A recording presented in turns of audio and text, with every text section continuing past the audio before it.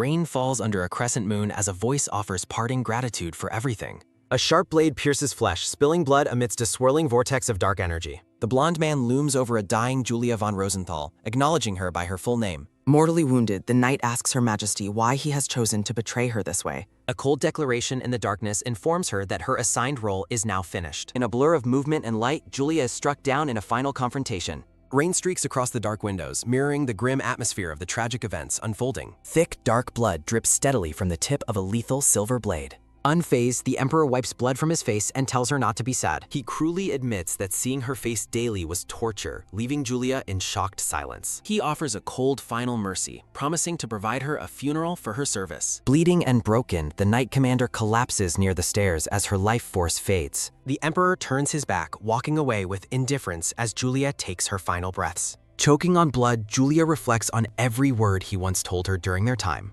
Memories surface of the Emperor swearing his love and gazing sweetly into her eyes long ago. She remembers picking up her sword for him, believing his lies were a sincere promise. In the crushing darkness of her final moments, she questions if his love was fabricated. The Emperor pauses for a brief moment, looking back at the woman he just discarded. He tells her to view their past as a mere daydream before exiting the room. As her consciousness drifts, a final thought begins to form about how things might change. Julia realizes her foolishness in trusting the Emperor as she lies dying in a pool. Looking at her bloody hand, she mourns the love that led to her tragic end. She laments that her powers could have served a greater purpose if not for her devotion.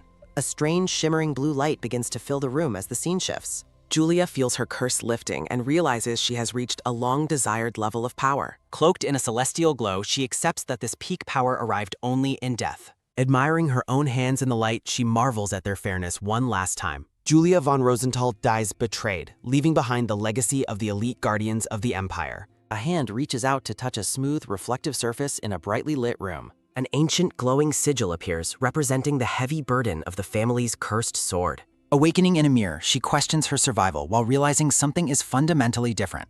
She grits her teeth, wondering if the curse was truly lifted as she once felt. An ancient legend tells of a dark curse haunting every generation of the Rosenthal family. Generations ago, Howard von Rosenthal slew Ariel, the formidable and vengeful Witch of Fire. Dying, the Witch of Fire cursed Howard, decreeing his descendants would perish during their childhood. At the time of the curse, Howard already had 2 children within the family estate. The curse took his son first, and soon his second daughter fell ill with fever. Desperate and unable to break the fire's curse, Howard searched for a possible solution. Guided by desperation, Howard traveled through frozen lands to seek aid from a different witch. He arrives at the Witch of Ice's castle, where the sorceress sits upon her throne. The Witch of Ice, Iris, questions if he truly wants her to break Ariel's curse. Iris explains that the only path to survival is learning the specialized frozen sword swordsmanship. She reveals the ice energy within the sword was specifically crafted to counter fire powers. Despite a mention of a fatal flaw, Howard begs the witch to save his daughter. Recognizing Howard's role in defeating her rival, Iris agrees to provide her magical assistance. The scene shifts to the sunlit courtyard of the estate as the healing process begins. Iris uses her magic to treat the young girl, who coughs up blood during treatment. Thanks to the Ice Witch's intervention, Howard's daughter finally regains her strength and health. Surrounded by spirits, the young girl begins her grueling training under Iris's watchful gaze. A piercing scream rings out, drawing Howard to the stairs where a new crisis begins. Howard panics over his daughter's appearance, while Iris notes a flaw in the sword technique. Iris explains that mastering the frozen sword will eventually return Julia to her original form. Iris encourages the young girl to train diligently to overcome her current physical transformation. A rhythmic knock echoes against the grand, ornate doors of the silent bedroom. Judy enters and asks if the young lady is all right, noting she looks unwell. Julia realizes her body is slimmer, and she and Judy look significantly younger now. Julia asks Judy her age, and the maid confirms they are both 17. Julia concludes that she has successfully returned to a time 8 years in the past. Recognizing her situation, Julia contemplates her next move to avoid her previous tragic fate. Julia expresses confidence in her ability to break the family curse once again. She touches the mirror, believing her memories will make changing the future much easier. A divine text promises that reaching peak mastery will nullify the power of all curses. Despite her new surroundings, the vivid memory of her previous death continues to haunt her. A crackling fire in the hearth reflects the warmth returning to her cold memories. Julia sits in silence, wondering what she must do to avoid being killed again. She resolves to control her facial expressions to avoid alerting the people around her. Julia apologizes for being distracted and asks if Judy is all right after the surprise. Julia enthusiastically claims she is doing great, though Judy remains unconvinced by her energy. Julia looks toward the roses and sighs with relief that no major problems exist yet. Judy gushes with excitement about attending the Crown Prince's birthday celebration later this evening. Shocked, Julia realizes the celebration, the day she first fell in love, is happening today. She recalls a past invitation, fearing that falling in love again will lead to death. Julia stands up abruptly and informs the stunned maid that she will not be attending. Julia looks out toward the estate as she announces her intention to start seclusion training. An exclamation of shock punctuates Julia's sudden and resolute vow to break the family curse. Judy shakes her mistress, desperately pleading with her that the curse is merely an old legend. Julia firmly grabs Judy's wrist and insists the curse will break once she masters her sword. Julia sits back down, contemplating why her decision to leave seems so sudden to others. Sunlight hits the building as Julia asks Judy if she remembers her first royal ball. Judy peeks through the door and confirms that she remembers that day very clearly. Julia recalls the traumatic day she became a laughingstock, treated like a zoo animal. She remembers running away from the ballroom, unable to bear the judgmental stares of others. Brilliant blue light fills the frame as Julia resolves that things will be different now. A large gold frame surrounds a simple, desperate plea for help in the empty room. Julia reaches out and firmly grasps Judy's hands in a gesture of intense, desperate need. Julia stares into Judy's eyes and begs the maid to help her with her plan.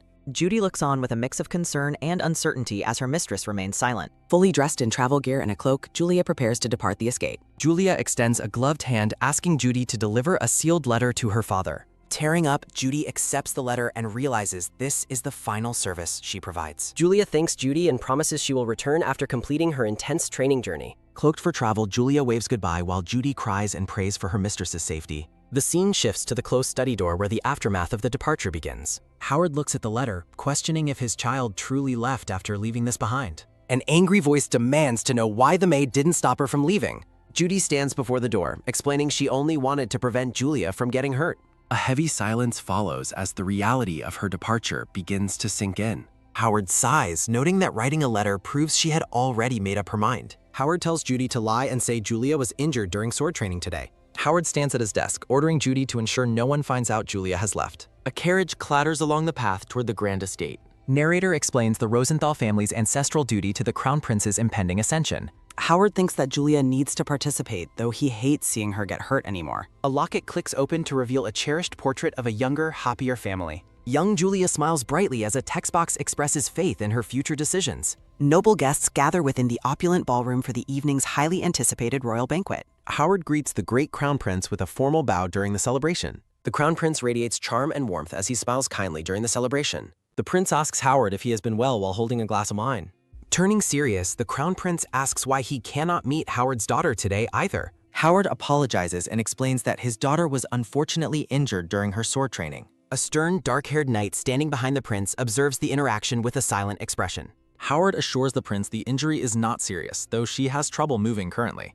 The Crown Prince accepts the explanation and politely wishes Julia a swift recovery. Someone addresses the prince as Your Majesty while he ascends the grand palace stairs. The knight follows and asks if the prince truly intends to return like this. The prince notes Julia's absence and expresses his growing disdain for the judging noble stairs. Following his master's lead, the dark-haired knight decides to conclude the banquet for the day. The Crown Prince chuckles and mentions he is looking forward to the upcoming ceremony. Julia recalls how cruel whispers about her spread among the nobles after her first banquet. She reflects on being called the Monster Princess due to her hideous past appearance. Cloaked in shadow and wearing a mask, Julia mourns the transformation that made her monstrous. Haunted by the memories of judgmental gazes, Julia began to avoid people and hide away. A dark screen reflects Julia's transition into becoming completely accustomed to living in the darkness. A simple text panel marks the specific time period of 8 years in the past. Julia's younger self appears in her formal dress, her face partially obscured by heavy shadows. She remembers the prince's captivating smile, the very one that once captured her heart. Standing before him, the young woman finds herself completely mesmerized by the prince's presence. Holding hands, Julia recalls how she once naively gave her everything to the blonde man. A blood-stained sword abandoned in the dirt represents the tragic betrayal of her devotion. Julia sighs in the present, unable to believe she once trusted such a man. Julia realizes she will be used again and notes her 18th birthday is approaching soon. A text bubble emphasizes Julia's urgent need to return home for her father's sake.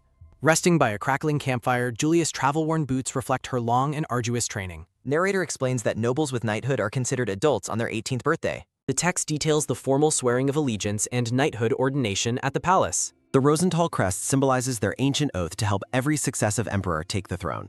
Shards of purple light emphasize Julia's realization that she is destined for an association. Julia breaks a twig in anger, realizing the prince has likely manipulated her from the start. Gritting her teeth, Julia focuses on her mission to master her skills and change history.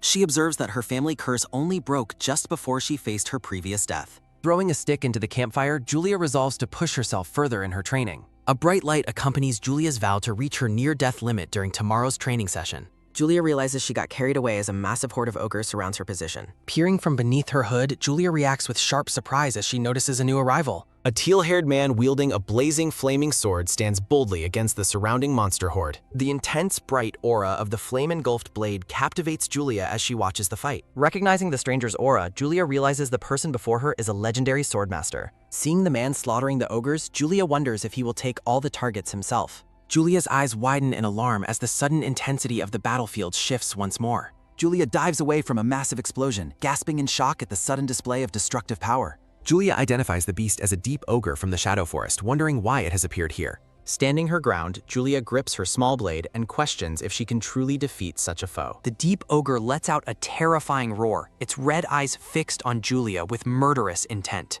Julia narrowly avoids a crushing blow, acknowledging that she cannot win this fight through a head-to-head confrontation. Gritting her teeth, Julia resolves to find a vital opening, refusing to die so soon after her resurrection. The ogre swings a massive, stone-encrusted mace as Julia prepares to use her superior agility to strike back. Despite her current physical limitations, Julia decides to attempt a high-level technique she previously mastered. Julia unleashes her Aura Blade technique, a brilliant surge of blue energy that slices through the air. Blood sprays as Julia successfully wounds the ogre's leg, but the exertion leaves her gasping for breath. Determined to end the fight, Julia prepares to channel every remaining bit of her magic into one last strike. Julia lunges forward with a desperate cry, declaring that this final attack will bring the encounter to an end. The battle concludes with a heavy impact, and Julia stands amidst the dust, struggling to catch her breath. Blood drips from Julia's chin as a mysterious voice warns her that it is far too early to relax. Startled, Julia spins around and demands to know the identity of the person who has suddenly appeared nearby. An even larger, more powerful ogre looms over Julia as the unseen voice tells her to look behind. The teal-haired man watches from a tree branch, noting the second monster is furious about its fallen friend. Looking down with a casual smile, the teal-haired man apologizes for being unable to assist her right now. He waves goodbye while mentioning an important promise, leaving Julia to face the new threat entirely alone. Well, that's one way to leave a coworker in a lurch. Julia is sent flying by the second ogre's attack, coughing up blood as she collapses onto the grass. The massive ogre chief roars in triumph, looming over Julia with its lethal mace raised high for the kill. Julia feels a sting of betrayal, wondering if the man truly intended to leave her in this situation. Reaching deep for her resolve, Julia vows to survive no matter the cost as her sword begins to glow. The scene shifts to the dark forest at night, where the sounds of conflict continue beneath the stars. Exhausted and battered, Julia stands in the moonlight, her silhouette barely visible against the thick forest trees. Julia's strength finally fails her as she collapses onto her back, gasping for air in the silent woods. Surrounded by several pairs of glowing eyes in the darkness, Julia realizes she is too weak to move. Julia stares at the sky, questioning her choices and begging for a chance to live as the beasts approach. A brilliant, iridescent light descends from above, piercing through the dark canopy and illuminating the forest floor. Julia's body floats weightlessly within a pillar of blue light, signaling the start of a miraculous, life-saving transformation. A glowing, four-pointed sigil appears on her chest, representing the awakening of her hidden, peak magical potential.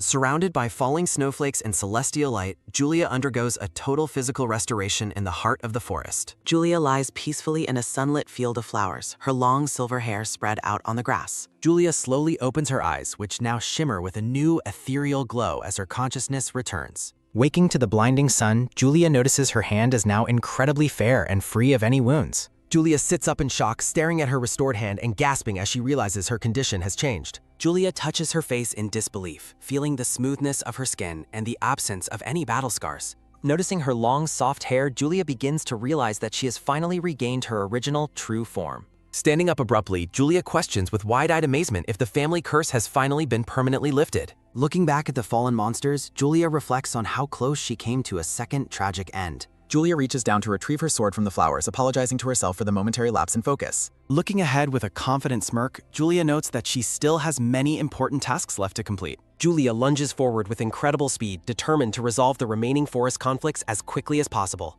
Julia reflects on the intensity of the previous battle, recalling how she fought using every bit of her power. Despite her previous state of total exhaustion, Julia marvels at how light and energetic her new body feels. Julia gazes at her transformed appearance, fully acknowledging that she has truly become a different person now. Julia remembers the moment of her collapse, having been convinced that she had reached her final limit. She reflects on the miraculous discovery of her healed wounds and the successful removal of the ancient curse. Julia focuses on the distinct mana core within her, feeling the vast reservoir of power she now commands. Gripping her sword hilt firmly, Julia prepares to face the future with her new peak level of mastery. Julia stands with her glowing blade, experiencing a sudden surge of unfamiliar magical energy. Her sword radiates an intense chill, feeling far more potent than her previously weak powers. Julia asks if she has truly achieved the legendary status of a swordmaster at last. Overjoyed, Julia celebrates her lifted curse and her new rank as a powerful swordmaster.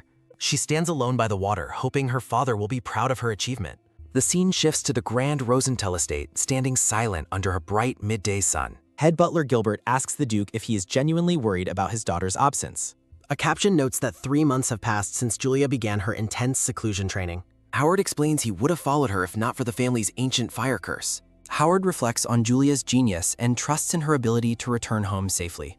Howard recalls that Julia displayed an extraordinary genius talent in every aspect from her youth. Julia showed an unmatched speed in absorbing magic and a sword sense surpassing most adults. Despite her genius, the fire curse made her appearance grotesque, shackling her within high society. Howard admits he avoided looking for her because he understood the burden she was carrying. A sudden commotion interrupts Howard as someone bursts through his office door with urgent news. Judy enters the room out of breath, struggling to deliver her message to the Duke. An announcement rings out through the estate, declaring that the young lady has finally returned. Howard reacts with intense shock, his eyes wide as he processes the news of Julia. Julia sits peacefully in the garden, looking healthy and restored while a knight watches nearby. Howard asks where Julia is while Judy frantically points toward the woman in the garden. Howard stares in disbelief at the beautiful woman sitting at the table in the sunlight.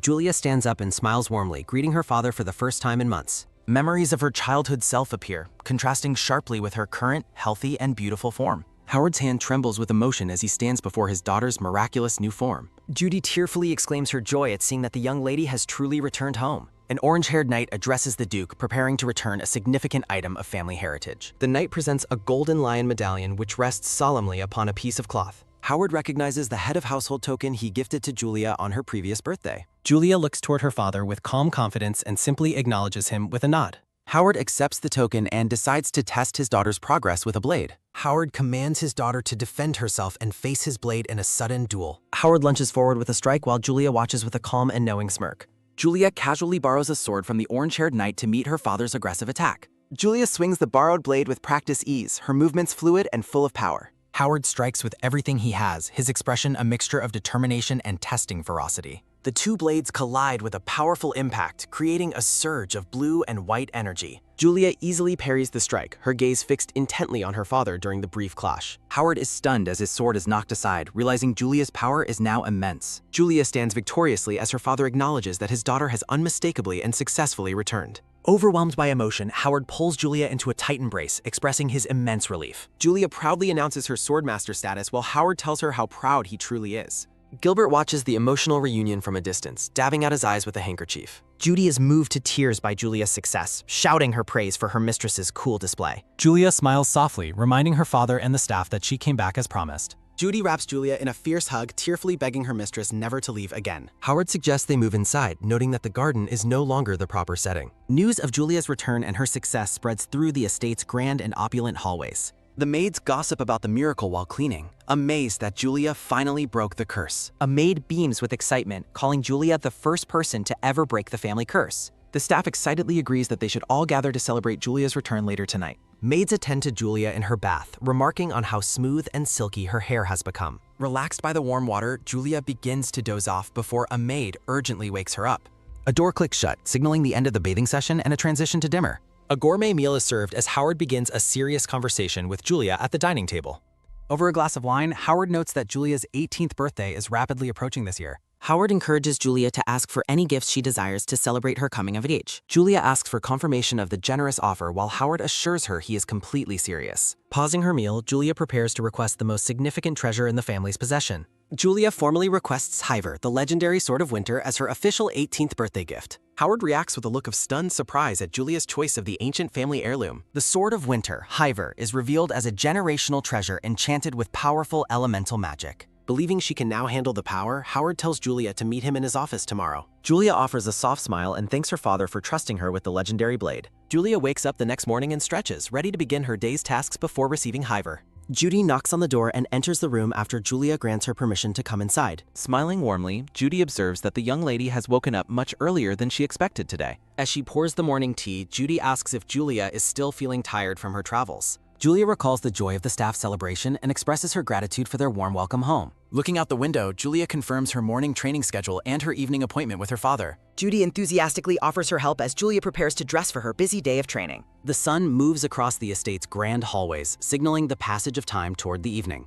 Julia thinks about the significance of the evening, knowing she will finally obtain her destined weapon. Howard reveals a secret storage area within his office, impressing Julia with the estate's hidden depths. Howard explains the secrecy behind the room while Julia jokingly admits she had already figured it out. Howard uses a special key to unlock a heavy chest containing the most precious family artifacts. Howard explains that Julia will eventually be responsible for managing all the family's historical treasures. Looking over the ancient items, Howard notes that every previous head of the household once used them. Howard urges Julia to take care of the family history as she prepares to assume her role. Pointing toward a specific case, Howard informs Julia that the gift she requested is finally within reach. The lid of the presentation case clicks open, revealing a dark interior and a powerful aura. The magnificent hiver rests within the box, its blue hilt and ornate scabbard shimmering in the light. Howard stares intently at his daughter and commands her to draw the legendary blade from its scabbard. Focused and determined, Julia prepares to test her compatibility with the family's most powerful enchanted weapon. As Julia draws Hiver, a flurry of magical snowflakes and cold energy emanates from the radiant blade. Julia stands with the unsheathed sword, its cold blue glow perfectly complementing her newfound swordmaster status. A close-up of Julia's eye shows a brilliant blue spark, signaling her total synchronization with the weapon. Julia notes the incredible ease of the weapon, feeling as though the sword was always meant for her. Howard turns serious, calling Julia by name as he prepares to discuss her unavoidable future obligations. Howard insists that Julia must attend the Crown Prince's next birthday celebration at the royal palace. Julia sheathes the sword and agrees to the demand, hiding her inner turmoil with a calm exterior. A traumatic memory of a bloody betrayal and a sword through the back flashes before Julia's eyes. Julia recalls the prince's hateful parting words about her appearance as she lay dying in the past. Stung by the vivid memory, Julia clutches her chest and struggles to remain composed in the present. Sensing her distress, Howard pulls Julia into a protective hug while she whispers a soft, emotional greeting. Julia expresses her heartfelt gratitude to Howard for believing in her and waiting for her safe return. Howard affectionately calls his daughter a rascal while holding her close during their quiet moment of connection. Memories of past noble insults are drowned out by the prince's deceptive voice promising her protection. Julia recalls the feeling of the prince's hand in hers as he lied about her inner radiance. The prince's charming past self asks Julia to fight for him while they dance together at a ball. The dream of romance ends in blood as Julia recoils from the memory of the prince's killing blow. A lingering pain echoes through the dark, haunted by the memory of a question. The blonde man's memory fades as he chokes on his own blood and gain. A cold, mocking voice returns the question, asking if the betrayal truly hurts him. The blonde man says that enduring Julia's hideous face every day was torture for him. Julia wakes with a gasp, questioning if the traumatic memory was merely a terrible dream. Sitting up in bed, Julia tells herself to get it together and resist his influence. Determination shines in Julia's eye as she vows not to let him control her. The sun shines brightly over the grand architecture of the sprawling royal palace grounds.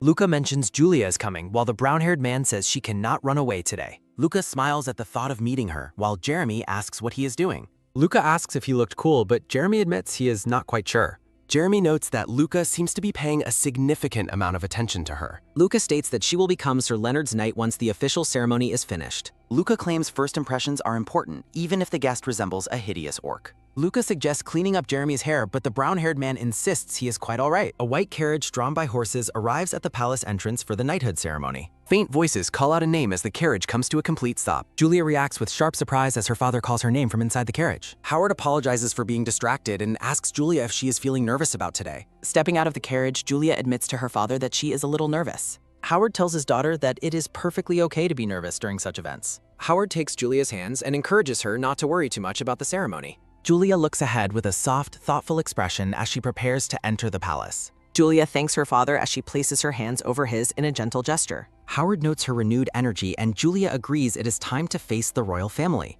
Julia's resolve is clear as she thinks about not being afraid of the crown prince. The royal family sits on their thrones within the grand red-carpeted hall of the palace. Jeremy tells his mother that the Duke's daughter is arriving and she expresses mild surprise. Jeremy mocks the rumors of her appearance while the woman tells him to be quiet. An attendant loudly announces the arrival of Sir Pascal Rosenthal to the gathered royal court. Julia enters the hall looking radiant and composed in her white formal knighthood attire. Julia's gaze is steady and focused as she walks toward the Emperor for her ordination. Luca is visibly stunned, staring at Julia with wide eyes as she approaches the throne. Jeremy is equally shocked by Julia's beauty, his face flushing as he watches her enter. Howard kneels and greets the Emperor, announcing that Julia has come to be officially knighted. Julia bows her head respectfully, surrounded by the ethereal beauty of blooming white flowers. Howard gestures toward Julia, formally introducing her as his daughter to the seated royal family. The Emperor stares in disbelief, unable to fathom that this beautiful lady is the Duke's daughter. The official urges the Emperor to begin, and the monarch quickly agrees to start the ceremony. The Emperor takes hold of the ceremonial sword, preparing to administer the oath of knighthood. The Emperor asks Julia if she swears her absolute allegiance to the safety of the Empire. Julia closes her eyes and solemnly replies that she does swear her allegiance to the land. The Emperor continues the questioning, leading into the specific terms of her future service. He asks if she will swear loyalty to the Crown Prince and promise only to serve him. Julia realizes it is time as the Crown Prince begins to approach her during the oath. The Crown Prince looks down at the kneeling woman with a confident and predatory smile. Luca smiles warmly, seemingly certain of Julia's devotion as he stands before her at last. Julia grips her sword hilt tightly, mentally vowing that she will never be fooled again. Julia declares she does not swear her allegiance to the Crown Prince, shocking the entire court. Howard is struck by absolute shock as Julia publicly rejects the prince in the throne room. Luca reacts with muffled laughter while the woman beside him remains silent and composed. The blonde prince stares in stunned silence, his eyes wide with shock at Julia's declaration. The Emperor leans forward, sternly asking once more if Julia will swear loyalty to the prince. A tense atmosphere fills the grand throne room as the royal court awaits Julia's final answer. Julia stands firm, her gaze unwavering as she prepares to double down on her refusal. A narrative caption formally introduces Julia von Rosenthal as the central figure of this unprecedented defiance. The Emperor questions if Julia is truly choosing to reject her sworn duty to the heir. The Emperor asks why, prompting a terrified Pascal to step forward and apologize for her behavior. Looking over the empire, Julia declares her loyalty belongs solely to the land, not the prince. Julia's resolve shines through as she prioritizes her duty to the Crown Empire above all else. The Emperor questions her unusual desire, while Julia kneels and begs him to permit her request. Pascal worries that Julia's refusal is akin to treason, fearing the consequences of her bold choice. Pascal clenches his fist in frustration, desperately wondering what his daughter is trying to achieve here. The Emperor asks if she can take responsibility, and Julia calmly confirms her absolute readiness. Luca attempts to intervene, calling out to his father as the situation grows increasingly volatile. Pascal requests permission to speak, which the Emperor grants with a dismissive wave of his hand. Julia looks toward her father as Pascal prepares to reveal her secret to the seated Emperor. Pascal announces that Julia has reached Swordmaster status, shocking Luca and the lady with the fan. Pascal commands his daughter to demonstrate her skill, and Julia obediently prepares to draw her blade. Julia places her hand on the hilt of Hiver, preparing to show her immense magical power. Taking a deep, focused breath, Julia centers her energy before the gathered members of the court. Julia unsheaths Hiver, releasing a torrent of ice magic and cold energy that fills the room. The Emperor is visibly shaken, staring in disbelief at the raw power radiating from Julia's blade. The Emperor realizes the value of a swordmaster and notes Julia is the Empire's first female master. Luca considers the strategic benefit of having such a powerful woman supporting his brother's future reign. The Emperor grants Julia's request to serve the Empire directly, acknowledging her extraordinary talent and desire. The Emperor shocks Julia by appointing her the new commander of the elite Winter Knight Order. Feeling unworthy of the high-ranking position, Julia asks the Emperor to please retract the sudden appointment. Luca notes the gravity of the situation, realizing that becoming a swordmaster is a monumental achievement. Narrative text describes the prestige of the order and the Emperor's devious plan for the commander. The Emperor refuses to back down, ordering Julia to choose the commander seat or the prince. Julia looks to her father for guidance, but Pascal tells her she must decide this alone. Reaching for the blue hilt of her sword, Julia contemplates the weight of the Emperor's ultimatum. A wave of confusion and pressure washes over Julia as she struggles to find the right path. Julia glances toward the blonde prince, her expression hardening as she considers her lifelong goals. A spark of determination returns to Julia's eyes as she makes a final, life-changing decision. Julia vows to do whatever is necessary to keep the crown prince far away from her life. Julia shifts her posture, preparing to deliver her final response to the Emperor's impossible demand. Julia formally accepts the commander's seat, kneeling before the Emperor to signify her new role and duty. The Emperor expresses his satisfaction, though a bead of sweat betrays his underlying tension and surprise. Julia bows her head in solemn acceptance, fully committing herself to the path of the Swordmaster. The Emperor prepares the ceremonial sword to finalize Julia's appointment as a Knight of the Empire. The Emperor officially ordains Julia as a knight, while Luca watches the ceremony with keen interest. The Queen observes the outcome with curiosity as the Emperor dismisses the court following the ordination. Laughter echoes through the palace hallways as the scene shifts away from the Grand Throne Room. Luca laughs boisterously, asking his mother if she caught the hilarious look on his brother's face. The queen observes that Julia clearly dislikes the prince, while Luca mocks his brother's terrible luck. The Rosenthal family crest is displayed, highlighting their long-standing and prestigious history with the imperial line. Memories of Pascal serving the crown appear, illustrating the deep roots of loyalty within the family. The emperor reflects on his expectations for Julia, noting how she has chosen a different path. The blonde-haired queen stops in her tracks as a sudden thought crosses her mind. The queen calls for Jeremy to come closer while the blonde man asks for a pardon. Moving closer, the queen whispers a secret plan into the ear of the blonde man. The queen promises that the seat of the emperor will be his if he handles things properly. Following his mother's instructions, the blonde man walks away with a confident and determined stride. The sun reflects off the grand stained glass windows of the palace as the day progresses. Julia declares her unwavering desire to wield her sword solely for the protection of the Crown Empire. A heavy ornamental door is thrown open with a sudden and forceful impact. Prince Leonard enters the room, noting that victories are far less enjoyable when they are too easy. Clenching his gloved hand, Leonard muses that harder goals bring more happiness when they are finally achieved. Looking out toward the flowers, Leonard vows to make Julia von Rosenthal his property without fail. Julia stands amidst a field of flowers, looking stoic and resolute in her white commander's uniform. An informational chart outlines the roles of the 5 knight orders serving the Grand Crown Empire. The emblems for the Black Lion and Winter Knight orders are prominently displayed side by side. Sitting in the carriage, Julia contemplates the heavy responsibility of becoming the Winter Knight Order's commander. Julia slumps over in stress, sighing heavily at the difficult predicament she has found herself in. Pascal calls out to his daughter and Julia quickly snaps back to attention to acknowledge him. Pascal sternly asks Julia if she is truly aware of the magnitude of her actions today. Julia notes that her father assumed she would have naturally sworn her loyalty to Prince Leonard. A close-up of Julia's face shows her quiet resolve as she considers the weight of her choice. Julia explains her desire to be a sword for the Empire rather than a personal guard. Pascal argues that protecting the future emperor is inherently a way to protect the entire empire. Julia insists on protecting everyone in the land, even if it is a far more difficult task. A vision of happy maids and commoners represents the people Julia has sworn her blade to. Julia reaffirms her commitment to her new path, her eyes shining with absolute determination. A heavy silence falls between father and daughter as the carriage continues its journey toward home. Pascal sighs and admits that his daughter has truly grown into a capable and mature adult. Julia smiles warmly and thanks her father for respecting her wish and supporting her bold decision. The scene shifts to the grand architecture of the Winter Knight Order's headquarters at the palace.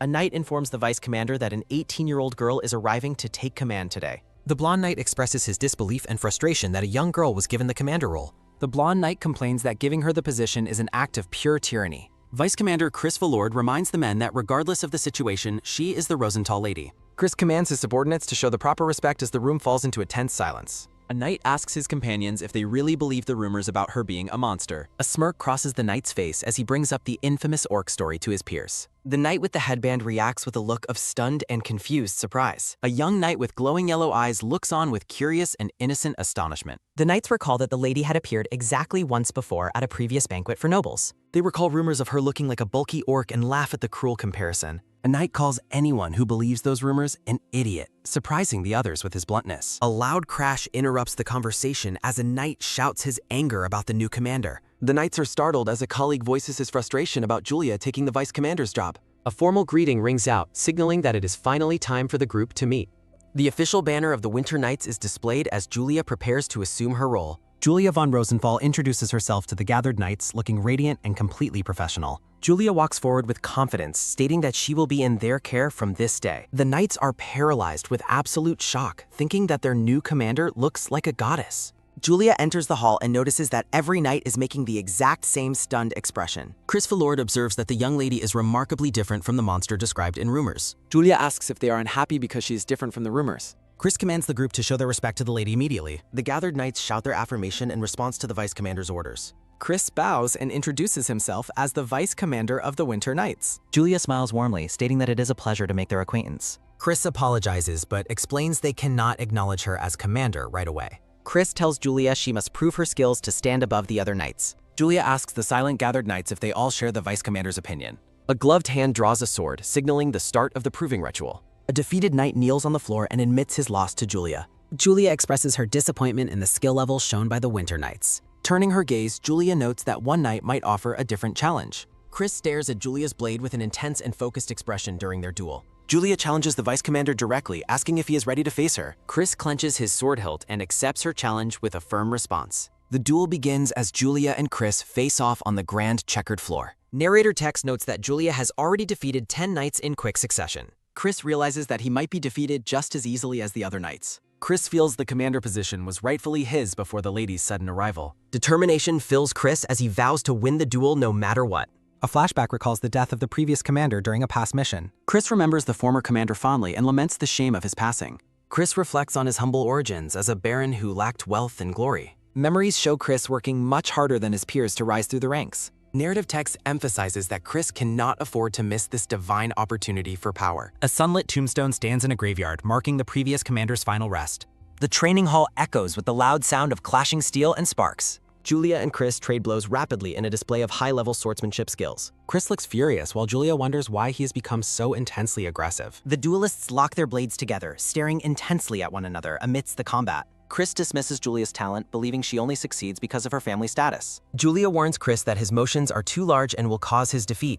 Julia moves with incredible speed, telling Chris he will never manage to touch her. Knights from another order observe, noting that the new commander's skills are truly amazing. Frustrated, Chris curses his situation and decides to unleash his full magical power. A sinister purple aura surrounds Chris's blade as he channels his mana for an attack. Chris shouts that the position is rightfully his while swinging his magically charged sword. Julia notices that Chris has completely abandoned restraint and is showing genuine killing intent. Spectators note Chris's spiteful use of a mana sword to overcome his country-bred origins. Chris realizes with frustration that a large crowd has gathered to witness the duel. Desperate thoughts cloud Chris's mind as he lunges forward, screaming about his stolen position. Julia easily parries the desperate mana-infused strike, causing a bright explosion of energy. Julia decides to end the fight immediately, her sword glowing with a powerful blue light. Chris is struck by a sudden wave of fear as he perceives her overwhelming power. Julia unleashes her aura, creating a massive circular shield of blue energy to end things. The audience is stunned, realizing that Julia is an exceptionally young and powerful swordmaster.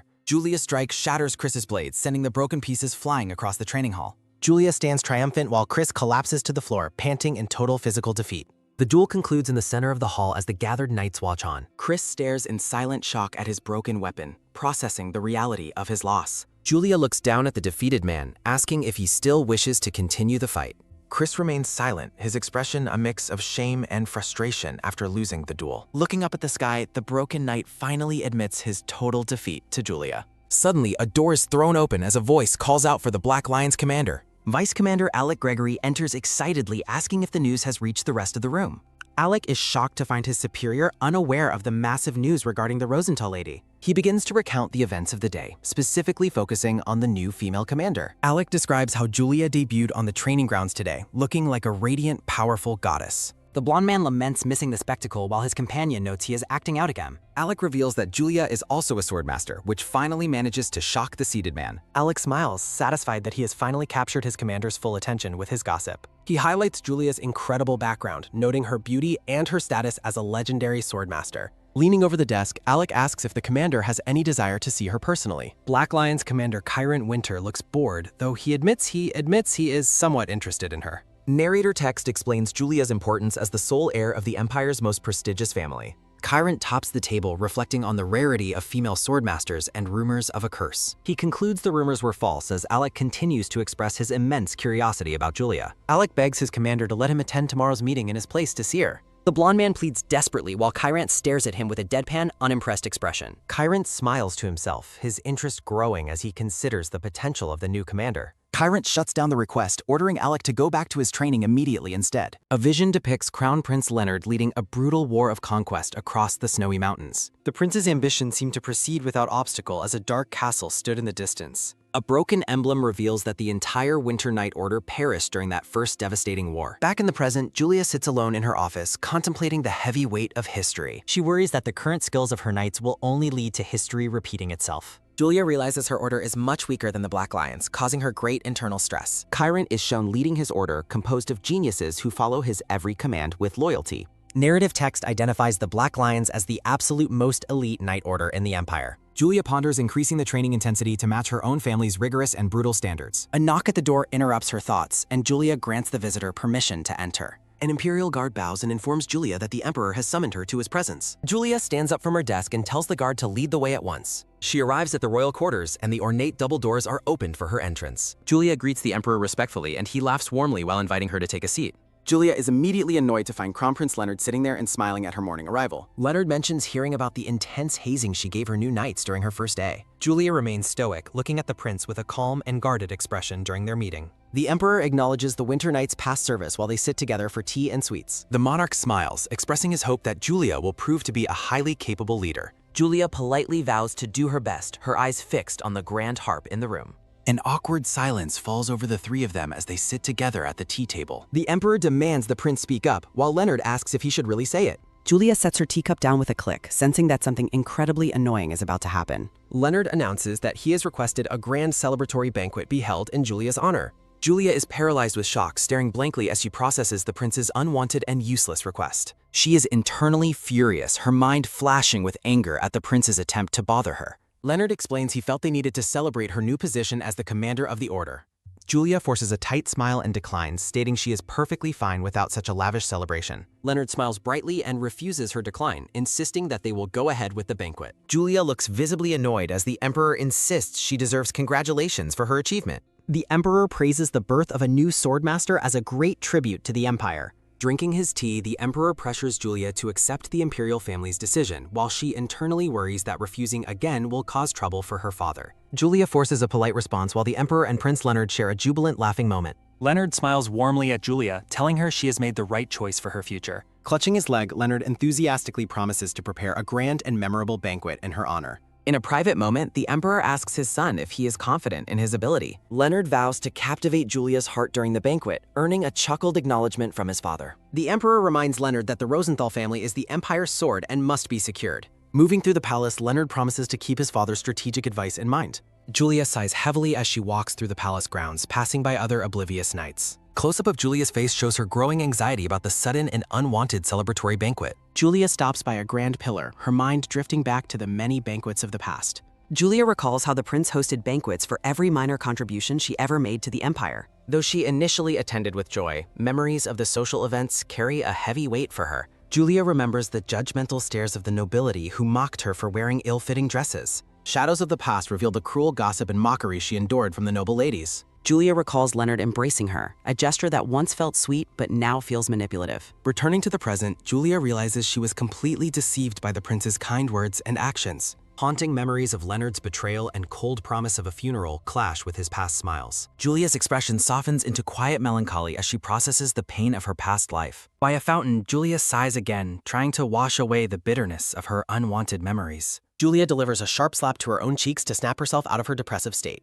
With fire in her eyes, Julia declares that she will shake off these bad memories. Focusing on her steps, Julia reminds herself that her only goal is to live for herself. The scene shifts to the palace architecture as Julia prepares to face her future. Standing tall in her commander's uniform, Julia looks forward with a gaze full of unwavering resolve. The setting shifts to a quiet capital street as the sun begins to set. Commoners go about their daily lives in the town while knights move through the crowded streets. A knight in a dark cloak enters a local tavern, the mug sign hanging above. Inside the tavern, off-duty knights arrive to spend their evening away from the palace. Chris sits alone at a table, looking miserable as a voice calls out to him. A blonde-haired woman tells her red-haired companion to go on ahead while she stays behind. The red-haired knight tries to explain he wasn't rejected, but the tavern keeper is completely uninterested. Chris looks up with a flushed face, clearly having spent too much time with his drink. The blonde woman is identified as Aisha Event, a member of the elite Palace Guard Order. Chris asks why Aisha is there, and she cheekily admits to sneaking out while on her patrol.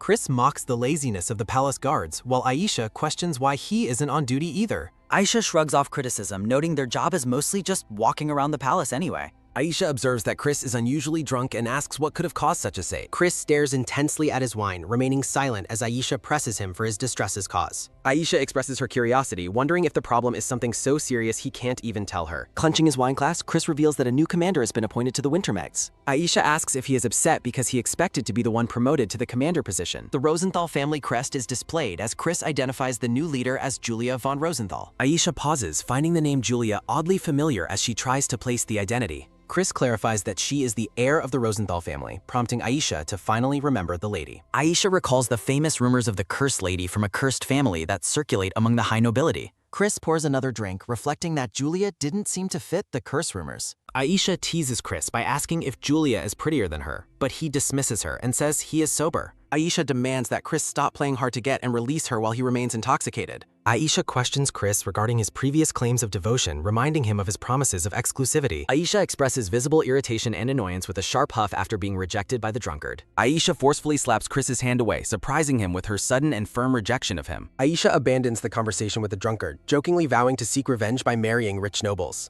Chris somberly watches Aisha depart, acknowledging her exit and advising her to head home safely herself. Narrative text reflects on the fact that Chris was originally expected to assume the commander's role. Julia walks through the ornate palace garden, her white uniform stark against the vibrant green foliage. A close-up of Julia reveals her feeling a sense of deep guilt and regret regarding her position. Julia ponders her unintended acquisition of the command before a voice suddenly interrupts her quiet reflection. Roland greets the commander with high energy and a wide smile, welcoming her arrival with enthusiasm. Roland offers a sincere apology for his prior behavior, which Julia calmly accepts while reassuring him. Roland bows deeply in gratitude for Julia's kindness and for overlooking his previous disrespectful actions. Julia inquires about the vice commander's location, causing Roland to panic and react with nervous, shocked energy.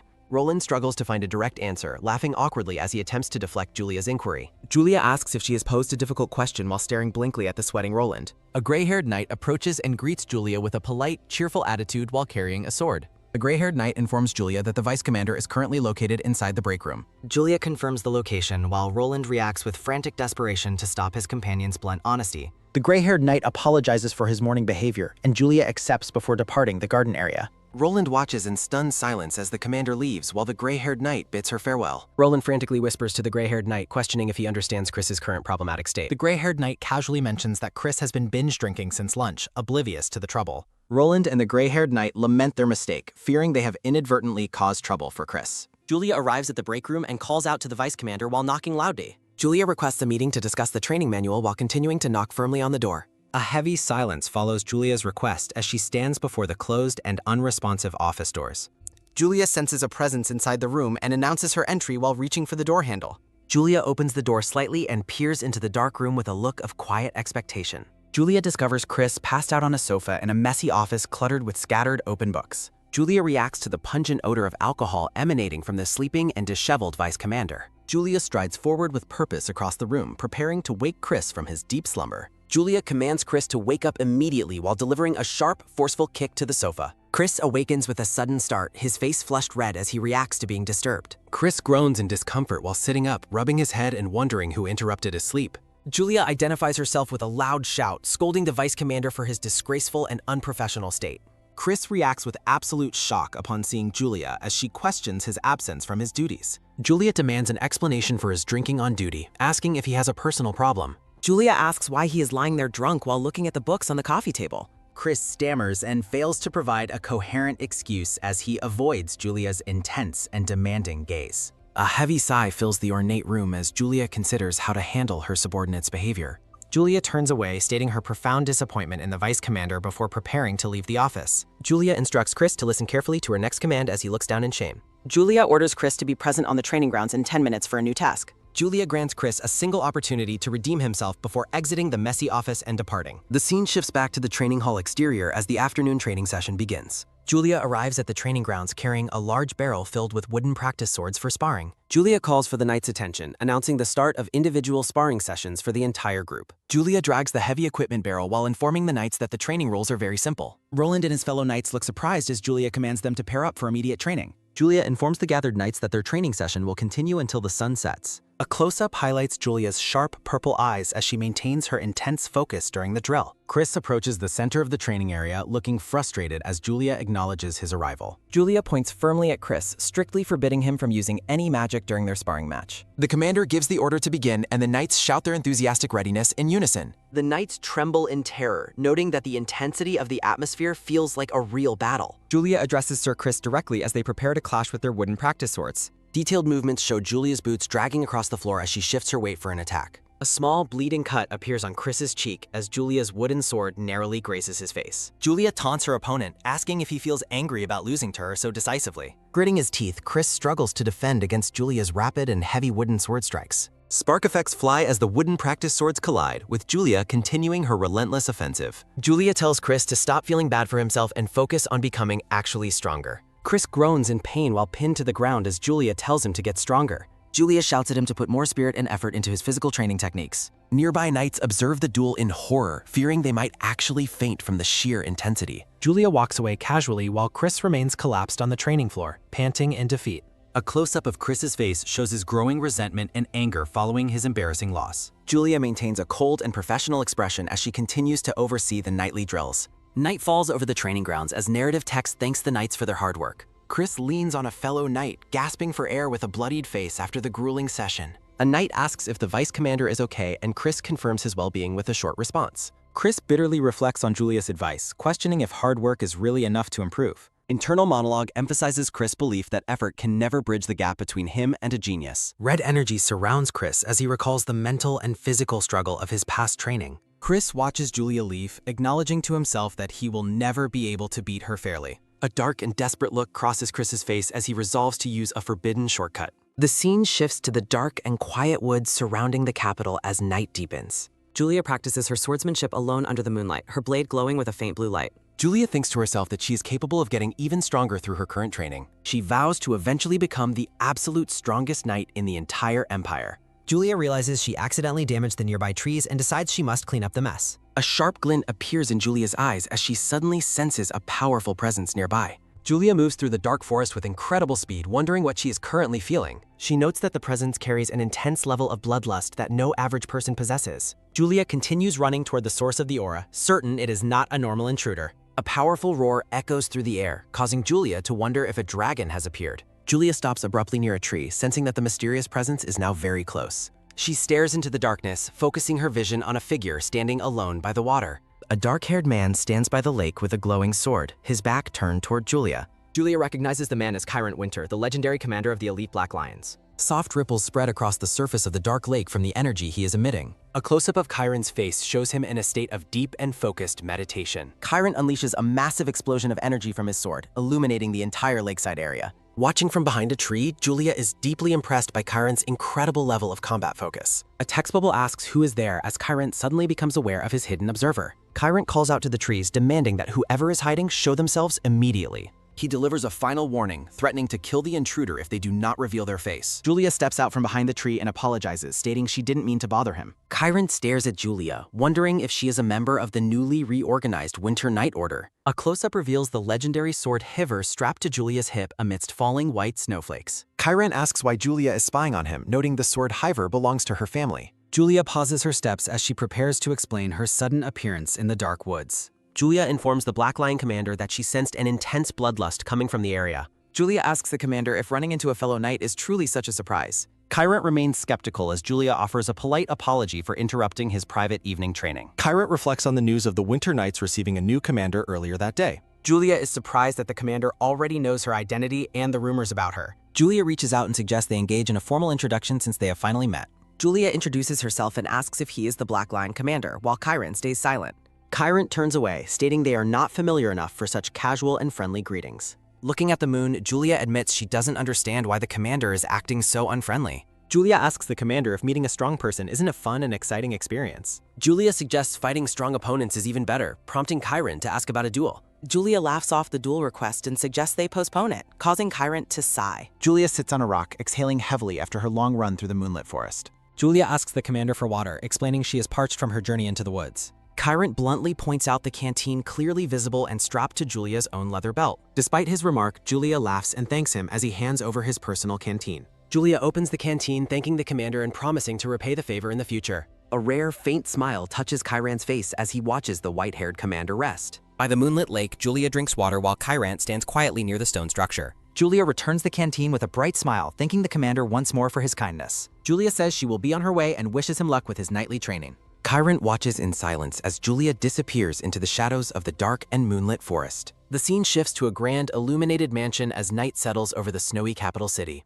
Inside, Judy the maid brushes young Julia's hair, receiving praise for her excellent and gentle service. Judy continues grooming Julia's long white hair, complimenting her remarkable and constant beauty. Judy jokingly claims she would fall for Julia if she were a man, making Julia laugh. A knock at the door interrupts them as a butler announces the Duke's urgent request. Gilbert informs the young lady that her father wishes to meet with her in his office. Though tired, young Julia agrees to the meeting and asks Judy to tie up her hair. The Emperor informs Sir Rosenthal that he has decided to hold a grand banquet for Julia. Sir Rosenthal reacts with visible worry and sweat, clearly troubled by the monarch's sudden announcement. The Emperor sips his tea, instructing the Duke to ensure Leonard and Julia get along. A close-up of a tea set accompanies the Duke's polite and hesitant apology regarding his daughter. Sir Rosenthal explains he cannot force Julia's heart as a banquet would only burden her. The monarch notes Julia's dislike for banquets and asks for the specific reason behind it. Silhouettes of the two men talking are visible through the large window of the dark chamber. A sealed letter sits on a desk as narrative text identifies Julia's deep trauma regarding banquets. Young Julia hides under a blanket while crying, stating that everyone at the banquet hated her. Sir Rosenthal looks down at his daughter with a pained expression, whispering her name in sorrow. Young Julia questions if it is a sin to attend, sobbing that she is not a monster. Sir Rosenthal ponders his daughter's trauma as he considers the Emperor's unwanted request for a celebration. A knock sounds as Julia announces her arrival, prompting her father to grant her entry. The Duke notes that the knights are talking about her as they sit for tea. Sir Rosenthal asks if she is handling her new position while Julia looks down silently. Julia offers a soft smile and confirms she is all right, providing relief to her worried father. Looking at the chandelier, the Duke tells her never to be afraid to ask for help. Julia stares at her father, questioning if he called her there just to say those words. A quiet office stands empty as a lone voice reflects on the weight of the moment. Sir Rosenthal informs Julia that the Emperor intends to host a celebration banquet in her honor. Noticing her hesitation, the Duke offers to intercede with the monarch if the event feels overwhelming. Julia acknowledges the news, but admits her exhaustion makes it difficult to process the upcoming celebration. Sir Rosenthal accepts her weariness and suggests they resume their difficult discussion at a later time. The Duke grants Julia permission to leave while she remains lost in her quiet, troubled thoughts. A heavy sigh escapes Julia as she departs the room, leaving her father to his worries. Sir Rosenthal laments his perceived failures as a father while sitting alone in his dark office. A grand strategy meeting begins with high-ranking knights gathered around an ornate, document-filled table. Various knights maintain a professional silence as they await the start of the joint training briefing. The presiding official opens the session by placing the topic of joint training at the agenda's top. Shade enthusiastically announces his desire to have his unit participate in training alongside the Winter Knights. Roland chimes in with a cheerful smile, expressing the palace guard's interest in the joint session. The leaders of the other orders bicker until the presiding blonde official tells them both to stop. Julia interjects, suggesting that the Winter Knight's own perspective should carry the most weight in this decision. Julia internally reasons that despite increased difficulty, her knights require a change of pace to improve. Although she anticipates some potential complications, Julia reaches a firm decision regarding the upcoming training schedule. Julia looks toward Kyrant Winter and declares her intention for her knights to train with the Black Lions. Roland and Shade react with visible terror and shock at the mention of the elite Black Lions. Roland tries to warn Julia about the hidden dangers associated with the Black Lion's legendary training methods. Roland describes the Black Lions training as a hellish ordeal that leaves mountains of broken soldiers behind. Julia laughs off Roland's frantic warnings, admitting the high difficulty only makes the prospect more enticing. The presiding official asks Kyrant Winter for his final opinion on the proposed joint training session. Kyrant Winter offers his blunt acceptance of the proposal while maintaining a cold and detached demeanor. Narrative text reflects on the Winter Knight Order's current state, comparing them to a dull sword. Julia resolves to sharpen her knights, offering a polite thank you to the Black Lion commander. The meeting concludes with the expectation that joint training will push the knights to a new level. Julia stretches in her chair, glad to be finished with the exhausting and lengthy council session. Heavy boots click against the polished palace floor as the knights depart the grand meeting hall. Kyrant sets the departure for Rufus Mountain in 2 weeks, and Julia confirms her unit's readiness. Kyrant walks away while reflecting on the journey to the harsh environment of Rufus Mountain. Roland offers a safety net for Julia's knights, which she politely but firmly declines with a smile. Shade suggests Roland worry about his own men first, prompting Roland to claim he's already on it. The blonde official calls out to Julia, stopping her as she prepares to leave the hall. The official explains that the commander requested Julia's presence and asks her to follow him immediately. Julia is surprised by the sudden summons from her father and wonders what the urgency entails. Julia agrees to the request and asks the blonde official to lead her to the meeting. Shouts from a nearby training field emphasize the intense physical effort required of the practicing knights. Julia follows the official onto a balcony overlooking a training courtyard where her father is waiting. Sir Rosenthal acknowledges Julia's arrival with a steady gaze as she approaches him in the courtyard. The blonde official bows respectfully to the Duke while Julia stands poised before her father. Sir Rosenthal announces that Julia's celebration banquet is scheduled for the prestigious Great Ballroom in 5 days. Julia questions the choice of venue, noting the ballroom is typically reserved only for the imperial family. The Duke explains that the Crown Prince leveraged his personal influence to secure the grand ballroom location. Julia's expression turns sour with annoyance as her father chuckles at her obvious distaste for the banquet. Julia remarks on the overwhelming pressure of having such a massive celebration held in her honor. Father and daughter walk together, though Julia remains clearly bothered by the Crown Prince's pushy gestures. Sir Rosenthal remarks on the Crown Prince's efficiency, seemingly impressed by how fast the arrangements were made. The scene shifts to a different room as a knight expresses disbelief at a sudden announcement. Alec questions the reality of the joint training while Kyrant warns him not to make him repeat it. Roland laughs while saying they won't have hell training this time because Julia is a goddess. Julia stares with intense, glowing eyes, clearly unamused by Roland's casual comments about her divinity. Announcing a sudden change to sparring, Julia admits Roland's smug face is the direct reason why. When Julia asks for complaints, Roland nervously stammers about having already sparred the previous day. Roland laughs fearfully, noting that all the knights are actually terrified of sparring with their commander. Julia smiles ominously while stating she will personally pair up with Roland for the first round. Roland's desperate screams echo through the palace grounds as Julia orders the knights to follow her. Julia calls the knights to attention as they gather outside for the start of the session. Julia shocks the group by announcing that summer joint training will be held with the Black Lions. Two knights look visibly shaken and murmur among themselves about the terrifying prospect of joint training. A knight breaks into tears upon hearing that the grueling joint training starts in just 2 weeks. Julia instructs her knights to begin making adequate preparations for the difficult journey to Rufus Mountain. Chris sighs internally, reflecting on how exhausting joint training with the elite Black Lions will be. Julia asks Chris what is on his mind, causing the vice commander to snap out of his thoughts. Julia inquires about the status of the weapon supply, and Chris confirms they are at the warehouse. Inspecting the rack of swords, Julia asks for an assessment of the new and sharp blades. Chris offers a polite nod and a slight smile while confirming the high quality of the weapons. Julia leads the way as she suggests they both head to the warehouse to inspect the delivery. Julia tells Chris not to misunderstand, clarifying she simply wants to see the new gear herself. The wooden doors of the warehouse stand open, leading into a dimly lit stone storage room. Julia tests his sword's balance, noting that the new weapons are impressively light and sharp. A hand draws a blade as narrative text emphasizes a sword's vital importance to every knight. Julia commands that the entire unit's swords be replaced with these superior blades as Chris watches. Chris acknowledges the command with a short response as they finish their inspection in the warehouse. The scene transitions to a peaceful afternoon sky with soft white clouds drifting across the blue. Holding a letter, a woman asks if the invitation is for a celebration banquet in the capital. Cedric smiles warmly and confirms the banquet details while looking at the blonde-haired woman. The blonde woman realizes high-ranking nobles will attend and resolves to capitalize on this important social opportunity. The woman offers her thanks but regretfully tells Cedric that she likely cannot attend the event. She claims she lacks a suitable dress for the occasion and fears she would only embarrass him. Cedric becomes excited and vows to purchase the most beautiful dress in existence for her to wear. They discuss dress shopping together on their next day off as the woman acts pleasantly surprised. The blonde woman hugs Cedric in gratitude, causing him to blush and smile with genuine happiness. While hugging him, she smiles deviously and thinks about becoming the banquet's true main character.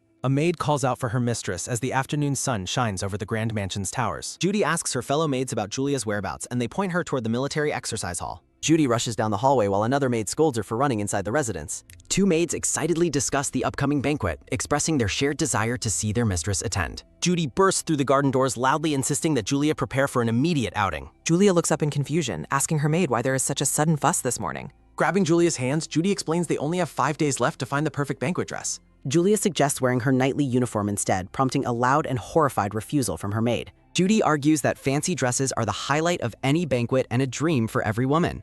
Judy gushes that while Julia looks lovely in a uniform, she would look even better in a dress. Judy claims the Duke also wants to see her in a dress, leaving Julia feeling skeptical. Mimicking her father's posture, Judy insists that those were the Duke's exact words regarding the celebration. Julia asks if that is her reason for the dress, and Judy admits she personally wants it too. Julia finally yields to the request, and Judy reacts with an exuberant shout of joy. Judy reveals she already booked an appointment at a famous dress shop, much to Julia's surprise. As they walk inside, Judy explains she made the booking immediately after the banquet date was set. Narrative text expresses a wish that she no longer suffers from others' cruel discouragement. Someone lets out a loud exclamation of awe in front of a prestigious boutique. A nearby voice excitedly declares that she looks absolutely perfect in her chosen attire. Julia admits the long process of trying on multiple dresses is becoming quite exhausting. She reflects that wearing a dress is no longer painful only because her appearance changed. Narrative text highlights the intense fear she once endured during her difficult childhood years. Julia sighs heavily and questions the necessity of all this trouble before being called. The enthusiastic shopkeeper encourages Julia to try on several more dresses for the banquet. Julia is visibly horrified to realize that the dress-fitting session is far from over. The white-haired commander poses in a glittering white gown while her maid watches happily. Julia tries on a striking black and red gown as the fitting session continues. The shopkeeper presents another ornate blue dress along with a sparkling silver tiara. Julia and Judy share a laugh about the difficulty of finding the right dress. Julia offers to buy a dress for her maid, who politely declines the generous gift. Judy is shocked when Julia suggests buying her a dress for her future marriage. The maid giggles and blushes while hiding her face after the mention of marriage. An angry customer demands to know who has occupied the entire store for themselves. The shopkeeper orders the noisy intruders to be quiet while Julia is in the building. A red-haired knight argues with the staff while a blonde woman tries to leave. Julia recognizes the intruders as the shopkeeper demands they leave the store immediately. The blonde woman tells her companion to stop while Julia identifies her as Aisha. Julia recalls how Aisha was once jealous of the attention she received from the prince. She remembers how Aisha used clever manipulation to isolate her from others in the past. Julia reflects on how she eventually forgot Aisha after moving to a different military unit. Julia reveals her identity as the Winter Knight Commander and demands respect from the knights.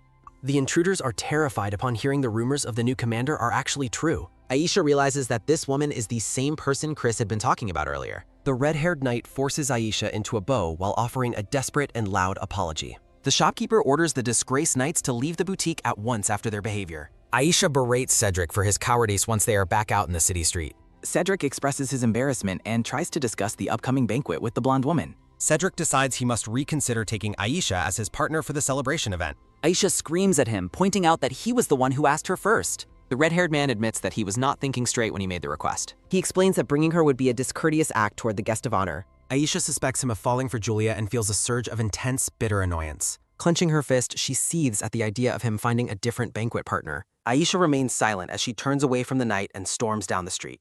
As she walks away, she internally vows to make them both wait for her revenge. Aisha resolves to attend the banquet and humiliate both Julia and her former partner. Narrative text lists the Empire's 5 sword masters, highlighting Kyrant Winter and his vice commander Alec. A man with blue hair wonders about the identity of someone he saw in danger. A maid asks Julia what she's thinking about as they prepare in the morning. Chibi Julia explains she was merely reminiscing about an event that occurred in the past. Hands carefully attach a decorative blue rose bow to Julia's long and white hair. Night falls over the grand mansion as the full moon illuminates the snowy capital city. Guests and servants fill the brightly lit ballroom as the celebration banquet officially begins. Aisha arrives with a new partner named Johnny, greeting Cedric with a smug and taunting look. Johnny thanks Cedric for the opportunity to take Aisha to the banquet as his partner. Aisha smiles triumphantly while leaning against her new escort, relishing her arrival at the event. Cedric smirks while assuming Aisha used strange excuses, wishing her a pleasant evening. Fuming with rage, Aisha becomes incensed by Cedric's dismissive and amused facial expression. Aisha shouts Cedric's name as a formal announcement declares Lady Julia's grand entrance. Cedric turns his head away, his face flushing slightly as the banquet proceedings continue. Accompanied by her father, Julia enters the ballroom wearing an elegant white and blue gown. Whispers of shock ripple through the crowded ballroom as guests observe the white-haired lady's arrival. Julia internally admits her persistent discomfort with banquets while her father notices her growing unease. Sir Rosenthal gently takes Julia's hand, noting that it feels quite cold from her nerves. The Duke encourages his daughter, reminding her that the guests have gathered specifically to congratulate her. Julia quietly acknowledges her father's supportive words as they walk together through the ballroom. A radiant portrait captures Julia's beauty as she stands amidst a flurry of white rose petals. Surprised guests whisper among themselves, finding it hard to believe that this is the Rosenthal daughter. Aisha stares in disbelief, questioning Johnny's reaction to Julia's stunning and unexpected transformation. Aisha seethes with jealousy, realizing that even her partner has been captivated by Julia's appearance. Julia addresses the gathered guests, thanking everyone for coming to celebrate her recent achievements.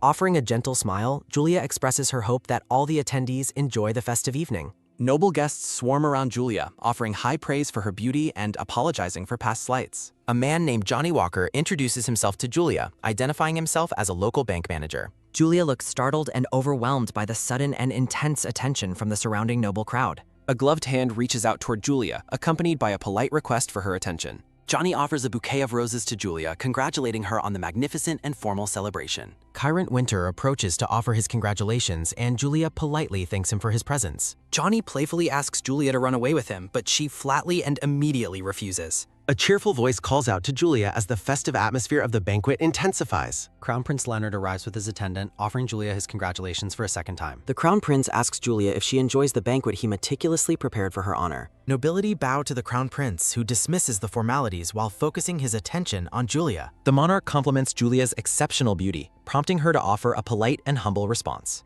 Leonard gallantly kisses Julia's hand, noting that today is a day dedicated entirely to her. Standing before a floral backdrop, the Crown Prince invites Julia to share a dance with him. Julia offers her sincere apologies, explaining that her intensive training left no time for learning dance. The prince promises to lead, though Julia expresses concern about making a significant mistake during the dance. The orchestra begins playing a new arrangement, setting the stage for the next ballroom dance. The elegant couples twirl across the star-patterned floor as the celebratory dance officially begins for the evening. Leonard takes Julia's hand and begins to lead her through the steps of their first dance. The pair glides across the ballroom floor as the dance continues under the bright palace lights. Julia maintains a serious and focused expression as she concentrates on her movements during the dance. Julia accidentally stomps on Leonard's foot with her heel, causing the crown prince to gasp in pain. Julia apologizes for her ineptitude while the prince tells her not to worry about the accident. The rhythmic dance continues until Julia's heel connects sharply with Leonard's foot once again. A third impact occurs as Julia's heel strikes the prince's foot during a complex dance maneuver. Julia offers another apology, while Johnny wonders if her clumsy dancing is actually a deliberate act. Bowing respectfully, Julia thanks the prince for his time despite his visible physical discomfort.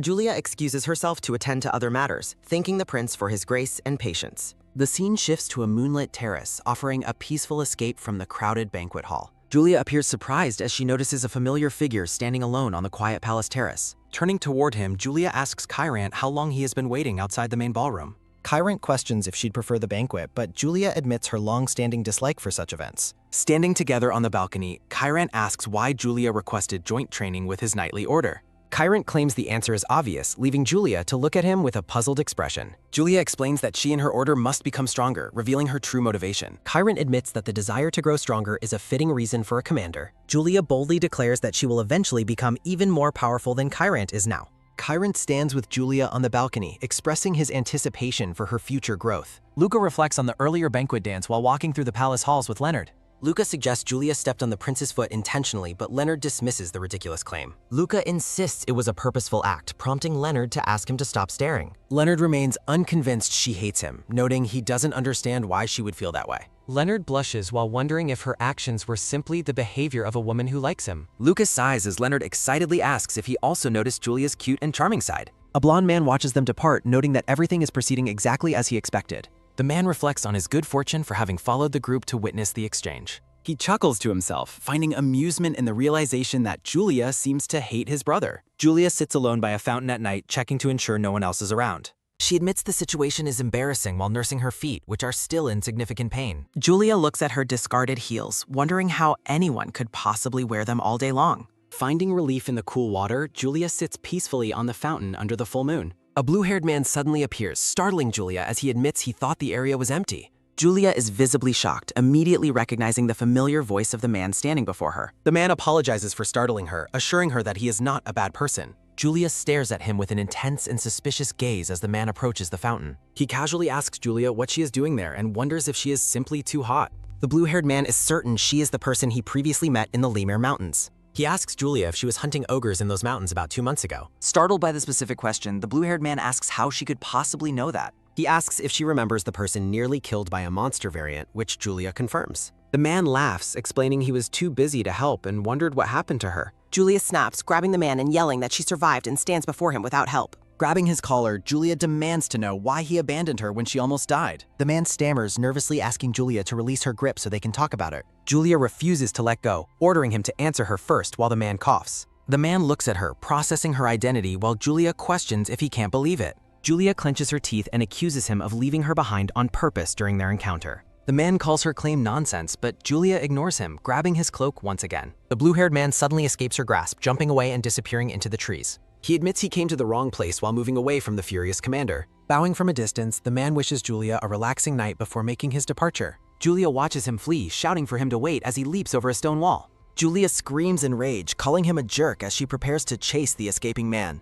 Narrative text notes Julia clenching her dress tightly as her frustration boils over. Julia tears the bottom of her elegant gown to allow her easier movement during the pursuit. The blue-haired man looks back with a confused and worried expression as the chase intensifies. Julia vaults over a stone railing, shouting at the man to wait right where he is. The pair chases across the palace roof, with the man desperately pleading for her to stop. The man realizes he has no choice but to use his abilities to escape her. He bids Julia goodbye, hoping she can eventually calm down as he flies into the sky. Julia is left behind on the balcony, panting heavily from the exertion of the brief chase. Collapsing to the floor, Julia expresses her deep frustration at the man's successful escape.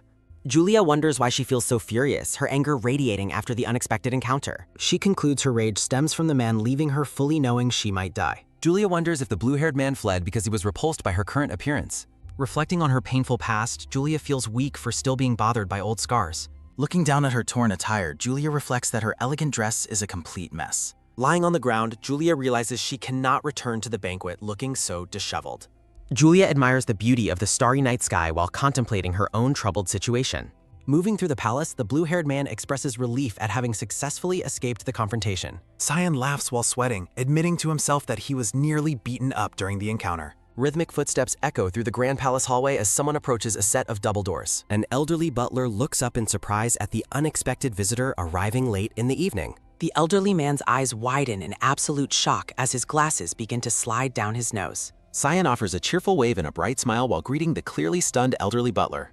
Back at the garden fountain, Julia lets out a heavy and tired sigh of exhaustion. Julia tries to comfort herself, noting she at least managed to attend the official celebratory banquet. Julia seethes with anger, wishing she could have landed a hit on the cheeky blue-haired man. Sitting by the fountain, Julia wonders how to return home without anyone seeing her ruined dress. A voice suddenly calls out for Lady Julia, breaking the silence of the moonlit palace garden. Kyrant Winter asks Julia what she's doing while she looks up at him in surprise. Kyrant asks if she is looking for him and mentions her father is currently searching for him. Julia smiles brightly, telling the black-haired commander she is glad he was the one who came. Kyrant observes that she is a mess, and Julia sheepishly admits she has her own reasons. Julia hesitantly asks Kyrant to inform her father of her location instead of going there herself. Kyrant looks skeptical and asks why she will not go personally, leaving Julia to act flustered. Julia clutches the torn fabric of her blue gown while attempting to explain her current predicament. Looking embarrassed, Julia admits she cannot return to the banquet hall looking like a complete mess. Kyrant stares at the white-haired lady in silence while processing her request and her disheveled state.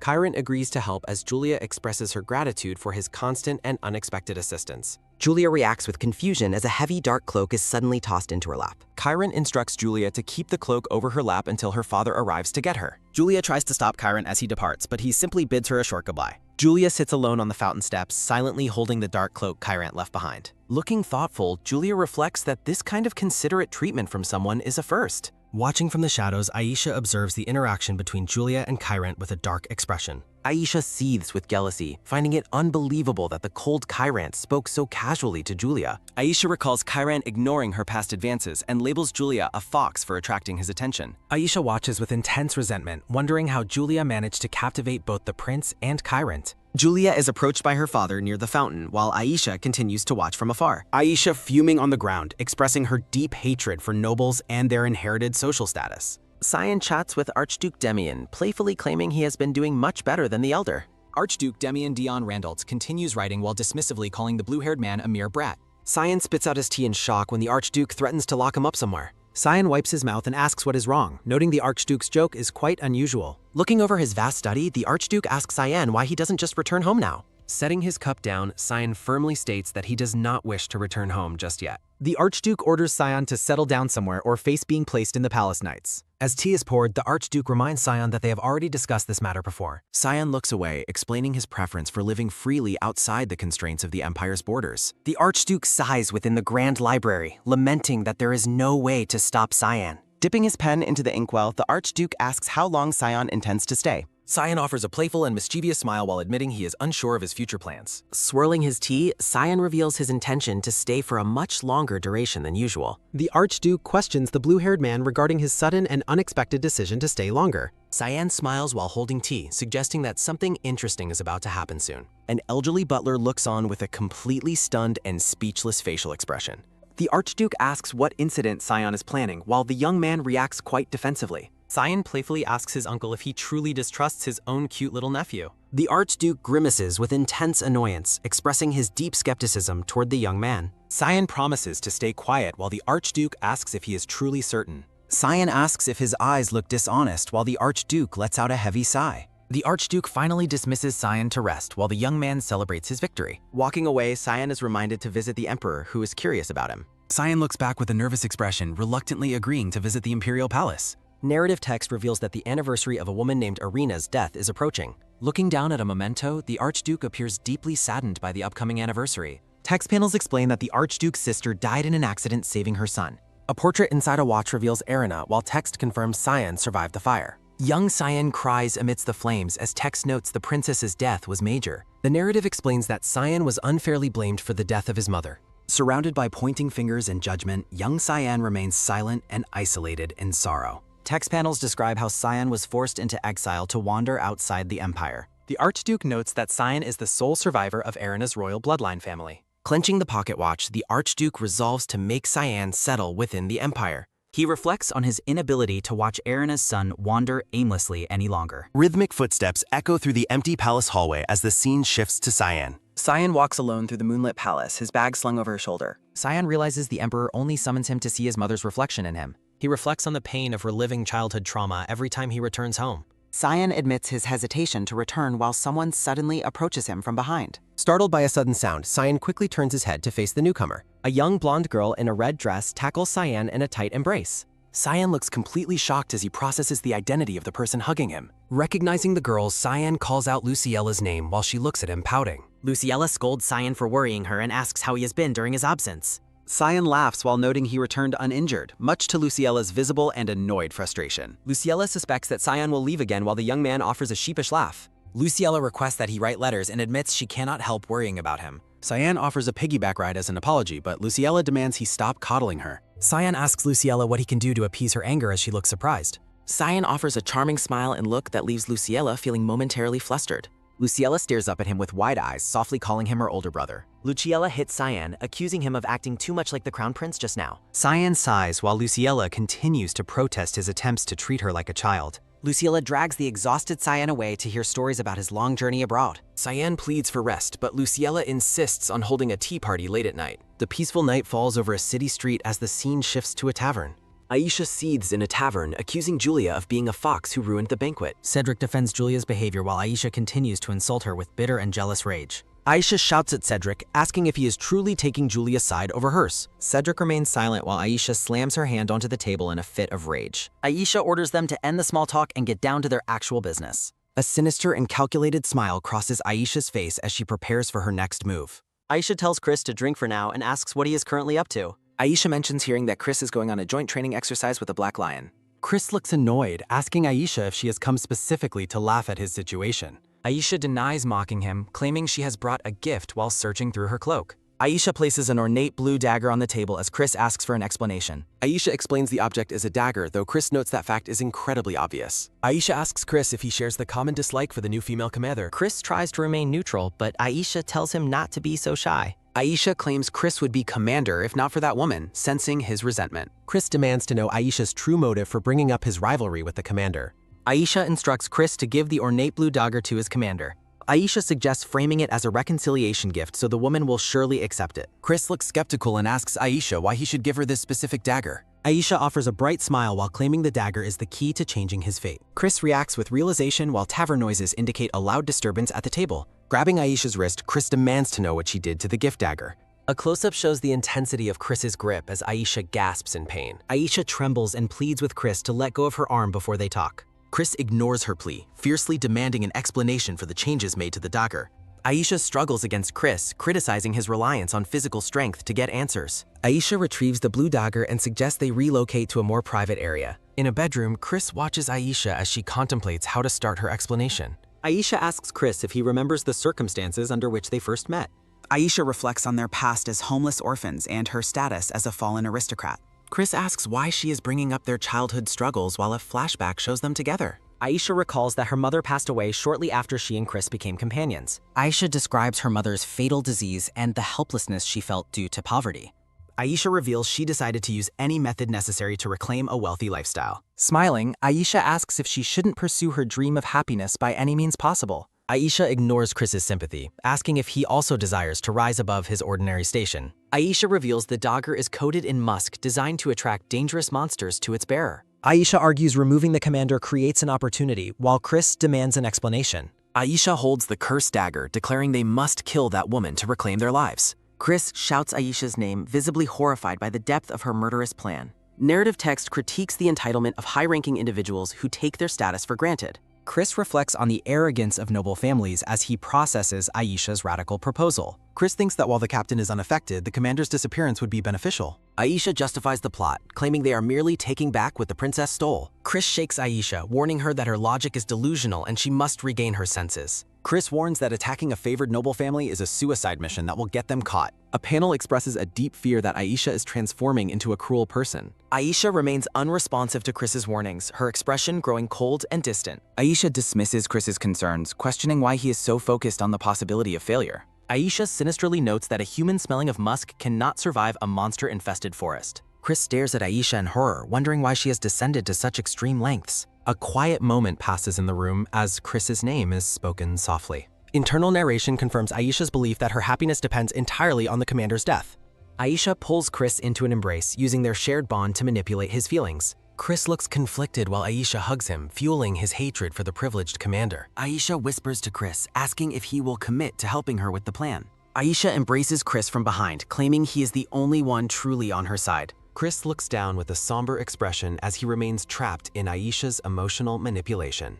Gritting his teeth, Chris appears deeply conflicted while Aisha maintains her firm and desperate hold. Aisha's gaze turns cold and calculating, satisfied that Chris is finally paying attention to her words. Exertion sounds echo through the night as someone trains vigorously outside the brightly lit palace. Julia practices her swordsmanship alone, her blade glowing with blue energy under the moonlit sky. Judy watches from a distance, pleading with her lady to stop before she sustains an injury. Hearing the voice, Julia halts her practice and turns to address the worried brown-haired maid. Julia asks how long Judy has been watching, and the maid replies since the training started. Julia expresses surprise at being observed and thanks her personal maid for the fresh towel. Judy worries that Julia is distracted, suspecting something unpleasant occurred during the celebratory banquet earlier. Looking hesitant, Judy requests to stay by Julia's side for the duration of the night. Julia encourages her maid to rest, but Judy begins to express her deep underlying concerns. Judy admits she is too anxious to sleep after seeing Julia return home so disheveled. Julia stares at the maid in silence, processing the deep concern reflected in the girl's eyes. Julia wonders if she spoke aloud while assuring her maid that nothing went wrong tonight. Judy questions if her lady's reassurance is related to their prior conversation regarding the banquet. Julia gently commands Judy to look her in the eyes to see her absolute sincerity. Julia offers a radiant and heart-melting smile, her presence framed by a beautiful, flowery background. Judy is momentarily stunned by Julia's beauty, her anxiety fading as she gazes at her lady. Julia expresses her affection and urges Judy to head indoors quickly to stay warm. Judy reflects that Julia is an incredibly lovely girl whom no one could ever truly hate. Judy declares her unwavering loyalty while Julia reacts with curiosity to the maid's sudden outburst. Julia proposes a final outing before her training mission, which Judy happily and immediately accepts. The scene shifts to the breathtaking Roof Sea Mountain, featuring a massive waterfall and ancient statues. The exhausted knights complain about the intense heat and their inability to continue any further. A knight observes the elite unit's stamina while Julia demands the group's complete and immediate attention. Julia issues orders for a swift regrouping, shocking the weary knights who just arrived. A knight complains about the lack of rest, but the commander remains completely unmoved. Julia sternly rejects the idea of leisure and orders the exhausted knights to stand up. Julia expresses her concern to Kyrant regarding the poor physical state shown by the recruits. Kyrant looks skeptical, questioning if effective training is possible given the knights' current low stamina. Julia confidently vows to make it work and tells the black-haired captain not to worry.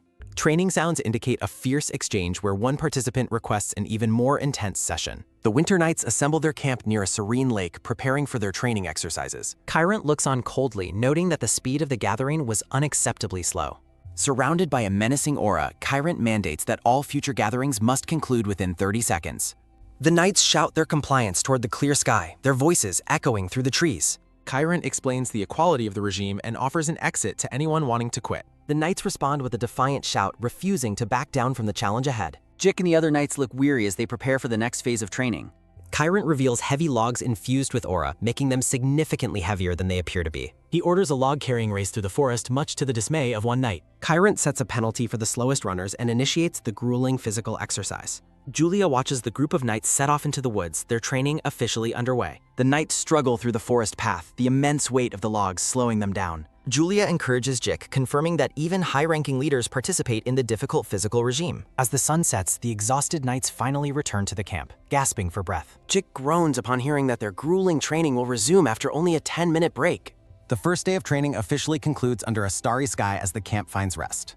Julia dismisses her exhausted recruits for the night, thanking them for their hard work. Under the starry sky, a lingering sense of jealousy haunts the quiet training camp. A knight's complaints about his scary captain end abruptly when a terrifying presence appears. Commotion breaks out as someone yells for help while others prepare for the meal. Julia retires to her tent while Chris watches from the shadows, looking deeply troubled. Sipping tea alone, Julia feels satisfied with the progress of her inexperienced knight recruits. Julia playfully kicks her feet, anticipating the quick results of their current training regime. A knock at the tent door reveals Chris, who requests entry to see her. Setting down her tea, Julia invites Chris inside and asks what business he has. Chris enters the tent while concealing an ornate blue dagger behind his back. Looking guilty and sweating, Chris offers a humble apology for his previous rude behavior. Julia dismisses his concerns, claiming she forgot about his rudeness a long time out. Chris lingers, unsure if his simple apology is enough to settle their past differences. Chris presents the ornate blue dagger as a sincere apology gift for the Lady Commander.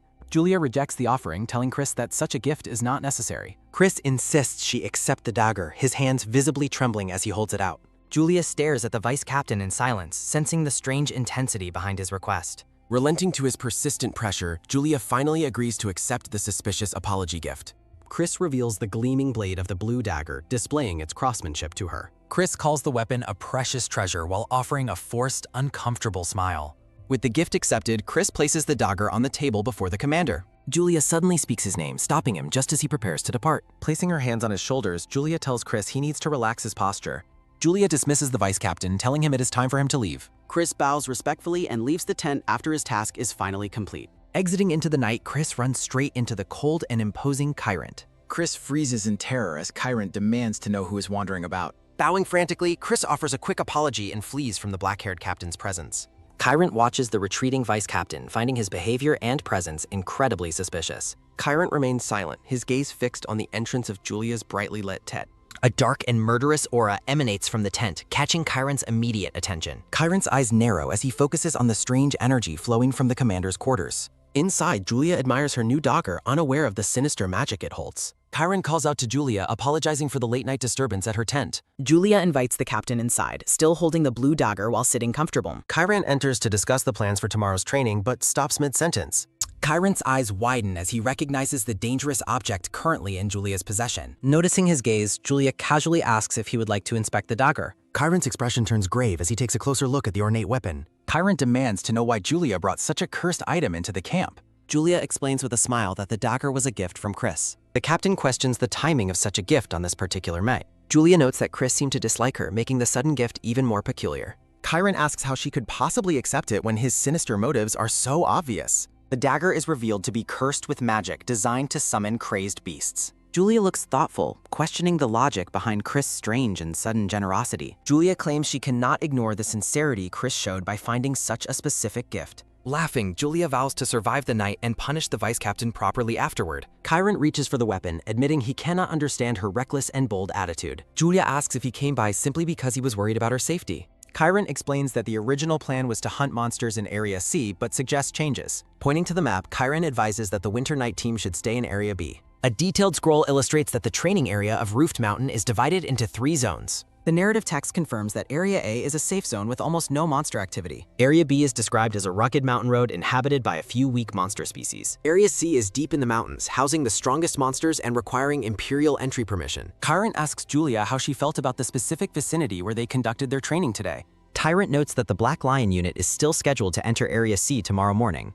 Julia suggests that her unit should accompany the Black Lion unit into the more dangerous area. Julia offers a firm nod, reassuring the captain that her team will not be a burden.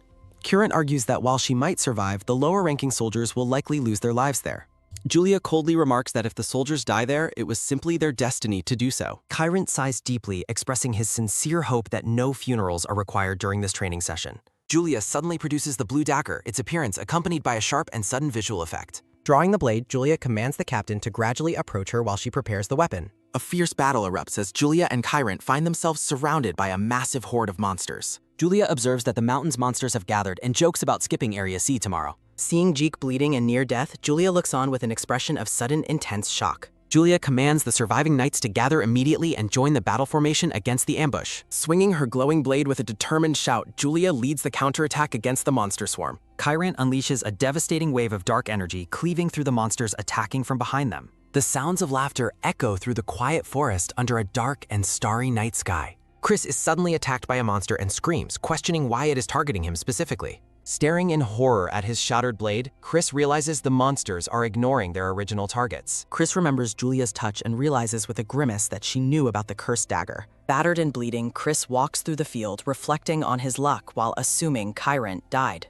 Chris pauses in the darkness, his face contorted with a mixture of guilt and lingering fear. Chris is frozen in complete shock as he spots Julia and Kyrant resting safely together nearby. Stuttering in disbelief, Chris calls out to the captain, unable to process their survival of the ambush. Julia nonchalantly tells Knight Chris it is still okay and invites him to jump down to them.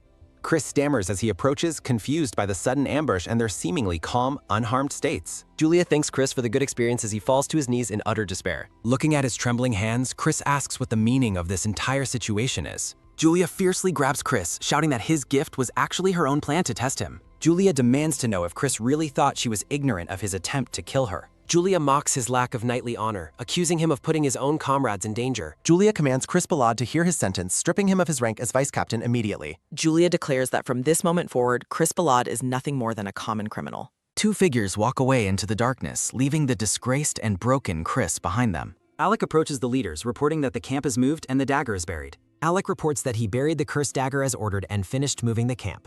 Kyrant praises the effort while Julia offers a warm thanks to Sir Alec for his work. Alec scratches his head with a bashful laugh, clearly flustered by the commander's rare, kind words. A red-haired knight asks for horse placement while Julia directs him toward the fenced-off valley area. Julia looks deep in thought as she considers the specific properties of their new camp's location. Julia turns to Kyrant and asks if he would like to take a walk to see something. Kyrant looks skeptical and tired, asking what Julia wants from him at this late hour. Julia points toward a dark path, explaining they only need to walk a little further that way. Kyrant notes that Julia seems remarkably familiar with the layout of this specific mountain area. Reaching her destination, Julia joyfully calls out to Kyrant as she stands under a large tree. Smiling brightly, Julia calls Sir Kyrant over to her under the starry night sky. Julia tells the black-haired captain that she wanted to show him something special tonight. Kyrant is completely speechless as he gazes upon a stunningly beautiful, glowing flower field. Julia turns toward the captain and asks him what he thinks of the scenery. Looking at the vibrant flowers, Kyrant softly admits that the view is not bad. A close-up shows Julia's hand resting against a dark stone wall as she speaks. Julia smiles and suggests he consider this beautiful sight as payment for helping her today. Kyrant turns away, claiming he only did what was necessary at that specific moment. Approaching him, Julia asks the captain if he is always this kind to everyone. Kyrant looks down, stating that he doesn't personally consider his actions to be kindness. A chibi Julia watches with a blank and slightly confused expression as Kyrant looks away. Julia notes his popularity with women, but Kyrant responds with a dark and intense stare. Kyrant dismisses her nonsense and suggests they return to camp before it gets too late. Julia remains behind, looking out over the landscape with a faint smile on her face. A flashback depicts a blonde man kneeling to offer a flower to another blonde man. The close-up of a smiling blonde man with a shining earring highlights a happy memory. Julia vows to replace his painful memories with the new ones they made together today. The scene shifts to the daylight on Lupus Mountain, where monsters roam Area C freely. Kyrant announces that they will conduct the monster hunt in groups of 2 today. He explains the goal is to improve their combat skills by taking out monsters quickly. Kyrant warns that anyone wishing to return by tonight must not hesitate to raise their sword. A massive, horned monster attacks as a group of terrified knights flees for their lives. 2 recruits scream for help while Julia watches the chaotic scene from behind a bush. Julia reacts with shock and pure fury at the blatant cowardice of her recruit knights. Julia notes that while the Black Lions fight well, her Winter Knights are only running. She realizes that Kyrant is likely annoyed by the group's lack of progress and coordination.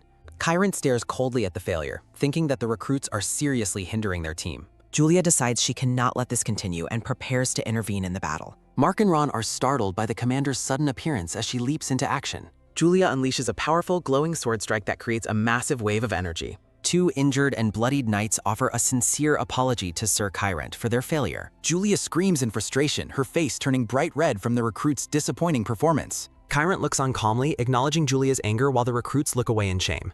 2 knights are startled when a small rock suddenly hits one of them on the head. A tiny, angry Julia is shown hiding behind a rock, watching her recruits with suspicion. Julia commands the uninjured knights to follow her if they want to avoid getting hurt. She announces they will fight in pairs while massive green monsters loom in the background. Julia orders the knights to stop being cowards, promising to back them up if needed. Mark and Ron shout their compliance, looking determined despite their earlier fear of the monsters. A knight trembles and laughs nervously while thinking about his imminent death during the training. A forward command echoes through the clear sky as the group heads back into battle. A blonde knight tells the commander that her training methods are being far too reckless. Julia questions him as a recruit kneels, fearing they are being sent to their deaths. Julia asks how they can know they will die when they haven't even tried fighting. Narrative text clarifies that Julia brought the knights here to fix their inherent weak-mindedness. Drawing her sword, Julia declares that her goal is training them, not killing them off. Under the night sky, a knight asks if it is too late to change things. A knight reflects on the Winter Knight's performance and Julia's impressive fighting skills during battle. Kyrant eats while the blonde knight praises Julia's godlike performance during the earlier monster fight. Stabbing a stake, a knight notes the incompetence of the other team members during training. Knight Alex worries that their team will hold the captain back against strong monsters. Kyrant gazes coldly, silently dreading that this training mission might turn into a funeral. Chiron warns Julia that her team might die, but she asks if he is coming. Julia explains that she chose strong knights because she wants everyone to become much stronger. Chiron remains silent, his expression hidden as he processes the commander's bold and determined words. Night falls over the camp, the atmosphere heavy with the weight of tomorrow's difficult training. Chiron calmly eats his meal while instructing the group to remain quiet and wait patiently. Chibi Alex asks if Chiron is worried at all while the captain continues eating dinner. Julia and her team suddenly emerge from the bushes, startling Alex as they announce their arrival. Alex lets out a loud and terrified scream after being startled by Julia's sudden appearance. Chiron claims he has been waiting for a long time, much to Julia's utter confusion. Chiron identifies Alex while the flustered knight protests and Julia apologizes for causing any worry. Alex insists that Julia sits down first while presenting a plate of freshly cooked meat. Alex promises to bring soup while Julia offers her sincere gratitude for his kind assistance. Chiron watches the interaction from the side, his blue eyes reflecting a cold and mysterious intensity. A steaming pot of soup indicates that dining together is the most convenient option for them. A tattered and weary Julia admits she had to cast aside her pride to seek help. Chiron tells Julia not to mind as she thanks him while the recruits struggle with exhaustion. An owl watches from a tree as the quiet night sky stretches over the training camp. Julia thanks the group while the recruits eat steak, though some are still shivering and sneezing. Sipping tea, Julia promises that her unit will handle the meal preparations for the next day. Looking curious and slightly sweaty, Chiron asks where everyone eventually ended up during their travels. Chibi Chiron announces their arrival at the mutant's location, while a cozy Julia enjoys her soup. Alex reacts with shock to the news that team members were brought along for the mission. A red-haired knight notes that the captain did most of the hunting while recruits sneezed. Chiron criticizes the poor state of the novice hunters while Julia continues eating her skewered meat. Alex explains that Knight Lolan fell into the river, forcing Julia to jump in for him. Julia dismisses a recruit's apology, encouraging them to keep fighting and eventually become much stronger. Alex praises the goddess's grace while a recruit looks on with a sweat-dropped lion icon. Chiron observes Julia's desperate attempts to train her team, wondering about her true underlying motives. The dark and lush forest stands silent under the vast sparkling canopy of the night sky. Yawning, Alex declares the patrol finished and suggests the captain should finally get some well-deserved rest. Alex stops in his tracks, looking surprised as he spots something unexpected in the dark camp. Alex asks what the captain is doing while Chiron hushes him and requests a blanket.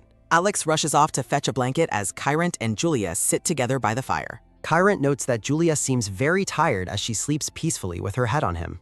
Alex agrees that Julia is exhausted after fighting monsters constantly since the previous night's training began. Alex looks terrified of the captain while Chiron demands to know what the knight is saying.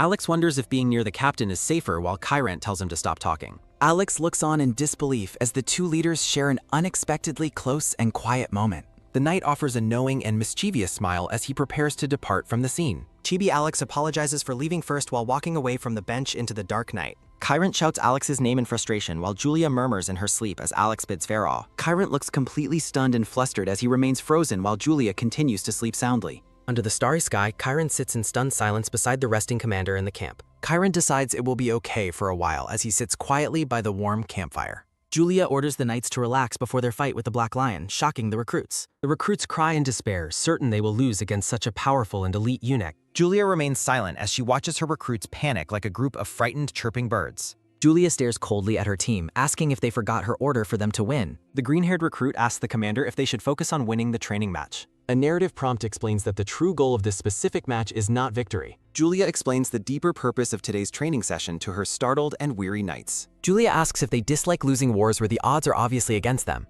Julia promises to grant a wish to anyone who managed to touch a black lion. A red panda watches as a recruit confirms the simple condition for earning a wish. Sounds of combat echo across the field while various knights react to the intense training. Zeke trembles in fear as a powerful black lion knight launches a fierce, intimidating attack.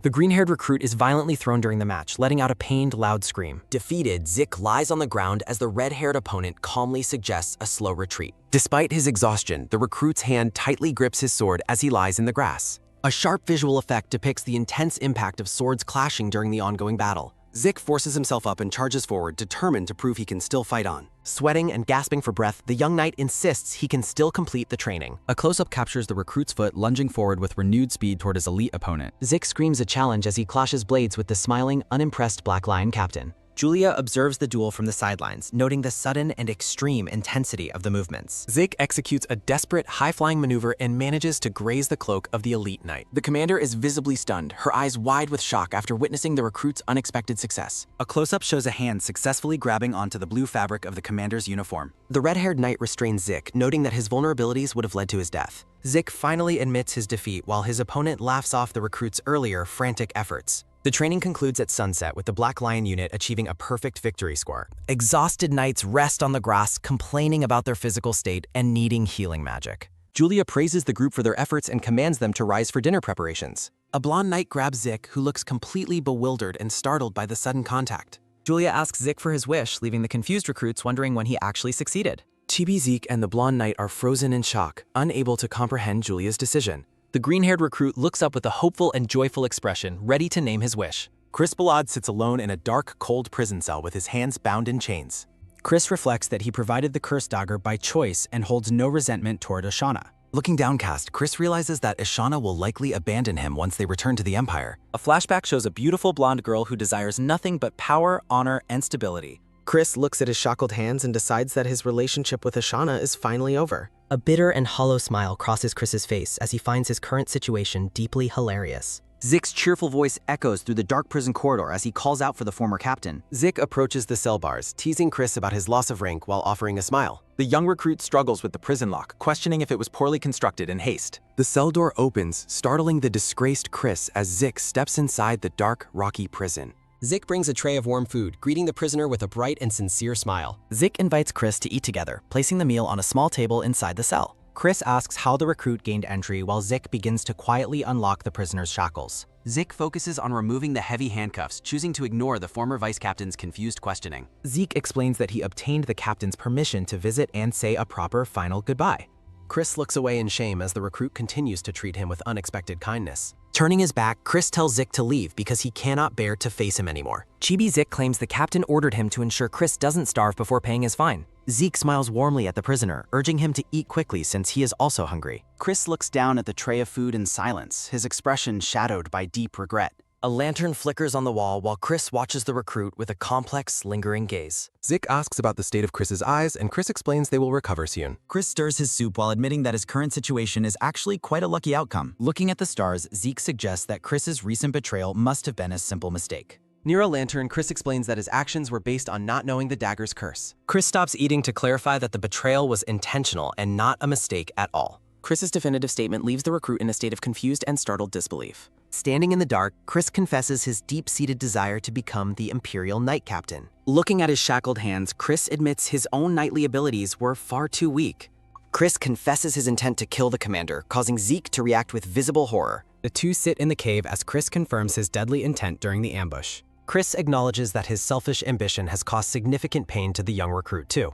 A flashback shows a younger Chris fiercely demanding that someone offer an apology to their captain. Chris remembers the day they met, his hand gripping a bowl as a painful memory surfaces. Narrative text questions how a supposedly ruthless person could have saved the young recruit's life. A bloodied and bound child version of Zik looks up as Chris reaches out to him. Chris pats the young recruit's head, cementing the trust Zik had previously placed in him. Overwhelmed by the memory of their bond, Zik cries while questioning what he should do now. Time passes as the scene shifts to the Grand Palace standing under a starry night sky. A scrapbook photo depicts Zik bringing a meal to Chris inside the dark, rocky prison cell. A captured moment shows Julia and her team relaxing under a brilliant, glowing night sky. Julia reaches out to a glowing white deer while Kyrant watches her from a short distance. Julia carries a flustered Kyrant, joking about the difficulty of carrying him while he was drunk. Kyrant reacts with wide-eyed embarrassment and a bright red blush to Julia's teasing comment. While relaxing in a bath, Julia reflects on Kyrant's ability to show such an expressive face. Julia smiles peacefully as she soaks in the warm water, enjoying a quiet moment of reflection. Narrative text confirms that the general training ended with all members uniting against the elite unit. Julia thinks to herself that the knight's performance already represents an excellent and necessary improvement. Text describes the constant battles against the Black Lion Knights that defined their difficult training period. A blonde knight looks determined, his fighting spirit finally triggered by the intensity of the training. Julia rests her head while considering shifting their training focus toward preparation for real-life combat. The moon hangs over the palace roof, marking the final night of the general training mission. A knight stands before a chalkboard covered in drawings and motivational notes left by the recruits. Zik looks out into the night, reflecting on the final night of their long training session. Narrative text reveals that Zik has snuck out of the camp to visit Chris once again. Julia suddenly appears and catches Zik sneaking away, demanding to know where he is going.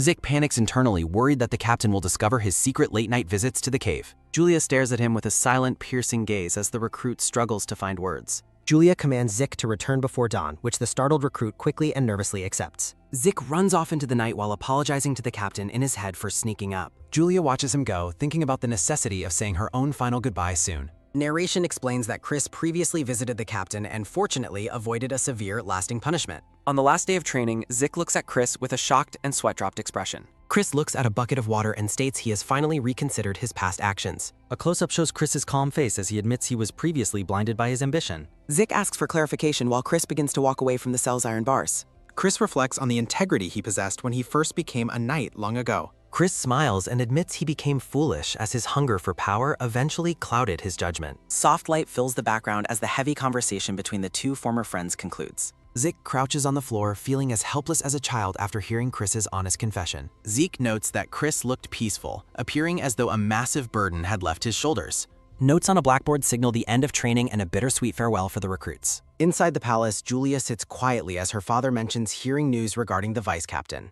Over tea and cake, the father acknowledges that the former commander was a fundamentally decent man. Julia worries that punishing a comrade too severely would crush the spirit of her remaining knights. She admits that Chris would have naturally become captain if she hadn't taken the position first. A look of deep unease crosses Julia's face as she reflects on her current imperial responsibilities. Her father emphasizes that her leadership role is based entirely on her superior skills and integrity. Drinking his tea, the father reassures his daughter that she did not steal anyone's rightful place. He warns that her hesitation affects the unit's morale, and Julia vows to remain determined. The father sets down his teacup and announces he has a special gift for the commander. A quiet library stands empty as the father prepares to reveal his collection of hidden gifts. An ornate, gilded chest sits on the table as the father encourages Julia to open it. Julia is stunned to find the box filled with numerous dating invitations sent during her training. A tiny, overwhelmed Julia freezes as her father mentions that marriage proposals have also arrived lately. Julia leaps to her feet in shock, shouting in disbelief at the sudden influx of proposal letters. Her father explains that her reputation has blossomed significantly following the recent high society garden party. Decorative flowers frame the description of Julia as a beautiful, brave, and remarkably cold noblewoman. Julia reacts with confusion when her father calls her the frost flower knight of their family. The father laughs at her bewilderment while Julia insists she has already rejected every single proposal. The gray-haired man reaches into the pile to pull out a specific high-status letter for her. Julia's eyes widen as her father reveals a letter sent personally by the second prince, Jeremy. Narrative text identifies Jeremy as a man who previously vied for the crown against Prince Leonard. Standing proudly in his uniform, Prince Jeremy is known for his past struggles for power. Julia carefully reads the prince's letter, immediately suspicious of any underlying political schemes he might have. Looking at her father, Julia asks if attendance is mandatory for the prince's upcoming social engagement.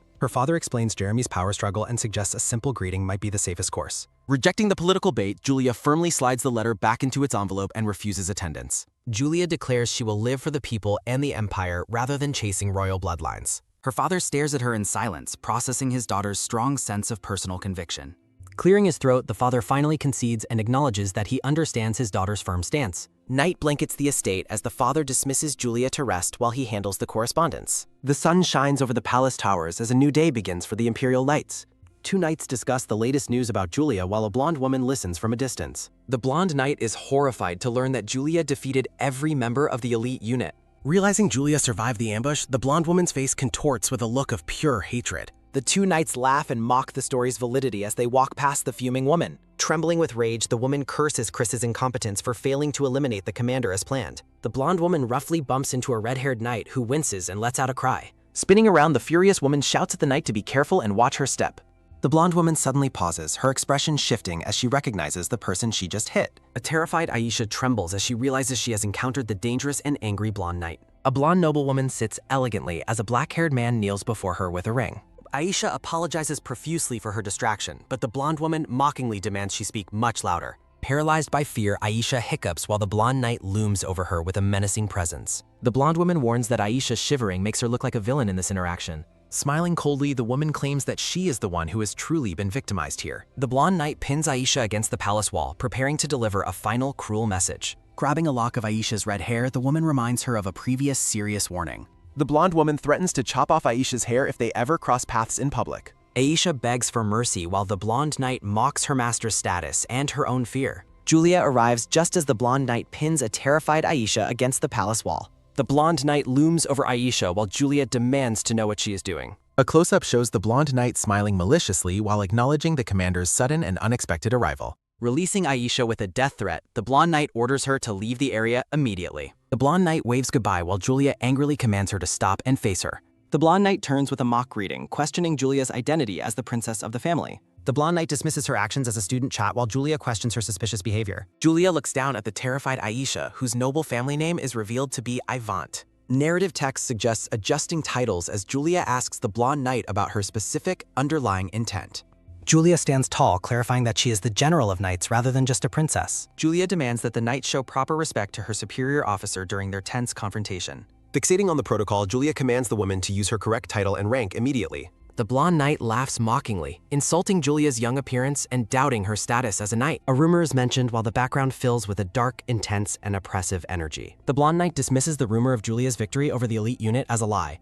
Julia internally questions how rumors spread about her training session while remaining remarkably calm and composed. Leaning in close, the blonde knight suggests Julia is desperate to maintain her prestigious general position. The blonde knight questions how Julia managed to gain the favor of the elite Black Lion unit. With a menacing smile, the blonde knight warns Julia to be extremely careful in her future actions. Looking annoyed, Julia asks why the woman is even bothering to discuss these matters with her. The blonde knight claims she is offering lady-to-lady advice about the dangers of spreading ridiculous rumors.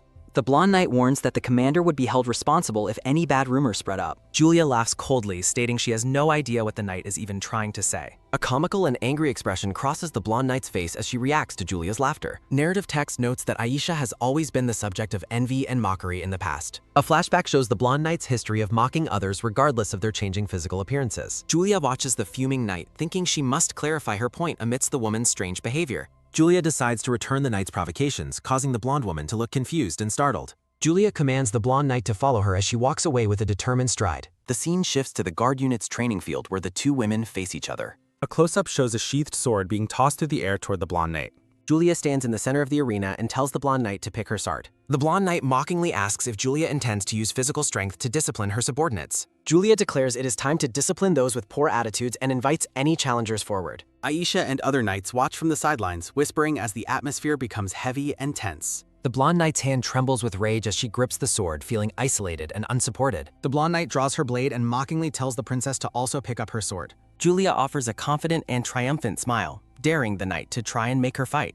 The blonde knight warns that Julia will regret this choice as she prepares to start the duel. The surrounding crowd of guards erupts in noisy shouting as the two high-ranking women face off. A brown-haired man observes the disorganized training grounds and complains about the lazy guard squad. A title card identifies the man as Justin Randall, the captain of the guard squad. Justin Randall spots Aisha in the crowd and watches the unfolding fight with looks of shock. Walking up from behind, Justin Randall asks why the two women are fighting in the arena. Justin startles Aisha by touching her shoulder, causing her to let out a loud pain scream. Justin Randall apologizes for the scare, while a surprised Aisha recognizes him as her squad captain. Aisha apologizes for her reaction, while the captain tells her not to worry about the fright.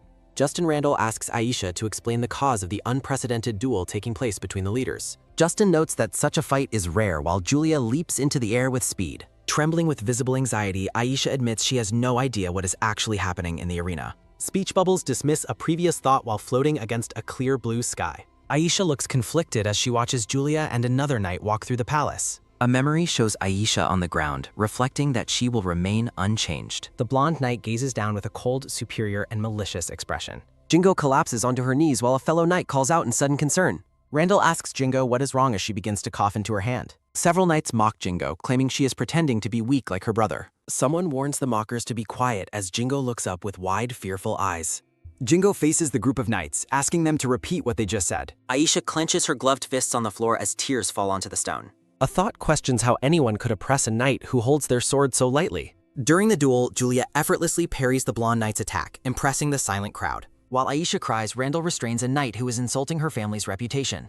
Feeling like a coward, Aisha laments her inability to defend herself against the cruelty. Randall comforts the distressed Aisha, stating he has already scolded the knights responsible. Randall encourages Aisha to stop holding back and simply punch those who treat her poorly. Emily Barker watches the interaction from a distance with a serious and contemplative look. The blonde knight charges forward with a fierce battle cry as the duel begins. Julia dodges a strike with calm precision, frustrating the blonde knight's aggressive offensive. Observing her opponent's movements, Julia realizes the knight is desperately waiting for an opening.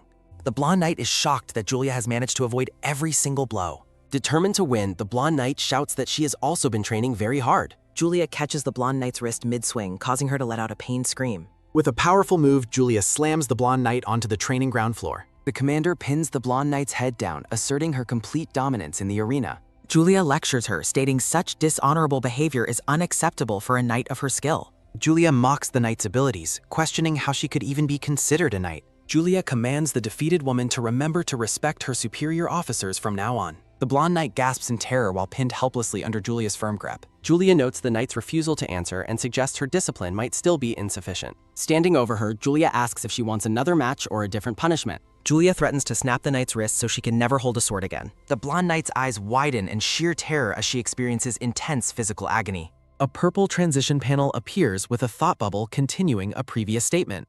Bystanding knights observe the aftermath while one admits they were being far too impulsive. A close-up shows a knight's mouth as they vow never to repeat their mistakes. Julia lets go of the blonde knight, whose hand trembles as she recovers from the pin. Julia walks away, satisfied with the apology, while the blonde knight lies there bleeding. Clenching her fist, the blonde knight reflects that meeting Julia first was actually lucky. Julia stands tall, ordering the knight to pay attention and behave properly in the future. In a private room, Emily Barker tells Aisha she is glad the training is over. The blonde knight sits on the bed, furiously accusing Julia of almost breaking her wrist. Emily Barker scoffs, suggesting the knight is lucky her neck wasn't blown away instead. Sitting with a book, Emily Barker asks the blonde knight why she even fought. Someone shouts her refusal to answer from behind the curtain of the private quarters. Emily advises Aisha to cover her back in front instead of just running blindly.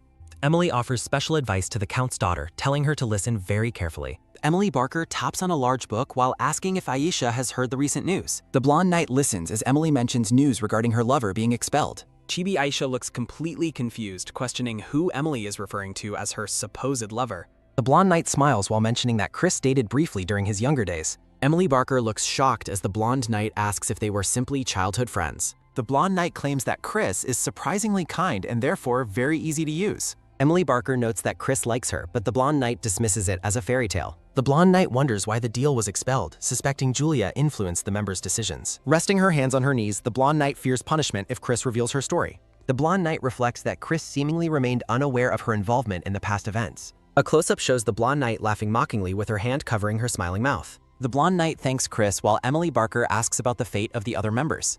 Emily Barker looks suspicious as she asks where the blonde knight is going with the manager. Julia looks annoyed as a voice asks if she has been feeling more irritable lately. Laughing on her bed, the blonde knight admits she leans on the manager like a fox. A close-up captures the blonde knight's eyes as she lies down in a moment of rest. Emily Barker asks a question about liking the manager, and the blonde knight confirms her feelings. Walking away in her white boots, the blonde knight decides she must scold the man. Emily Barker offers a bright smile and asks if she should call the man for her. The scene shifts to the garden where Julia walks alongside Prince Leonard under the bright sun. Looking at the Grand Palace architecture, Prince Leonard comments that the weather is exceptionally nice today. Julia looks stressed as Prince Leonard sparkles with charm, making her feel like they are restarting. Chibi Julia bows to leave for business, but Prince Leonard pleads for her to mate. Prince Leonard asks if she is struggling with hiring a vice captain after hearing news from her father. Looking nervous with sweat drops, Julia admits that the hiring process is indeed proving to be difficult.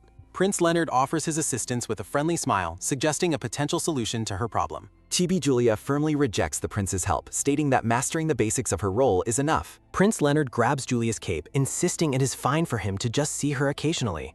Startled and blushing, Julia shouts in shock and demands that the prince let go of her. A hand grips the fabric tightly as Prince Leonard tries to continue his explanation to her. A thought bubble expresses a sincere desire to help the commander amidst a backdrop of yellow flowers. Prince Leonard gazes with sparkling eyes, appearing completely innocent and hopeful in his attempt to assist. A voice from off-screen comments that Leonard's behavior is quite a shame for a brother. Hearing the voice, Prince Leonard reacts with a look of pure, unadulterated shock and recognition. Prince Leonard angrily asks Jeremy what he wants while Julia looks completely drained by their interaction. Surrounded by roses, Prince Jeremy greets Julia and expresses his sincere pleasure at finally meeting her. Prince Jeremy mocks Leonard for his ugly behavior, causing the younger prince to blush with deep embarrassment. A close-up of their feet shows Prince Jeremy standing close while greeting Julia with royal formality. Prince Jeremy smiles confidently as he continues his conversation with the commander in the palace garden. Julia looks at the princes with a confused expression, wondering about the purpose of this meeting. Chibi Prince Jeremy silences Leonard while asking Julia if this is their first face-to-face encounter. Taking Julia's gloved hand, Prince Jeremy mentions that Lord Rosenthal has already heard about the matter. Prince Jeremy invites Julia to a banquet, but she notes a prior commitment prevents her attendance.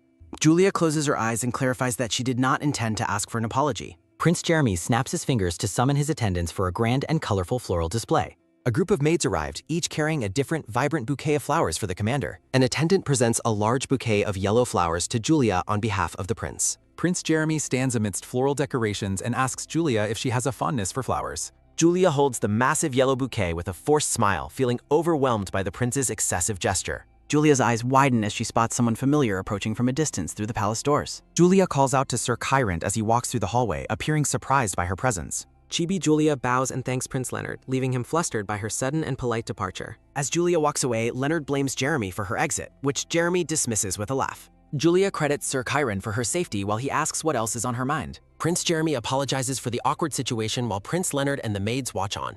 Sir Kyrant looks at Julia in silence with a serious and contemplative expression on his face. Julia holds her bouquet and happily offers to treat Sir Kyrant to a meal in return. Julia and Sir Kyrant walk through the palace garden while she carries the large floral arrangement. A chibi guard in red panics loudly because he forgot his wallet and cannot find the chief. Prince Leonard looks puzzled while standing with a palace guard in the royal garden. Prince Leonard asks the shocked guard if he believes the prince is not good enough for her. Prince Leonard questions his appearance while the guard calls the entire situation nonsensical and confusing. The guard reassures Prince Leonard of his noble status and the high expectations the people hold. Prince Leonard listens with a cold, piercing gaze, appearing completely unimpressed by the guard's words. Shifting his mood, Prince Leonard offers a bright smile and asks if his charm is too much. Prince Leonard wonders why Julia is pushing him away as the guard looks on with concern. Prince Leonard considers if his good looks are a crime while Sion passes by in the background. In a comical chibi moment, Prince Leonard points towards Sion, who reacts with sudden surprise. Prince Leonard and Sion exchange silent, intense looks as they face each other in the palace hallway. Sion greets the crown prince with a fake smile, noting it has been a long time.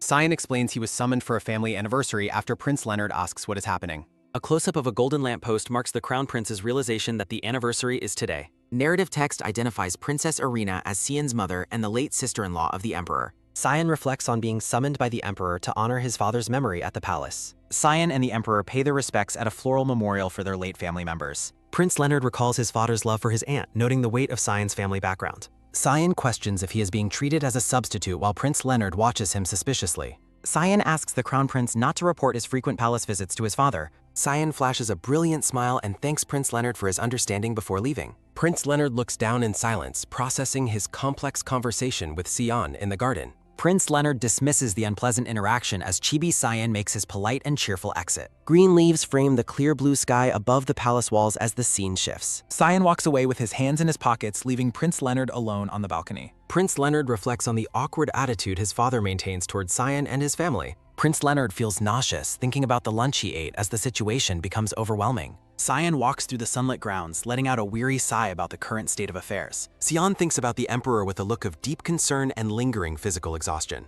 The emperor comically suggests that Sion join the Winter Knights, which leaves Sion completely speechless. Sion smiles and sighs to himself, internally rejecting the idea of joining the Imperial Knight Order. Sion wonders why he's being pressured to stay in the Empire as he walks alone. Kicking a small stone, Sion laments the Crown Prince's luck and hopes for a better outcome. Julia's white boot accidentally steps on the same small stone Sion just kicked across the path. Julia asks Sion if they should visit his father while he reacts with absolute shock. Julia looks towards Sion with a confused expression as they stand together in the palace grounds. Julia screams in sudden recognition as she realizes she has finally encountered the person she wanted. Sion reacts with a nervous gasp and an awkward smile at Julia's intense and loud reaction. Julia grabs Sion by his collar and commands him to stay still while he pants. Sion looks bewildered and asks Julia why she continues to hold onto his collar so tightly. A chibi Julia grumbles and maintains her firm grip on a sweating chibi Sion's jacket. Julia shouts that Sion isn't going anywhere else, her expression full of determination and fierce anger. Sion laughs nervously and mentions going somewhere else, trying to escape Julia's aggressive questioning.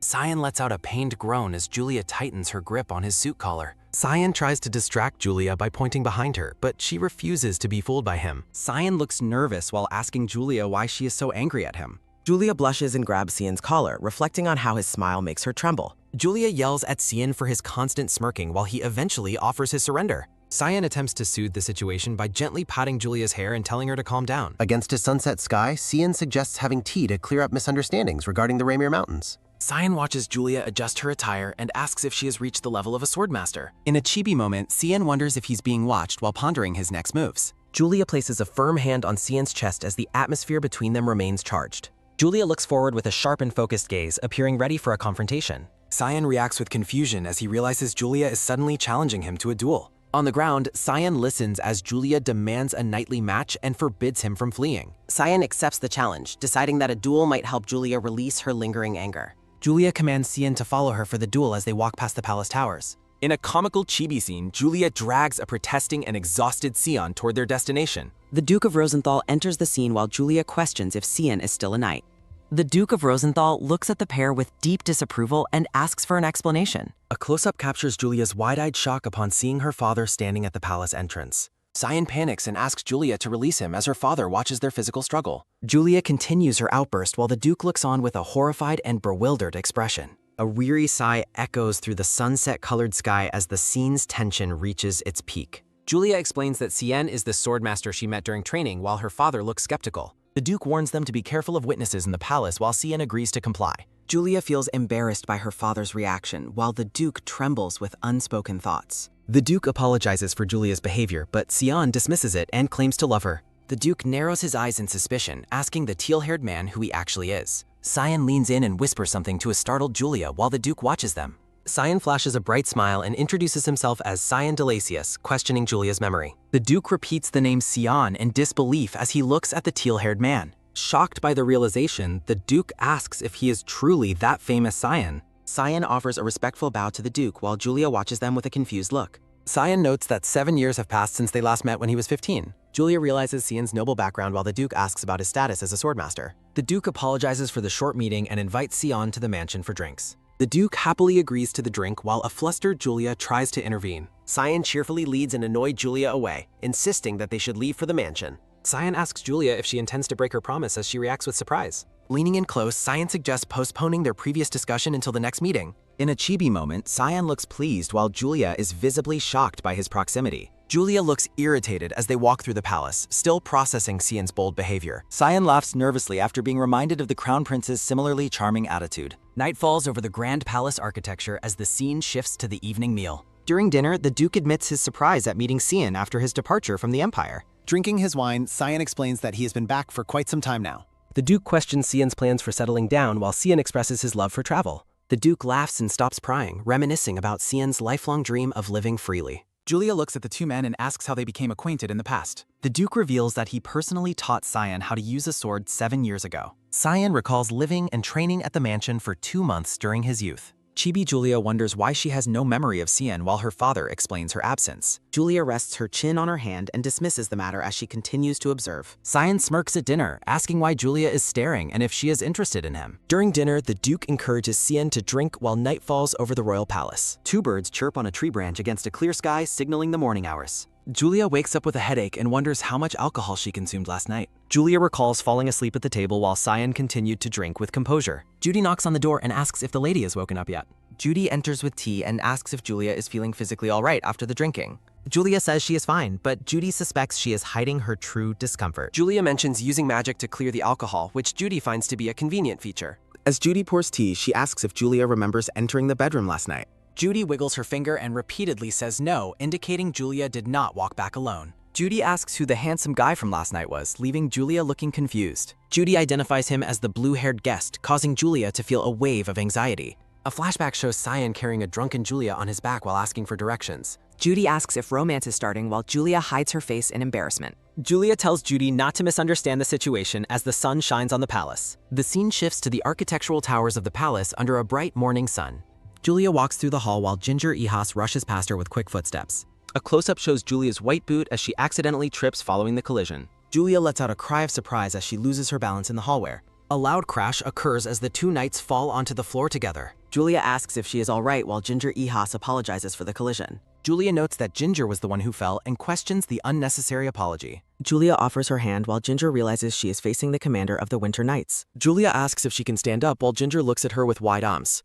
Ginger thinks about hiding in a mouse hole while Julia finishes her sentence. Narrative text identifies the red-haired woman as Ginger Ihas, a top knight from Count Ihas's family. Julia recognizes Ginger and comments on things being different now compared to the past. Ginger looks surprised and asks if Julia actually remembers meeting her before. An internal monologue reveals Ginger never actually wanted to pursue the path of a knight. Her father forced her to become a knight to maintain the family's honor. A flashback shows Ginger as a child being comforted by a kind male relative. Due to her talent, Ginger was able to enter the prestigious Knights Templar Order. Ginger reflects on having a good manager and companions during her early days. A close-up of a hand shows the scars and calluses from intense training. Ginger smiles sadly while looking at her hand, recalling the difficulty of her training. A dark panel with the word "but" signals a shift in the narrative's direction. Ginger recalls how Aisha began to trick and isolate her from the rest of the members. Close-ups capture the moment Aisha and Ginger met, which Ginger still cannot forget. Narrative text notes Aisha's reputation for friendliness while she interacts with other knights. Aisha systematically stole Ginger's supporters one by one, leaving her alone on the sidelines. Ginger decided she could not allow Aisha to continue her behavior after realizing the truth. Aisha's sabotage included accidentally stepping on Ginger's foot during live sword practice. Aisha accidentally threw a sword from Ginger's father into a fire pit. Aisha feigned ignorance and apologized as the bullying against Ginger worsened over time. Ginger slapped Aisha, but Aisha used the situation to make herself look like the victim. Aisha took advantage of her background as a fallen aristocrat to gain sympathy. Crying and acting fragile, Aisha successfully won the support of the surrounding knights. Aisha branded Ginger as a persecutor by exploiting her high status as a count's daughter. The more Ginger resisted, the more her relationship with her fellow knight members deteriorated. Ginger's internal struggle worsens as she feels the isolation from her peers growing deeper and deeper. While Aisha smiles triumphantly, Ginger reflects on how the entire order has sided with her rival. Alone in her despair, Ginger fears the commander won't believe her while her brother's health deteriorates. Ginger steels herself against the emotional pain, determined to face the challenges ahead in somber silence. With no one to turn to for support, the young knight resolves to endure the isolation alone. A gentle breeze blows through the palace grounds as the afternoon sun marks a scene transition. Sitting on a bench, Julia admits she was surprised to find Ginger watching her recent training session. Julia encourages her, noting that talent naturally draws attention despite Ginger's reservations about her own past. Ginger remains silent, processing the commander's words with a look of deep, pained contemplation on her face. Sweating nervously, Ginger identifies herself as the chief while struggling to maintain her composure during the talk. Fidgeting with her gloved hands, Ginger prepares to ask a sudden question that has been weighing heavily. Looking up at the birds in the clear sky, she asks how she can become strong. Julia stares at Ginger in stunned silence, momentarily taken aback by the young knight's earnest and direct request. Julia reassures her that consistent hard effort is the only true path to mastering one's knightly skills. Ginger looks down with a saddened expression as Julia prepares to offer further advice on her situation. Julia crosses her arms and cautions Ginger against being too hasty despite her obvious personal struggles. Julia praises Ginger's inherent talent and tireless effort, acknowledging the significant hard work she has put in. A narrative bubble suggests that positive results and success will surely follow Ginger's dedication very soon. Moved by the unexpected praise, Ginger looks up with wide, teary eyes at the blonde commander. Ginger thanks the commander and excuses herself, stating she must return to her scheduled training session immediately. Julia watches with a puzzled look as Ginger stumbles away, clearly overwhelmed by their brief emotional interaction. Noticing the drastic change in Ginger's demeanor, Julia wonders what truly happened during her time with Aisha. Standing in the palace hallway, Julia suspects that Aisha was at the heart of Ginger's past troubles. Looking toward the bright sky, Julia resolves to uncover the truth behind the conflict between the two. Ginger flees in embarrassment while the manager runs through the hall searching for the commander. Ginger gasps in surprise as she nearly collides with the man rushing through the palace corridor. The dark-haired manager with a facial scar reacts with shock as he almost runs into Ginger. The man catches Ginger to stabilize her, urgently warning her to be careful in the palace hallway. Startled and blushing intensely, Ginger stares at the manager while he holds her firmly by the shoulders. The manager apologizes for his haste and asks if Ginger is all right after the sudden near collision. Noticing her pale complexion, he offers to escort her to the infirmary and asks if she has a fever. Ginger shouts that she is fine and sprints away, leaving the manager confused on the floor. The manager stares in silence, appearing deeply concerned by Ginger's sudden and frantic departure from him. A close-up reveals Ginger's blushing, sparkling face as she processes the physical contact with the kind manager. In a chibi state, the manager panics, wondering if he accidentally caused an adult knight to cry. He recalls his duty to report that the chief of Griffin has arrived for an official visit. The manager quickly stands up as a voice calls out for the commander from the palace garden. Walking alone, Ginger finally lets out the tears she had been holding back since her morning encounter. Ginger wipes her eyes, wondering why her emotions are so unstable today while apologizing to her internal self. A thought bubble commands Ginger to calm down and regain her composure despite her racing heart. She reminds herself not to depend on others, reinforcing her lonely resolve to face her problems alone. Julia decides she should ask Sir Justin about Ginger's past while walking through the palace grounds. Looking somber, Julia finds the entire situation surrounding the red-haired knight to be deeply upsetting. Julia observes a group of knights praising Aisha for her supposed help during their recent skill evaluations. One of the knights reacts with confusion as the conversation shifts toward Ginger's recent poor performance. Aisha mocks Ginger's inability to succeed while the others warn her to keep her voice down. Julia listens as they question how someone as humble as Ginger could ever truly be a knight. The knights continue their mockery, suggesting that Ginger's status as nobility should be formally revoked soon. A voice scoffs at Ginger's relationship with the manager, questioning why he would ever date such a woman. Aisha and her companions laugh heartily, relishing the gossip and their social dominance over their isolated peer. Narrative text describes an unfamiliar sight while two knights stand together in uniform. A close-up of a white boot walking follows narrative text about past bullying. Julia asks what is funny, startling two knights who were gossiping in the hall. Standing before a floral backdrop, Julia offers a polite greeting to the surprised knights. Julia comments on the silence of the guard post as the knights offer bows. Julia confronts a blonde knight for her lack of manners during their initial encounter. Terrified by the reprimand, the blonde knight offers a frantic and desperate apology. Julia reflects on Ginger's ongoing struggle while standing alone near the palace garden walls. Threatening to report the behavior to Sir Justin, Julia commands the knight to leave. A loud crash startles Sir Justin while he works at his desk in the office. Julia enters the office and apologizes for slamming the door in her visible frustration. Sir Justin laughs nervously and asks Julia why she has arrived so suddenly today. Julia approaches Sir Justin's desk and asks if he is available to answer a question. Sir Justin welcomes Julia to sit down so they can discuss the matter privately. A steaming cup of tea rests on the table as their conversation begins. Sir Justin laments a disappointing performance and questions the sincerity of a friend's actions. Dialogue bubbles suggest a missed opportunity and the possibility of manipulation from outside sources. Julia drinks her tea in silence, processing Sir Justin's perspective on the current situation.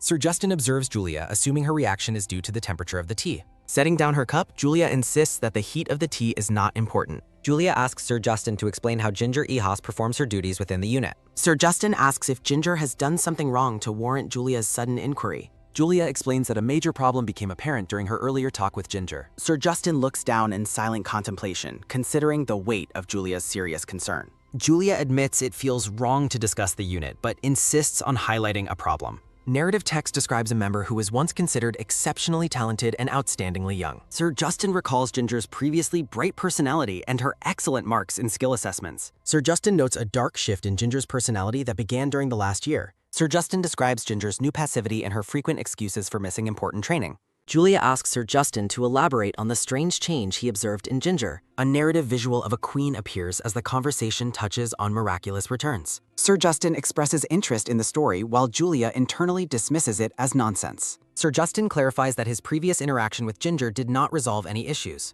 Julia reacts with sudden shock to the information Sir Justin provides about the red-haired knight. Julia admits her frustration with receiving fake smiles and shallow answers from those around her. Clenching his hands, Sir Justin laments that Ginger will no longer speak to him. In a comical moment, a crying Sir Justin asks Julia if he is ugly. Sir Justin suggests that Ginger might be hiding circumstances she is unable to speak about. Julia decides she must meet with Ginger one more time to find the truth. Sir Justin reflects on the hardness of the situation while looking at the office chess. Julia stands determined to address the attitude issues and conflicts within the Knight Order. Ginger reflects on her past hardships and hopes the culprit is not a knight. Julia thanks the manager and offers to treat him to dinner in the future. Sir Justin calls out to Julia just as she turns to leave the office. Sir Justin asks Julia to report any new information she finds regarding Ginger's situation. A narrative bubble confirms Sir Justin's sincere desire to help Ginger with her troubles. Julia agrees to the request while standing by the sunlit window of the row. Julia looks back with a smile, noting that Ginger has a very good relationship. Sir Justin remains alone in the quiet office, reflecting on the conversation that passed. Sir Justin admits to himself that he feels like a pathetic man in this situation. A clear sky holds a warning about expulsion if more skill evaluations are missed. The red-haired knight sits alone in a field, looking down with a somber expression. An isolated bubble questions what should be said to her father and her brother. A wooden door opens slightly to reveal the interior of a luxurious palace room. The Duke of Rosenthal sits on a couch with tea and asks if she arrived. Julia approaches her father, who mentions having some urgent business to attend to shortly. Julia looks slightly confused by the sudden news her father is about to deliver. A speech bubble conveys a shocked request for clarification regarding the Duke's previous statement. Julia reacts with disbelief to her father's plan to make Cian a vice captain. A narrative bubble reveals that the request for Cian's appointment came directly from the Emperor. The Duke emphasizes that Cian's own opinion on the matter is the most important factor. Julia expresses doubt, noting Cian's preference for wandering rather than settling down in one place. A close-up shows the Duke's gloved hand resting on the arm of the plush couch. Sighing deeply, the Duke addresses his daughter by name as he prepares to explain further. The Duke reveals to Julia that Cian is the only son of the late Princess Irina. The Duke describes Princess Irina as an upright, courageous leader who was beloved by the people. A tragic flashback shows a burning building and a young, crying Cian facing harsh condemnation. Cian's painful past is shown, detailing how he was criticized and isolated after losing parents. A narrative bubble reflects on the harsh and unforgiving nature of the Empire's high nobility. The Duke explains that these traumatic events caused Cian to become a closed and distrustful person. A thought bubble suggests Cian's constant wandering is a direct result of his past isolation. The Duke laments that the Emperor is unaware of the true depth of Cian's personal struggles. A speech bubble questions if the society's behavior towards Sion was truly that mean. Julia reflects on how common it is for innocent people to be criticized in nobility. Birds fly through a clear sky as the Duke expresses his wish for Sion's freedom. The Duke states his sincere desire to help Sion find happiness and fulfill his wishes. The Duke explains the Emperor wants Sion settled to preserve Princess Irina's vanishing bloodline. Julia argues that Sion likely wouldn't want a demanding leadership position like a vice captain. In a chibi moment, an irritated Julia expresses her reluctance to work with Sion daily. A speech bubble clarifies that the goal is simply to give Sion a fair chance. The Duke mentions that the Grand Duke of Landelts will be informed of the decision soon. Julia listens in silence, her expression suggesting she is deeply considering her father's complex request. Julia tells her father she will take some time to think the matter over carefully. Looking out the window, Julia admits another swordmaster would benefit the Winter Knights troops significantly. A flashback shows a younger Sion while Julia questions hiring someone she considers so selfish. A chibi scene shows Julia's frustration, fearing Sion's presence will lead to a financial loss. Julia lets out a frustrated scream as she continues to imagine the headaches Sion will cause.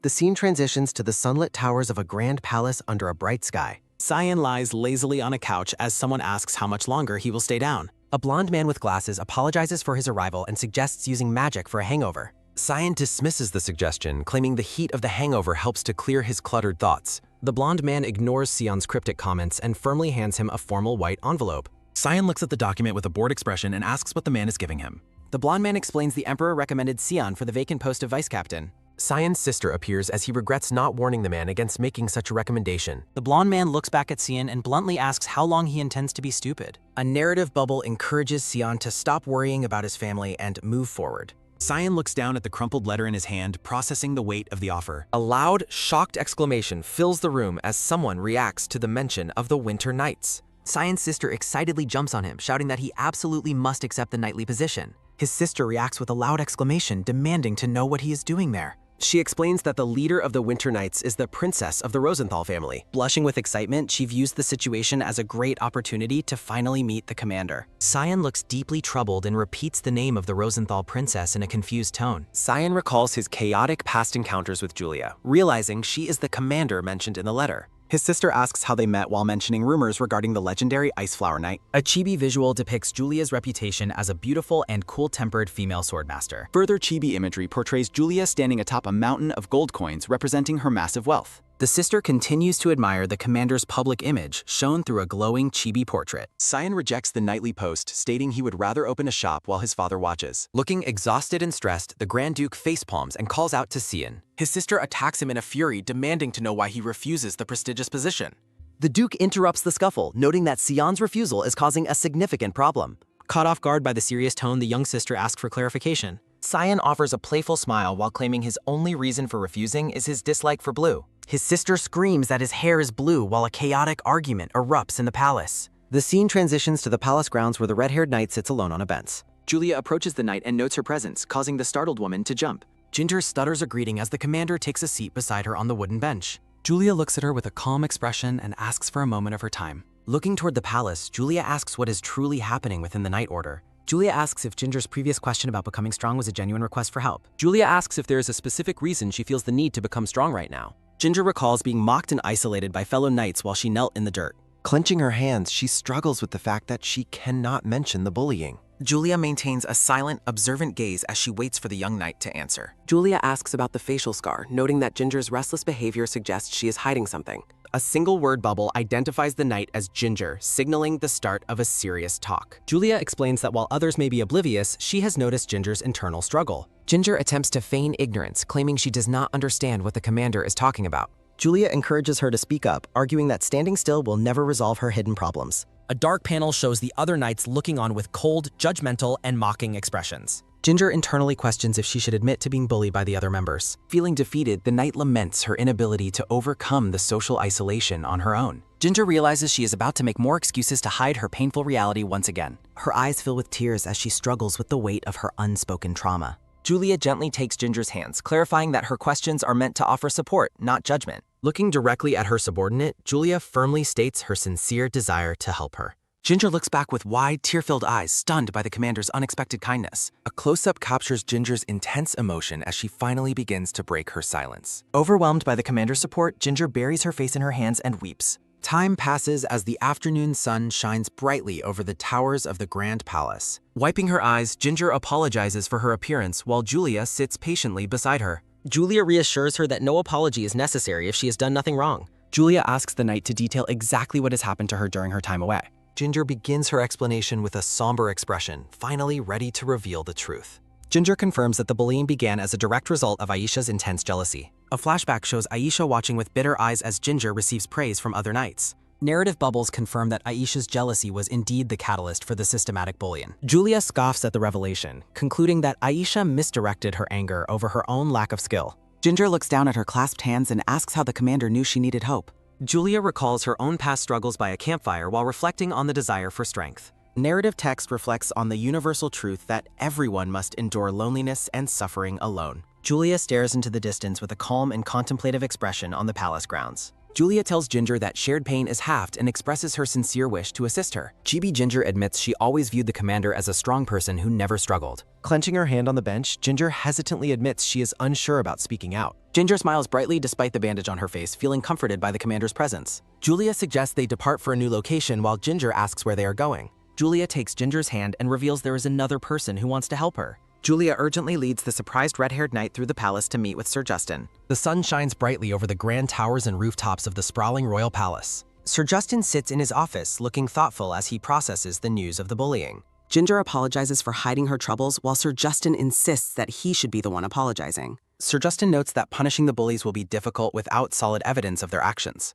Ginger wonders if she should testify against her fellow knights despite their shared history as accomplices. Sir Justin rests his head on his hand and asks Julia for a better way forward. A narrative bubble proposes a duel between Ginger and Aisha to resolve the conflict between them. Sir Justin suggests framing the match as a ranking battle between the lowest-ranked guard knights. Julia explains that the large guard knight unit frequently expels members based on skill evaluations. Sir Justin worries that the high-stakes duel might put an unfair amount of pressure on Ginger. Chibi Sir Justin asks if Julia is actually familiar with the internal affairs of the guards. Turning toward her subordinate, Julia asks Ginger if she is truly okay with the proposed duel. Ginger looks up with a determined expression, her heart racing as she prepares to answer. A decorative plaque featuring crossed swords and a shield hangs prominently on the office wall. Julia stuns Ginger by announcing her plan to recruit her into the elite Winter Knights. Julia argues that Ginger cannot receive proper training while surrounded by her current toxic unit members. Sir Justin looks down pensively, considering the gravity of Julia's sudden and bold recruitment proposal. Sir Justin asks Ginger for her thoughts and promises to help her with whatever she chooses. Overwhelmed with emotion and a heavy blush, Ginger processes the chance to join Julia's unit. Bright sunlight streams through the palace window as Ginger internally repeats the name of the unit. Narrative text repeats that everyone must face their own loneliness and suffering to find true strength. Ginger stares ahead with wide, sparkling eyes, realizing that her life is about to change forever. Standing alone in her room at night, Ginger decides this will be her final transformation. A close-up shows Ginger using a pair of scissors to cut her long red hair. Red hair falls to the floor as Ginger expresses her resolve to join the Winter Knights. Ginger smiles at her reflection in the mirror, looking rejuvenated with her new short haircut. A narrative bubble encourages Ginger Ehas to be brave and show her boss her dignity. An ornate office sits empty at night while a voice declares it is time for goodbye. Aisha dismissively says goodbye to her companions while standing in the palace lounge at night. Aisha's companion complains that they now face a week of grueling mental training because of her. White boots walk across the floor as a voice mocks a lowly kid for being common. Aisha looks back with a sharp, angry scowl and asks who claimed leaving would be easy. Thunder rumbles outside as Aisha looks at a chessboard and wonders if Ginger has any allies. Aisha smiles wickedly, claiming that others do not truly understand the depth of her social power. Standing up abruptly, Aisha mocks her companions and tells them to prepare for a fight. Pointing a finger, Aisha declares that she will be the only one remaining in the order. Aisha laughs as she exits the room, leaving her frustrated and annoyed companions behind her. The sound of white boots clicking echoes through the empty and dark hallway of the palace. Aisha walks alone down the corridor, reminiscing about the terrible things she did to Ginger. The silver-haired commander looks down with an intense and menacing expression against a red backdrop. A flash of lightning illuminates the royal palace during a heavy and dark midnight rainstorm. Aisha reacts with shock as Julia asks her exactly what she meant by her previous statement. The red-haired knight stares defiantly, stating that her commanders simply gave her a much-needed chance. Aisha asks if she cannot stand alone. Ginger tells her to stop pretending to be nice. A white-gloved hand firmly grasps the hilt and draws a sharp, gleaming steel blade forward. Pointing her sword at Aisha, Ginger tells her to stop talking and draw her own weapon. Looking down with a wicked smile, Aisha asks Ginger if she has finally lost her mind. Aisha is startled as Ginger suddenly moves with surprising speed, catching the blonde woman off guard. Aisha falls to the ground with a grunt as Ginger dominates the intense sword match. Defending herself desperately, Aisha wonders what kind of high-level skill Ginger is currently using against her. Ginger remains focused and cold as she swings her blade with precise and devastating force. Aisha trips over her own heels as she is forced back by Ginger's relentless sword strikes. Clutching her sword with trembling hands, Aisha gasps in pain as the battle reaches its climax. Sir Justin observes that Ginger's mood has changed while Julia agrees that a transformation occurred. Aisha lies defeated on the floor, gasping for breath while the silver blade looms over her. Standing over her fallen bully, Ginger asks Aisha how it feels to lose to a coward. Screaming in denial, Aisha asks if Ginger was secretly pretending to be weak this entire time. Ginger looks back with anger, explaining that Aisha's systematic isolation and torment made her feel weak. Ginger declares she was a coward but is no longer afraid because she is not alone. Aisha screams in fury, refusing to accept the defeat or go away without a final fight. Julia catches Aisha's arm, stating she lost and must accept the result like a true knight. Aisha sneers at the commander, asking if Julia was on Ginger's team from the very start. Turning to the other knights, Aisha asks if they feel relieved to see her finally fall. Ginger shouts Aisha's name while Aisha accuses the commander of being selfish and using a pawn. Julia yells at Aisha to wake up as she continues to restrain the hysterical blonde woman. Gripping the woman's arm, Julia declares that this loss is the rightful price for her sins. Julia looks into Aisha's eyes, stating she used many people to torment Ginger in the past. Looking away with a shadowed face, Aisha claims that she is fundamentally different from Ginger Ihas. Julia maintains her hold on Aisha's arm and asks for clarification regarding her claim of difference. A memory of Aisha being praised by others appears as she questions why she should listen. Aisha screams that everything would have been fine forever if Julia had never interfered with them. Sir Justin restrains the struggling Aisha, ordering her to stop and finally act like a knight. Julia observes that Aisha has lost her mind because she cannot accept the reality of defeat. Kneeling in despair, Aisha laments that her life was ruined ever since Julia joined the Order. A narrative bubble confirms that Aisha Evans is now officially expelled from the Guard Knight unit. Aisha reaches out to grab a passing knight, begging them to wait for just 1 minute. The knight pulls away from her grasp, stating that there is no redemption for her behavior. Whispers fill the hall as the other knights celebrate Aisha's departure and mock her earlier arrogance. Looking completely broken, Aisha stares into the distance and whispers that the entire situation is a lie. Ginger walks away with a somber look as Julia tells her it is time to depart.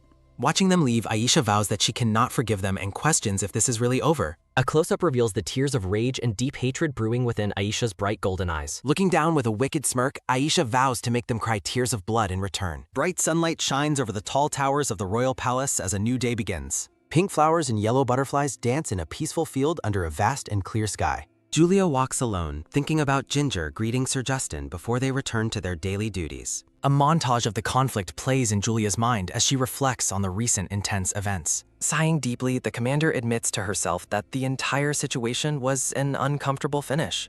Against the bright blue sky, a voice refuses to teach while another asks them not to. Julia stops as she walks, expressing surprise at someone's unexpected presence in the courtyard. Cyan greets Julia with a bright smile, announcing his arrival with a cheerful exclamation. Cyan points toward a dark-haired boy, teasingly claiming a suspicious person wants to see Julia. The dark-haired boy angrily tells Cyan to stop treating him like a small child. Standing before Julia, a man asks if she requires assistance or lacks specific information. Cyan looks off into the distance, calmly reflecting on the weight of his personal history. Julia observes a series of tragic memories involving Cyan's mother and his lonely, fiery childhood. Julia admits she feels powerless while the dark-haired boy reacts with shock to Cyan's presence. A white-gloved hand reaches out, firmly requesting that a specific item be handed over immediately. Cyan laughingly asks if a bribe is necessary since he arrived completely empty-handed. An irritated Julia demands the Deputy General Manager application form Cyan received from Duke Damien. Cyan fulfills the request by handing a formal, decorated envelope over to the silver-haired commander. The dark-haired boy stares in disbelief, struggling to process that Cyan is the new candidate. Julia holds the document and orders all members to gather for a duel in 30 minutes. Cyan smirks confidently at the boy while a bubble expresses confusion over the sudden situation. Cyan's expression shifts to one of nervous strain upon hearing the short deadline for battle. Julia looks at Cyan with a cold, challenging gaze and suggests starting the test immediately. Cyan asks if his status as the Emperor's recommended candidate grants him any special exemption. Julia offers a mocking smirk, clearly unimpressed by Cyan's attempt to dodge the practical evaluation. Julia warns Cyan that failure to prove his worth means facing every knight in the order. Julia offers Cyan a chance to compete with her to earn the vice president's position properly. Chibi Cyan waves goodbye, claiming he must leave to attend a very important prior appointment. A narrative bubble reflects on the lingering sense of loss that defined that particular afternoon. Cyan's gaze remains steady and serious as he processes the commander's intense and direct challenge. Cyan strokes his chin thoughtfully, admitting that hearing the proposal is actually quite good news. Cyan agrees to the test while Julia expresses her frustration at his exhausting, blush-inducing behavior. An empty training hall stands ready as the sound of clashing steel echoes through the air. Julia and Cian engage in a fierce duel, their high-speed movements leaving the spectators completely stunned. The assembled knights watch the duel with wide eyes, questioning the true nature of the fight. The dark-haired boy explains that the newcomer is a deputy general manager candidate linked to royalty. A knight reacts with shock as a massive explosion of mana punctuates the two warriors' collision. Cian reveals his true power, unleashing a torrent of fiery energy as he wields his sword. Julia responds by summoning a freezing aura, her face reflecting her absolute focus and icy determination. Julia plants her white boot firmly on the floor, bracing herself for a powerful offensive strike. Swiping her blade with immense speed, Julia releases a massive arc of blue, frost-filled mana energy. Cian catches Julia's glowing blue blade on his own fiery sword, causing a spectacular magical impact. A gloved hand grips the hilt tightly, maintaining control as the two elemental forces struggle together. Fire and ice collide violently as the two swordmasters push each other to their absolute limits. Cyan lowers his guard and asks if this demonstration is sufficient, claiming he is becoming tired. A close-up shows Julia's gloved hand clenching the hilt of her ice-imbued blade with renewed intensity. A sudden blue slash cuts through the air, forcing a surprised Cian to react once more. Cyan asks if the commander is using the duel to vent her personal frustrations on him. Julia ignores his comments, her cold eyes fixed on him as she prepares for another round. Julia swings her glowing sword again as a narrative bubble notes Cian's undeniable combat prowess. A narrative bubble confirms that everyone present has now witnessed the incredible extent of Cian's skills. Cyan stands calmly before the knights and asks if anyone still has an objection to him. The knights whisper in awe, recalling rumors of the swordmaster's power and his imperial connection. A loud, unanimous shout of no fills the training area as the knights accept his strength.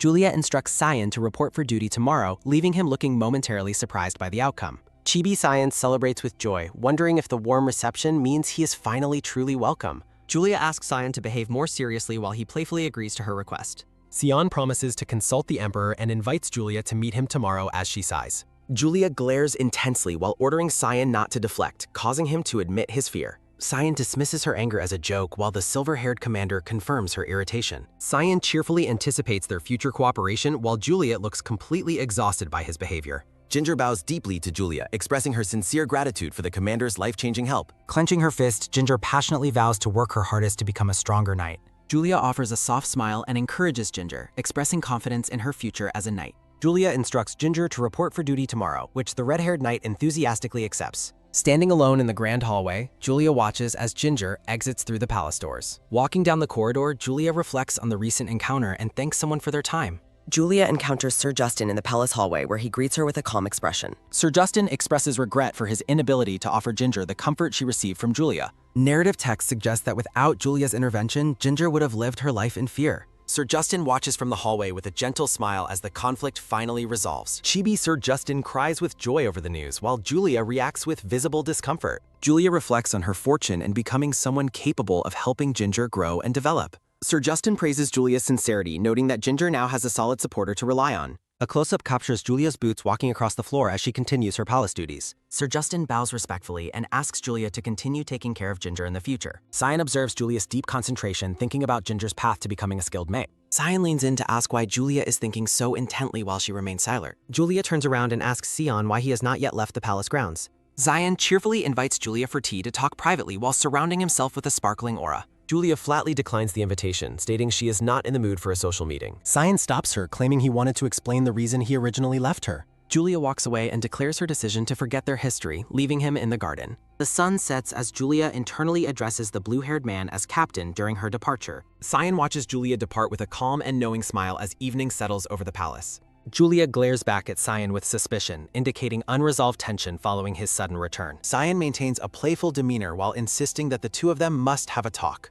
A tea set is prepared as Julia sternly orders Cian to get straight to the point. Cyan pouts childishly on a sofa, complaining that the commander is being far too cold. Julia sits across from him with a bored expression, acknowledging his complaint with a brief response. Julia questions if the man she previously saw on the mountain was truly the captain. Cian looks down thoughtfully, admitting he originally believed the commander was joking about the matter. An ancient book and crest appear as the narrative begins a legendary historical tale. House Rosenthal killed a fire witch who cursed the family to never survive past childhood. To break the curse, the family sought help from the powerful and mysterious Frost Witch. The Frost Witch provided magic and swordsmanship that allowed the family's descendants to survive. A transitional panel shifts the tone of the narrative with a single ominous word bubble. A close-up of the Frost Witch suggests her motives for helping were not entirely selfless. A woman weeps as the narrative explains the family requires icy power just to survive. Narrative text details how family members accept magic and start learning swordsmanship at age 8. Julia looks down with a shadowed face, questioning if the family legend is actually a fact. Cyan notes Julia's changed appearance and her solo climb up the mountain to solve the curse. Cyan questions if Julia acted recklessly out of hatred for her situation or for another reason. Julia clenches her fist, reacting silently as Cyan attempts to guess her true internal motivations. Julia glares at Cyan with intense eyes, repeating her demand for him to speak plainly. Cyan leans back casually, stating his intention to leave that day regardless of the circumstances. Cyan gestures as he reminds Julia that he has an important prior engagement to attend. The scene focuses on Cyan's brown leather boots as he walks across the patterned palace floor. Julia reacts with visible shock, her purple eyes widening as she mentions Marquis Lasius in surprise. Cyan looks away with a gentle expression while reflecting on the profound love his father possessed. Julia's exclamation of disbelief cuts through the air as Cyan laughs cheerfully at her unexpected reaction. Cyan explains the tragedy where the Emperor believed his father committed suicide after losing his wife. A lone figure wanders through a luminous field as Cyan reveals his father is still alive. Julia questions why Cyan has not brought his father home while looking at the ornate tea. Cyan gazes at Julia and asks if she is already aware of how this story ends. Blushing deeply, Julia admits she asked a foolish question while looking down in embarrassment and silence. Cyan leans in playfully and tells Julia that the information he shared is a strictly guarded secret. Julia wonders why Cyan chose to share such a heavy and personal secret with her specifically. Cyan looks at Julia with a warm, joyful smile as the light streams into the room. A vision of a battle appears as Cyan recalls sensing Julia's potential for success upon meeting. The background shifts as Cyan admits he initially thought Julia would require his help and protection. Julia sits on the plush purple sofa and explains her motivation for climbing the mountain alone. Memories of formal parties fill the frame as Julia expresses her desire to live for herself. Cyan looks down thoughtfully and acknowledges that traumatic memories are difficult for anyone to truly escape. Cyan peeks over the edge of the sofa and claims he never intended to avoid Julia. Julia admits she still struggles with an obsession regarding appearances while looking at Cyan with intent. Cyan is caught off guard by Julia's direct admission, looking startled as he processes her words. Julia reflects on her earlier promise to forget certain things before the duel reached its conclusion. Julia looks directly at Cyan and clarifies that she is not asking him to take responsibility. Julia holds her head in frustration, wondering why she is speaking so openly to the blue-haired man. Cyan's boots click on the floor as he prepares to depart from the private meeting room. Cyan stands up and offers to assist Julia the next time she finds herself in need. With a charming and confident smile, Cyan extends his hand and gives Julia his firm promise. Julia smiles softly to herself while remaining seated, seemingly pleased by Cyan's sincere and helpful attitude. An exclamation of surprise echoes through a grand palace hallway as the scene shifts to royalty. A red-haired man informs the blonde crown prince that Cyan has become the new vice commander. The crown prince reacts with anger and disgust while the red-haired man asks if it bothers him. Looking through a window, the crown prince laments that his own personal recommendations were all rejected. The crown prince clenches his teeth in fury, wondering how Cyan managed to gain Julia's favor.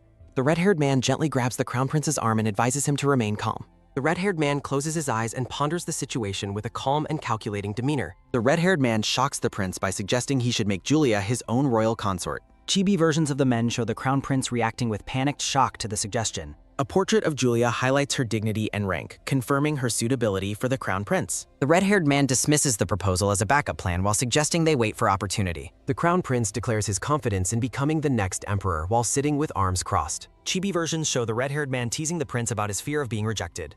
The red-haired man mentions a strange and persistent rumor that has been circulating throughout the palace. The crown prince looks over his shoulder with intense interest and asks for details about the rumor. 3 palace maids gather in the hallway to whisper about the latest scandalous news they heard. One maid excitedly claims that certain people spent a night together, causing her companions to blush. The maids continue gossiping about the perfect couple while admiring their stylish shoes and long skirts. The gossip group wonders how a love triangle involving the crown prince would affect the palace. A superior's voice orders the maids to stop talking and return to their duties immediately. A blue and gold banner representing the knightly order hangs prominently in a high-ceilinged palace hall. The commanders gather for a strategic briefing to plan a subjugation mission in the mountain ranges. A map of the Montana mountains illustrates reports of increasing monster activity in the area. The crown prince explains that the orders must mobilize toward the closer Domini mountain range. Cyan yawns while Julia listens to orders regarding the Winter and Black Lion Knight units. A cheerful knight announces that his unit will serve as the guides for the subjugation. Sir Justin looks toward the commanders and asks for the specific date of their departure. The council decides to leave in 15 days to ensure all preparations are fully completed. Following the strategy meeting, Julia steps through the palace doors and calls out to Cyan. Julia confronts Sion about his earlier yawning while they walk through the palace courtyard together. Sion pouts and claims he is exhausted from working without any sleep since his arrival. Julia scolds Sion for his poor manners and orders him to behave properly around others. Chibi Sion wonders how he ended up on a subjugation mission immediately after his appointment. Julia explains that the subjugation is annual and his position has been empty for months. Sion asks about the fate of his predecessor while Julia tells him he doesn't need to know. Chibi Sion speculates about various crimes while Julia orders him to oversee the knight's training. Sion expresses shock over the schedule as Julia confirms training continues until late at night. Night falls over the palace as a voice calls out to the commander under the moon. Julia stops in her tracks and turns to find Sir Kyrant walking toward her. Sir Kyrant observes that the commander is staying remarkably late for her duties today. Julia explains her desire to train more while Sir Kyrant listens with a calm expression. The silver-haired commander asks if Sir Kyrant always remains at the palace late for training. Sir Kyrant looks at her and claims there is no particular reason for his late presence. Turning away, Sir Kyrant mentions that a town festival with fireworks is happening tonight. In a flashback, townspeople celebrate in a lively street decorated with banners and musical performers. Julia admits she wants to see the fireworks but worries it is already too late.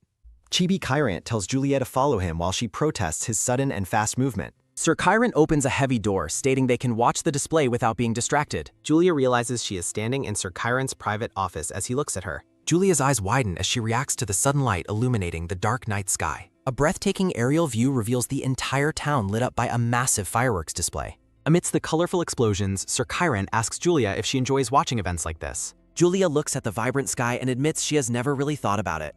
Standing on the balcony, Julia asks if Sir Kyrant came by specifically to watch with her. Sir Kyrant remains silent before playfully claiming that his earlier question was only a joke. Bright bursts of light fill the air as Sir Kyrant reflects on recent palace events. A close-up of the black-haired knight's face reveals his thoughtful and serious expression. Sir Kyrant looks toward Julia, suggests that she needs to rest once in a while. Sir Kyrant warns Julia that constantly charging forward will eventually lead to her total collapse. Looking down at her boots, Julia asks if he is showing her this for her sake. A close-up captures Julia's ear turning bright red as she blushes from the knight's concern. Feeling embarrassed, Julia laughs nervously and sincerely thanks Sir Kyrant for his kindness. A gloved hand rests on the balcony as Sir Kyrant shares a secret about relaxation. Sir Kyrant explains that watching fireworks allows one to temporarily forget their worries and relax. Julia looks at the glowing sky, reacting with a soft, surprised expression at his words. The two knights stand together in silence, watching the beautiful, vibrant fireworks over the city. The evening fades as a quiet stillness settles over the majestic palace grounds. Sunlight streams through a window, illuminating a vase of fresh tulips and roses. Narrative text reveals that the Crown Prince has been sending Julia flowers for over a week. The blonde Crown Prince smiles warmly and tells Julia she looks very beautiful today. 3 days ago, the prince presented Julia with a greenhouse bouquet that reminded him of her. 2 days ago, a flustered Julia received blue flowers that the prince claimed resembled her.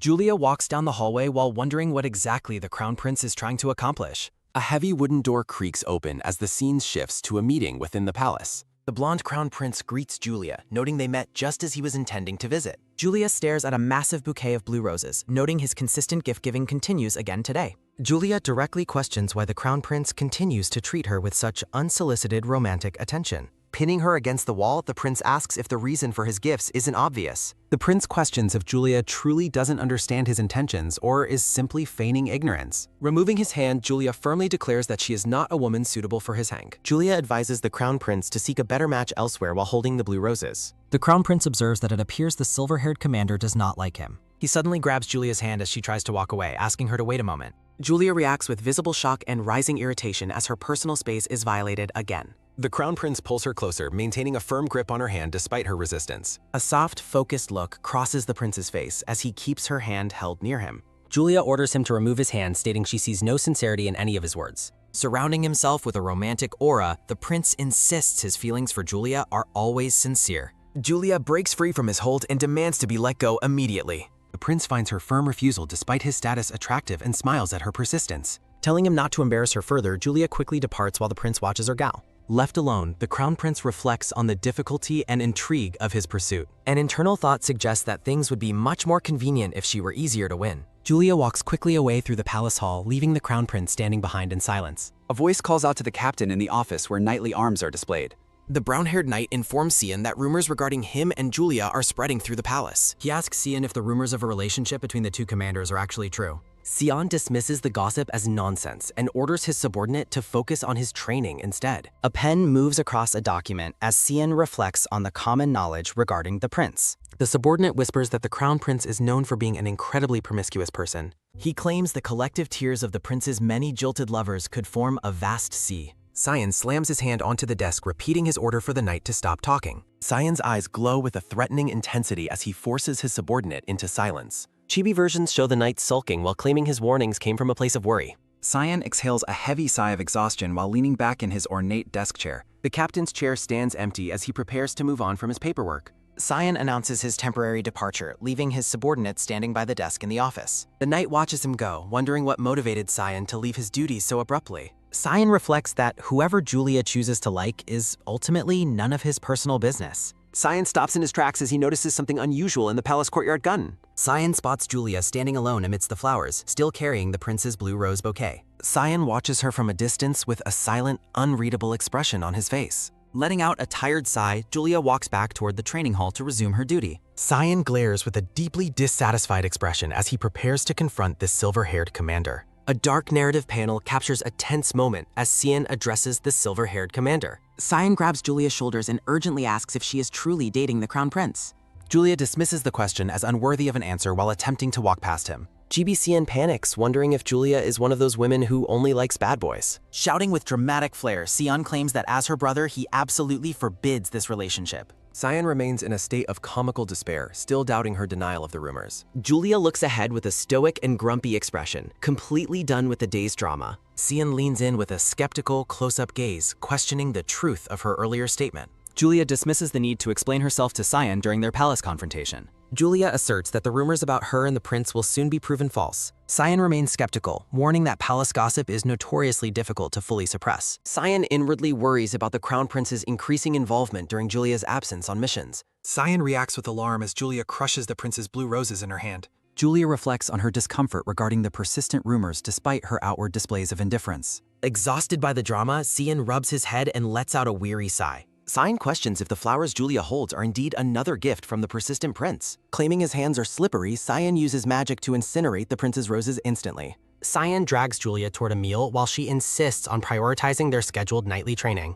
The two continue bickering over the importance of dinner versus duty as they walk away. In a secluded garden, the crown prince meets with a red-haired maid for a secret talk.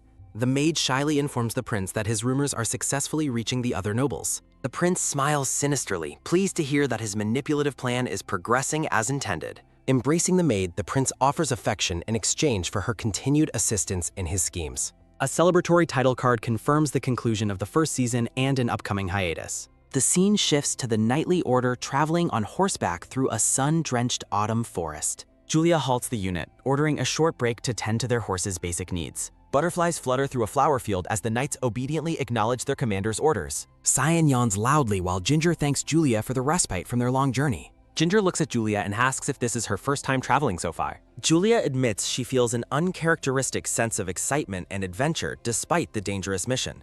Ginger frantically silences Cyan when the vice commander tries to mention Ginger's physical discomfort from riding. Laughing softly, Julia notes that such soreness is common for anyone's first time on a horse.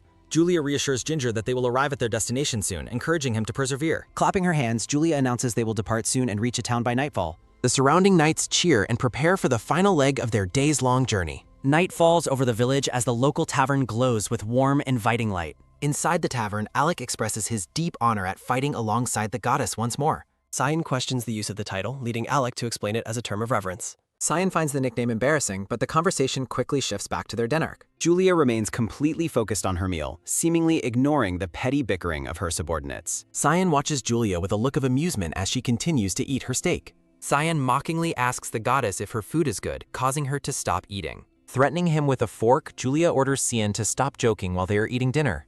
A knight laughs at their dynamic, though Cyan points out Julia's genuine threat of violence. A dark-haired knight across the table watches Julia with a serious and unblinking intensity. Julia notices the man's heavy gaze and pauses her meal with a look of confusion. Julia directly asks the black-haired knight why he's staring at her so intently. The man notes Julia's hunger, which she attributes to the long distance they traveled today. The knight pushes his own plate toward Julia, insisting she have his portion of meat. Cyan and Alec react with visible shock and disgust at the man's overly forward gesture. Alec tells the dark-haired knight that his behavior was far too pushy for the situation. Cyan complains about others ogling Julia while she continues to eat her meal with indifference. GBCN pouts about his failed attempt to help while Julia enjoys a cherry tomato. Other knights offer their food as well, but Alec politely declines their unnecessary generosity.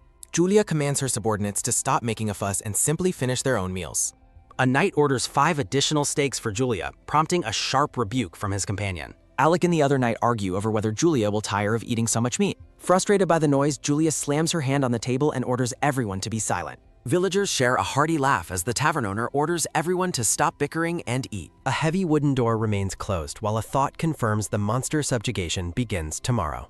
Knights relax in their quarters, complaining about the long ride and immediate lack of rest. Ginger questions the need for their presence if local mercenaries are already in the area. Justin explains that knights periodically assist distant cities to help with monster cleanup efforts. Narratives explain that the palace sends assistance because local nobles and mercenaries always lack manpower. Cyan yawns lazily, dismissively claiming that the knights have never really been much help anyway. Sir Justin scolds Cyan for his rudeness, though the vice commander remains unbothered by the rebuke. Alex sits quietly, pondering if things might finally be different during this year's autumn hunt. Memories of grueling training sessions surface, showing the unit's hard work under the setting sun. Cyan is caught off guard as Alec observes how much the blue-haired man has recently changed. Chibi Alec recalls Cian's former habit of complaining to the commander instead of working hard. The red-haired woman teases Alec about his former weakness while expressing pride in his growth. Sir Justin reflects on the unit's transformation into true knights since Julia took command. Ginger leaps up with excitement, eager to see how many monsters he can defeat this time. Cian looks at the enthusiastic young knight with a patronizing smirk, finding his excitement adorable. Cyan jokingly challenges Ginger to a duel before the monsters arrive, sparking a playful argument. Morning light filters through a vibrant, ethereal forest as the knightly unit gathers for duty. Julia looks ahead with intense focus, ready to lead her knights into the dangerous mountains. A hooded figure adjusts their cloak as they prepare to lead the scouting mission forward. A light-haired man introduces himself as the guide for the Montana Mountain Range subjugation mission. Chibi Julia acknowledges the guide and asks for a report on the current monster situation. The guide suggests leaving the knights on standby to scout out the orc village ahead. Walking away, the guide leads Julia and the vice commanders toward the heart of the territory. The guide mentions something feels suspicious, promising to explain once he has shown them the site. Julia reacts with visible surprise as she notices something unusual while following the guide. Julia agrees to proceed, shifting the scene to the vast mist-covered mountains in the distance. Blue boots trudge through a field of flowers and grass as the scouting party advances. The guide leads Julia and her vice commanders through the lush, sun-drenched mountain forest trails. Julia arrives at a clearing and confirms that they have reached the designated scouting location. The guide offers to create a magical barrier to conceal their presence and all nearby sounds. Green magical energy swirls around a gloved hand as the guide begins to cast the spell. Chibi Cyan expresses surprise at the guide's magic, while the guide credits Shade's concealment specialization. Alec looks on with a questioning expression while observing the nearby orc encampment from their hideout. The group surveys an orc village, noting that the population far exceeds normal tribal numbers. A massive orc guard stands watch, emitting a wicked and powerful presence that concerns the scouts. A narrative panel adds that there is even more to uncover about this strange orc gathering. The guide points out a specific mud hut where a powerful orc sorcerer is currently dwelling. Sir Kyrant notes the presence of an orc sorcerer and questions the strangeness of the situation. Narrated text explains that the sorcerer serves as the core of the orc's abnormal power levels. The light-haired guide looks on, noting the sorcerer has moved down to the mountain's edge. Panels highlight orcs with intelligence and magical power that are far beyond typical monster standards. An orc sorcerer holds a staff topped with a green crystal, radiating a threatening magical aura. A monstrous orc with horns and red eyes lets out a deafening roar within the camp. Cian notes the abnormal numbers and viciousness, suspecting the location is too conspicuous for schemes. Looking determined, Julia concludes that this entire monster situation was orchestrated by an unknown party. The guide agrees while the magical barrier begins to flicker, signaling their time is running out. Having assessed the enemy's strength, the group prepares to move out and return to safety. The party decides to finalize a strategy and launch their attack early the following morning. Sunlight strikes the exterior of a brick tavern in a quiet alley as the day ends. Lasius reports finding 3 suspicious villages in the mountain range after scouting for several days. Map details reveal that monster populations increase exponentially as the party travels deeper into the forest. Lasius warns that subjugation must end before sunset because monster strength amplifies significantly at night. Sir Kyrant suggests splitting the unit into 3 teams to eliminate the threat as quickly as possible. Cyan asks how the team should be divided, prompting a blunt, dismissive response from Commander Julia. Ginger explains that vice commanders will lead their respective knights while the 2 commanders form one team. Cyan expresses intense fear about leading a team alone, doubting his ability to protect his subordinates. Julia asserts that the knights have grown strong enough and encourages Cian to gain leadership experience. Chibi Cian frantically protests that he is not a leader despite Julia's insistence on this opportunity. Narrative text on a dark swirling background formally establishes the guide's identity as Sir Lasius. Julia explains that rewarding hard work motivates knights to perform better, while Cian reacts with confusion. Julia lectures Cian on the rewarding sense of accomplishment, causing the blue-haired vice commander to feel overwhelmed. Cyan begs Julia to stop her lecture because her intense, glowing eyes are genuinely frightening him. Placing a hand on his shoulder, Julia offers a simple and firm word of encouragement. Julia smiles warmly while expressing her complete confidence in both Cyan and the other knightly members. Looking resigned but moved, Cyan reluctantly agrees that they must proceed with the commander's strategic plan. Chibi Cyan happily asks if he will receive a reward, but Julia says it comes from His Majesty. Cyan sighs in heavy disappointment while Julia questions what other kind of reward he was expecting. Lacia smiles and offers to assist the Winter Knights during the mission to ease their burden. Julia expresses deep gratitude for his help, which Lysias defines as the duty of the shadows. Sir Chiron silently observes that Julia is a highly skilled leader who has trained her unit well. Ginger whispers that Sir Chiron cannot maintain a poker face around the goddess, causing immediate denial. Ginger teases Chiron about his facial muscles softening when looking at Julia, causing Cyan to laugh. Sir Chiron reacts with a menacing glare, asking who would ever make such an idiotic expression. A nervous laugh echoes through the dark background as the atmosphere among the knights shifts abruptly. Sir Chiron threatens to bury Ginger with the monsters while the younger knight protests being silenced. Night falls over the majestic palace towers as a quiet stillness settles following the strategic meeting. A mysterious figure wearing a dark blue cloak ascends a grand staircase within the moonlit palace. A gloved hand touches a brick wall, activating a complex glowing blue magical seal with power. The hooded figure stands before a hidden passage that has opened within the stone palace wall. Inside a dark secret chamber, a large black bird remains perched within a heavy iron cage. The figure takes the bird onto their hand, noting that time is short while chanting magic. The mysterious figure orders the red-eyed crow to depart immediately and return to its true master. The bird flies out of the open window into the night sky while the figure watches. The crown prince embraces a maid in the moonlit palace garden near a large stone fountain. The blonde prince and the green-haired woman share a moment of intense intimacy amidst falling petals. Cupping the maid's face, the prince listens as she shyly confesses her love for him. The prince claims she is the only one he loves, but then pauses with a confused expression. The prince accidentally calls her Sarah, prompting the maid to angrily correct him that her name is Angela. The prince quickly recovers by whispering Angela's name and reaffirming his feigned affection to appease her. Angela's heart pounds with excitement as the prince maintains his hold on her in the dark. A vast, starry sky stretches over the palace, providing a backdrop for the ongoing romantic deception. The crown prince leads Angela away through the courtyard while she giggles at his casual, charming remarks. A close-up reveals the prince's calculating gaze as he reflects on his father's declining health. The prince observes that his brother will need significant power to hold the throne once their father passes. The prince tightens his grip on Angela's shoulder, focusing on his plan to win over the Rosenthal's. The blonde prince wonders what gesture he should prepare for Julia when she returns from her mission. The prince stops in his tracks as he notices a strange light glowing from a palace tower. Angela asks what is wrong while the prince mentions seeing an unusual light from his own residence. The blonde man stares toward the tower, wondering if he simply misperceived the mysterious flash of light. Dismissing the light as nothing, the prince leads Angela away to his private room. Morning mist hangs over a dense forest as the scene shifts to the mountains. A knight playfully lifts Ginger, noting his weight while Julia and Cyan watch there. Julia reflects on the monster subjugation being a good opportunity for Sir Lysias' growth. Julia considers Cyan's need for better leadership as the blue-haired man laughs with comrades. The scene transitions through a bright sky filled with massive, radiant white clouds. Julia worries about the rising monster numbers and hopes her knights stay safe. Walking through flowers, Julia contemplates if leading the knights herself would have been better. A thought bubble mentions sending Sir Lysias as Julia's boots tread through the grass. Sir Chiron notices Julia's concern and asks if she is worried about her knights. Julia remains silent and introspective, her expression troubled by the weight of her duty. Cyan laughs while carrying equipment, reminding everyone of their extensive training for this mission.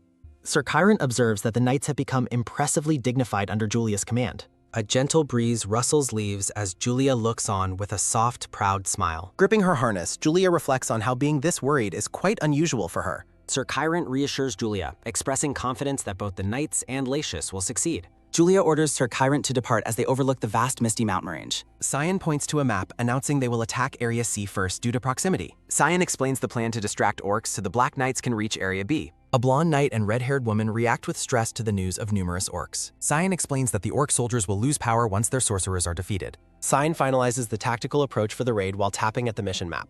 GB Cyan offers simple tactics for taking out orc mobs and warns everyone to be safe. Cyan gives a thumbs up, confidently stating their sword skills are enough to secure victory. The knights look skeptical and nervous, questioning if they can really trust Cyan's leadership. The knights shout their agreement in unison, resolving to follow Cyan into the battle. A watchtower looms over the camp as green blood splatters during the knights' assault. A campfire blazes in the dirt, signaling the chaos of the ongoing monster subjugation. Roland is warned to move as a knight throws a flaming torch at an arc. A blonde knight expresses frustration at the endless waves of monsters returning despite their kills. A knight on horseback slashes through an orc with a fierce, fiery blade strike. The white-haired Roland smiles with satisfaction despite the green blood staining his face. Chibi Roland screams in panic as orc blood splatters everywhere during the camp raid. Cyan leaps through the air, declaring he has successfully defeated 2 of the monsters. Julia's boots tread across the dirt, heavily stained with the green blood of fallen orcs. Wiping sweat, Cyan wonders about the unusually high number of sorcerers present in the village. Perched on a branch, Mr. Neo reports that he has located all the enemy sorcerers. Neo urgently warns Cyan that the sorcerers are currently healing the wounded orc soldiers. A sorcerer wearing a dark hood and carrying a staff hides behind a large tree. Another sorcerer is spotted atop a wooden watchtower overseeing the battlefield from above. 3 more sorcerers gather at a stone altar performing rituals amidst the camp's chaos. 2 sorcerers hide among the ranks of orc soldiers, providing support from the crowd. Neo departs to help others, ordering Cyan to target the sorcerers in the crowd first. Thanking Neo for the information, Cyan draws his sword and charges back into the fray. Combat sounds echo through the air as green blood splatters against a bright sky. Julia unleashes a powerful blue energy slash, cutting through multiple orcs in a single motion. Julia reflects on her surprise that the orcs have descended so far down the mountain. Sir Kyrant decimates the orc forces with a series of lightning-fast purple energy strikes. Sir Kyrant suggests scouting deeper after ordering the knights to regroup behind his position.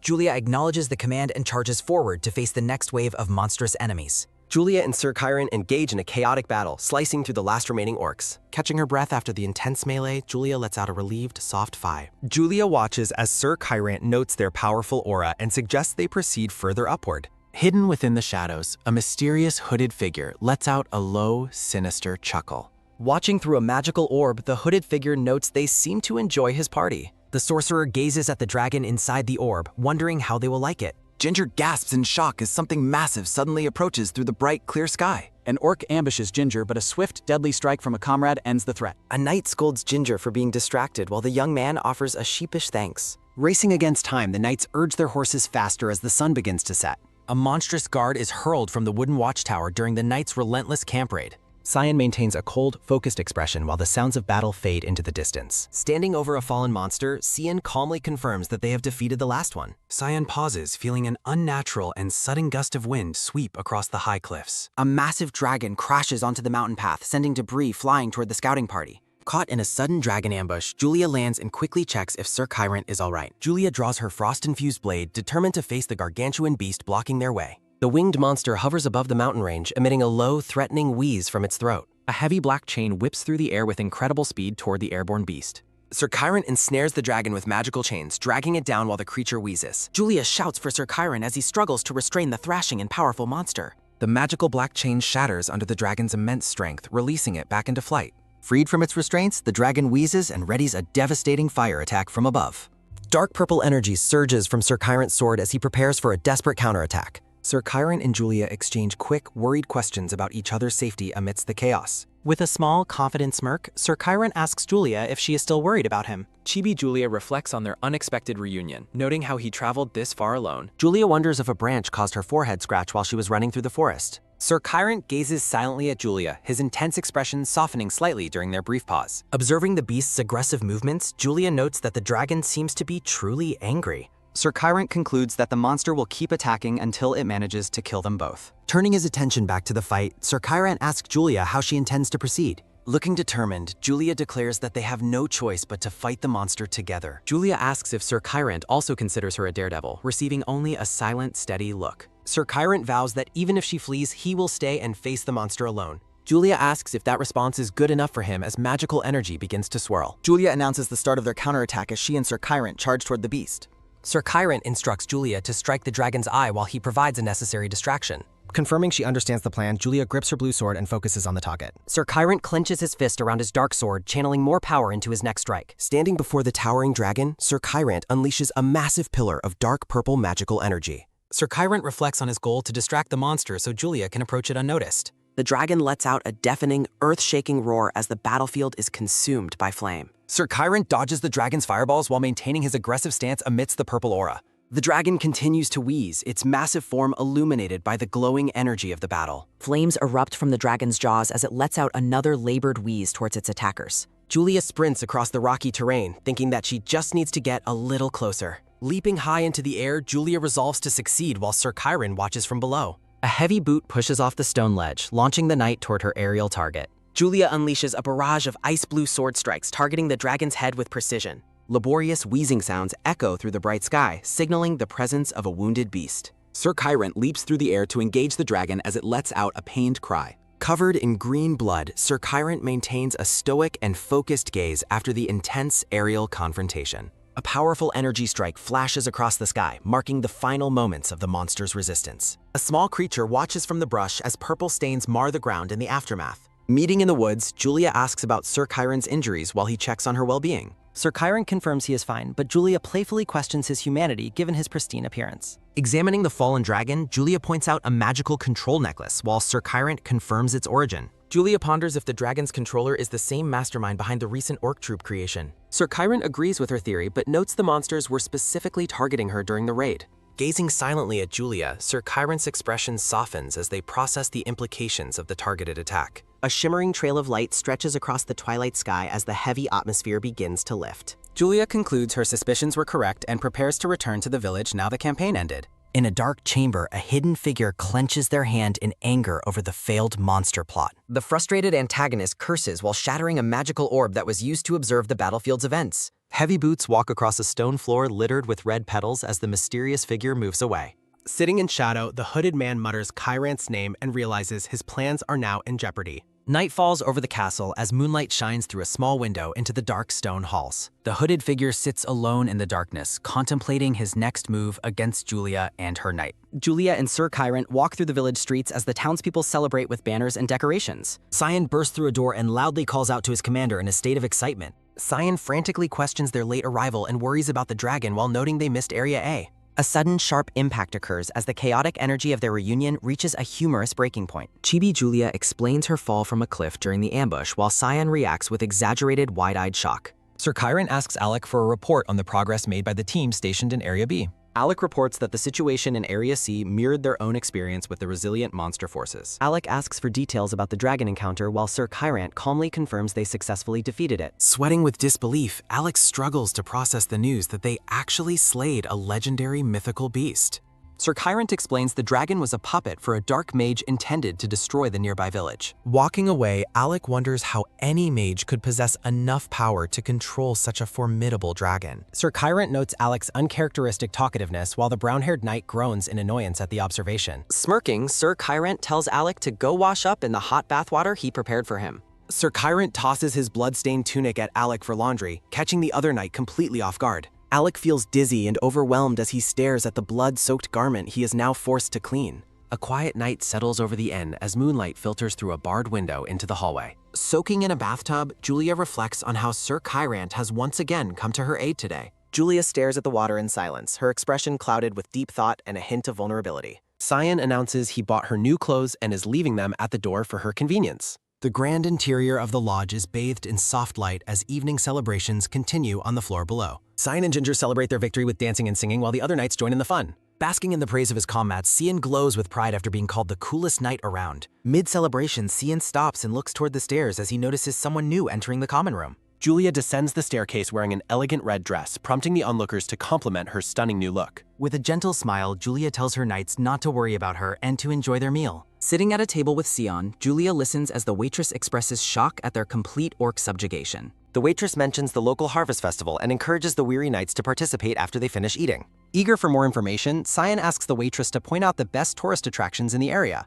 The mention of the festival triggers a memory of a past event Julia attended with her friend Judy. Julia contemplates staying in for the night because she prefers the quiet of the inn over festive crowds. Cyan admires Julia's appearance in her new clothes while she continues to drink from her mug in silence. Lasius compliments Julia's traditional regional attire and notes the unique charm of their current travels. Lasius suggests that the local harvest festival is far more pleasant than the boring capital city. Julia observes Lacia's apparent love for travel, though she clarifies this mission hardly qualifies as such. With a charming smile, Lasius playfully asks Julia if that is truly what she believes. Julia mentions their return to the capital tomorrow and suggests they observe the local festivities tonight. Chibi Julia asks Lasius his plans, and he admits he intends to trail the other knights. Chibi Lasius is caught off guard when Julia notes how incredibly crafty his behavior is. Festive flags hang from a lit building as the village prepares for the harvest celebration. Bright fireworks illuminate the night sky above a clock tower as Julia watches from below. Actors perform a play on an outdoor stage for a large captive audience of villagers. A decadent lobster feast is served on a platter, marking the height of the celebration. 4 wooden mugs filled with frothy beer are raised together in a triumphant, joyful toast. Julia reflects on Lacius's previous complaints, finally understanding why he finds the palace so suffocating. Stopping in the hallway, Julia turns back to Sir Chiron with a look of quiet curiosity. Alec complains about being dragged to the festival while energetic dogs chase him through the stalls. Alec laughs heartily, admitting they rarely have opportunities to enjoy such lively and festive events. Julia and Sir Chiron stand together, noting how cheerful the townspeople seem during the local festival. A heavy silence falls between Julia and Sir Chiron as they struggle to find their words. Julia encourages a local couple to go ahead as she watches them dance together. A woman wearing a flower crown approaches Julia, inviting her to join the festive street dance. The woman pulls Julia along, insisting she shouldn't just stand there and should dance with them. A young girl playfully pushes Sir Chiron, encouraging the mister to join the group dance. Julia finds herself swept into the center of a singing crowd, feeling overwhelmed by the energy. Heavy leather boots step rhythmically on the cobblestones as the music guides the festive dance. Julia and Sir Chiron face each other amidst the crowd, momentarily frozen during the lively dance. Julia asks Sir Chiron what he intended to say earlier before the festival crowd interrupted them. Sir Chiron reaches out and takes Julia's hand, leading her into the rhythm of the dance. Looking away, Sir Chiron begins to mutter a question that has been weighing on his mind. Sir Chiron holds Julia close and asks if she truly harbors feelings for the Crown Prince. Turning her head in surprise, Julia asks if he actually believes the rumors circulating about her. Julia admits she never expected him to ask such a personal question during their current mission. A gentle breeze rustles Julia's hair as the two knights share a rare, intimate moment together. Julia clarifies that she only likes strong people, specifically mentioning that she likes people like him. Observers react with wide-eyed shock and blushing faces as the two knights continue their romantic dance. The question about Julia's feelings for the Crown Prince hangs in the air over the dancers. Sir Chiron reflects on the lively atmosphere while becoming captivated by Julia's stunning and radiant appearance. Julia's eyes sparkle with wonder as she looks up, fully immersed in the magic of the festival.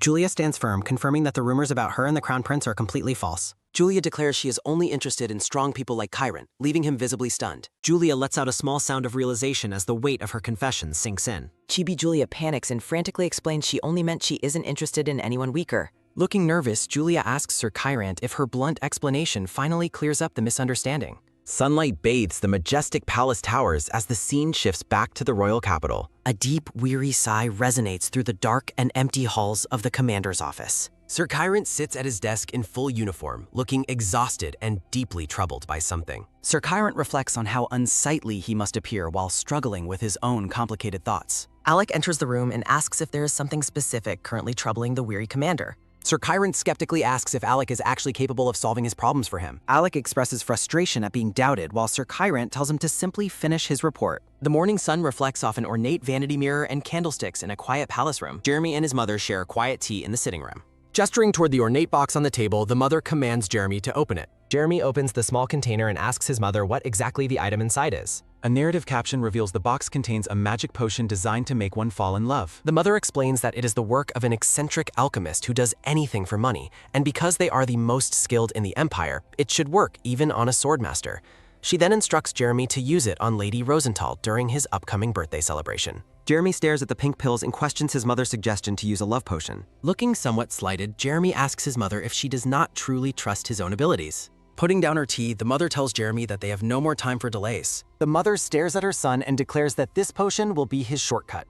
The mother reveals her plan to bring neutral aristocrats to their side, while Jeremy focuses on making Lady Rosenthal his, as using the family as a shield will allow them to push out the Crown Prince. She explains he will become emperor, and Jeremy smiles as he confirms that he understands. The morning sun shines through the green leaves of a tree against a clear sky. Julia reflects on the rumor that the Crown Prince intends to propose to her.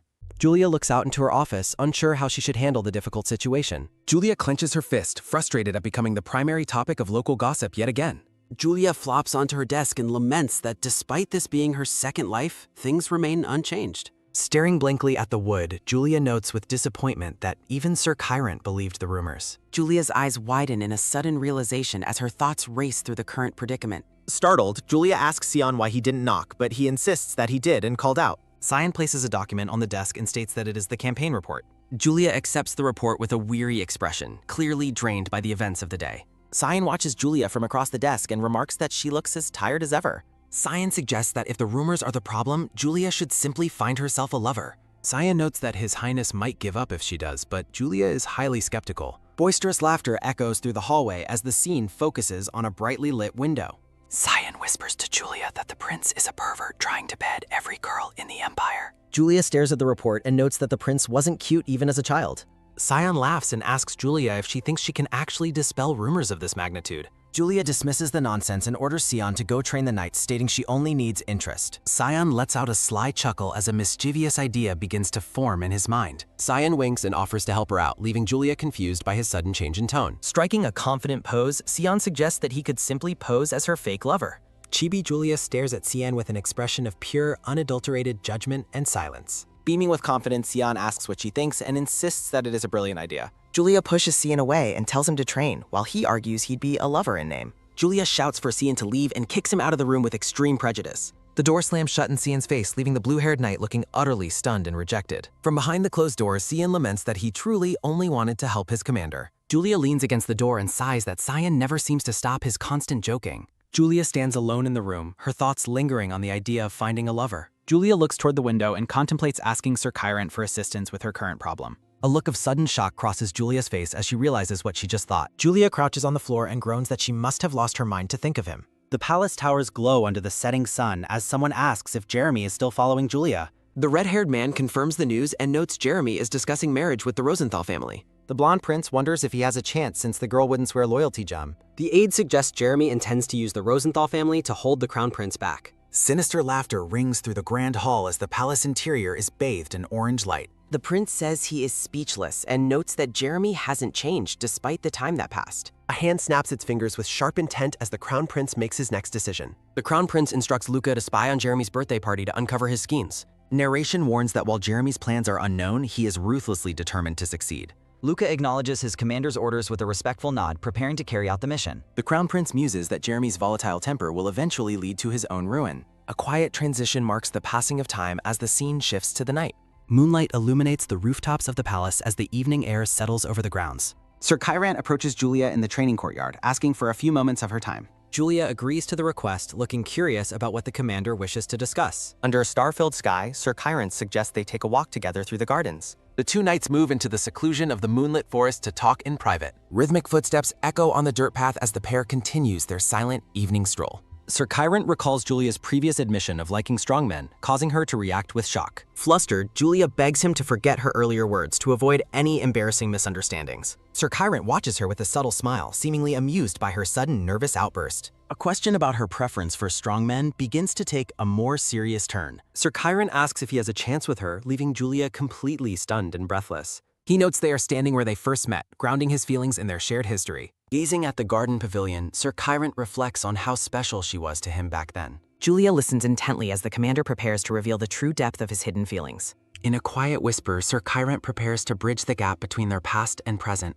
Facing the ornate pavilion, the knight admits his lack of experience in expressing his emotions. Standing amidst falling petals, Sir Chiron formally confesses his love for Julia under the moonlight. Caught off guard by the sudden confession, Julia struggles to process what she just heard. Sir Chiron looks on with an earnest expression, vulnerable as he awaits Julia's response. Julia asks if his confession is sincere, still doubting the reality of the romantic moment. Sir Chiron questions if she truly thinks he would lie about something as serious as love.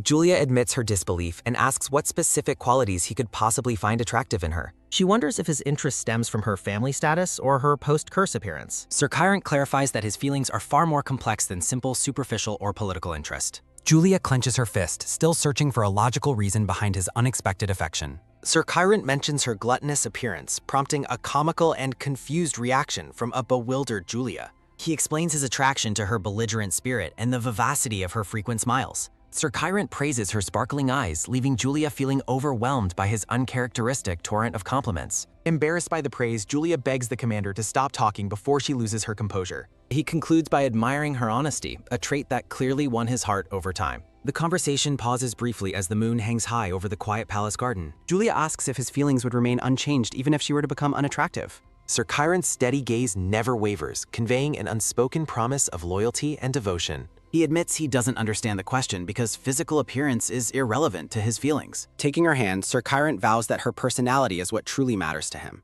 Julia stands speechless, deeply touched by the knight's profound and unwavering commitment to her. Their joined hands symbolize a new bond forming between the two powerful and lonely warriors. A soft smile touches Julia's lips as she begins to believe in the commander's sincerity. Memories of her painful past flicker through Julia's mind as she recognizes his life-changing impact. Sir Kyrant wonders if she hates him because they are such opposites in character. Julia reflects on her own changing nature, realizing how much she has grown since meeting him. Overwhelmed by emotion, Julia suddenly turns and runs away from the intensity of the scene. Hiding behind a tree, she breathlessly asks for more time to process his sudden confession. Sir Kyrant watches her retreat with a patient look, content to wait for her answer. He assures her that she can have all the time she needs to consider his proposal. Sir Kyrant counts thousands of sheep while lying awake, unable to sleep due to his racing heart. Two small birds chirp on leafy branches as morning light signals the start of a new day. Julia sits up in bed, looking weary and exhausted after a night spent entirely without any sleep. Julia reflects on Sir Kyrant's profound words about character being far more important than one's physical appearance. Clenching her hand, Julia begins to fully process the weight of Sir Kyrant's sincere and unexpected confession. Julia contrasts the commander's honesty with the deceptive behavior she previously endured from the blonde crown prince. Thinking back on their shared history, Julia recognizes that Sir Kyrant has always been a man of integrity. Hugging her knees, Julia wonders why her heart continues to pound so intensely after the previous night's events. A maid knocks and enters the room, greeting Julia as she prepares to start her morning duties. The maid sets a tea tray with a floral pattern set on the table to begin the morning service. Judy cheerfully asks Julia which ribbon she would prefer to use for her styling and appearance today. Judy reacts with visible alarm after noticing the deep dark circles under Julia's tired and bloodshot eyes. Judy asks if the second prince's rumors are the cause of her insomnia, which Julia partially confirms. Infuriated, Judy fumes with a fiery rage as she growls about the prince's impact on her lady. Judy rants about her desire to punish the prince while a chibi Julia watches her energetic outburst. Standing outside a grand building, Julia tells Judy to calm down despite the maid's lingering sadness. Jeremy approaches Julia from behind and asks if she received the invitation to his upcoming birthday celebration. Jeremy suggests they dine together and begins walking, assuming Julia will follow along without any further hesitation. Julia is repulsed by Jeremy's casual mention of their relationship being more important than her night training. Sir Kyrant interrupts the pair, stating he will leave if Julia has no other business with him. Jeremy asks to watch Julia train, but his suggestion is ignored when Sir Kyrant calls out to her. Julia's face lights up with immediate joy and relief upon seeing the commander standing in the hallway. Sir Kyrant stands majestically against a floral backdrop, projecting an aura of calm authority and quiet strength. Excitedly, Julia tells Sir Kyrant she has something important to say, completely ignoring the stunned second prince. Jeremy mockingly asks Sir Kyrant if he missed him, prompting a cold and silent stare from the commander. Sir Kyrant ignores the greeting and bluntly tells Jeremy to be on his way and leave them. Jeremy argues that he was speaking with Lady Julia first, attempting to maintain his influence over her. The tension between the two men reaches a boiling point during their silent hallway confrontation. Jeremy and Sir Kyrant glare at each other intensely while their heads spin around comically. Jeremy's expression darkens with genuine malice as he orders the commander to get out of his way. Sir Kyrant remains firm, insisting they must leave together because they have urgent matters to attend to. Sir Kyrant clarifies they have business regarding the night orders, effectively dismissing Jeremy's attempts to stay with Julia. Jeremy watches the pair walk away with a heavy sigh, clearly frustrated by the commander's successful intervention.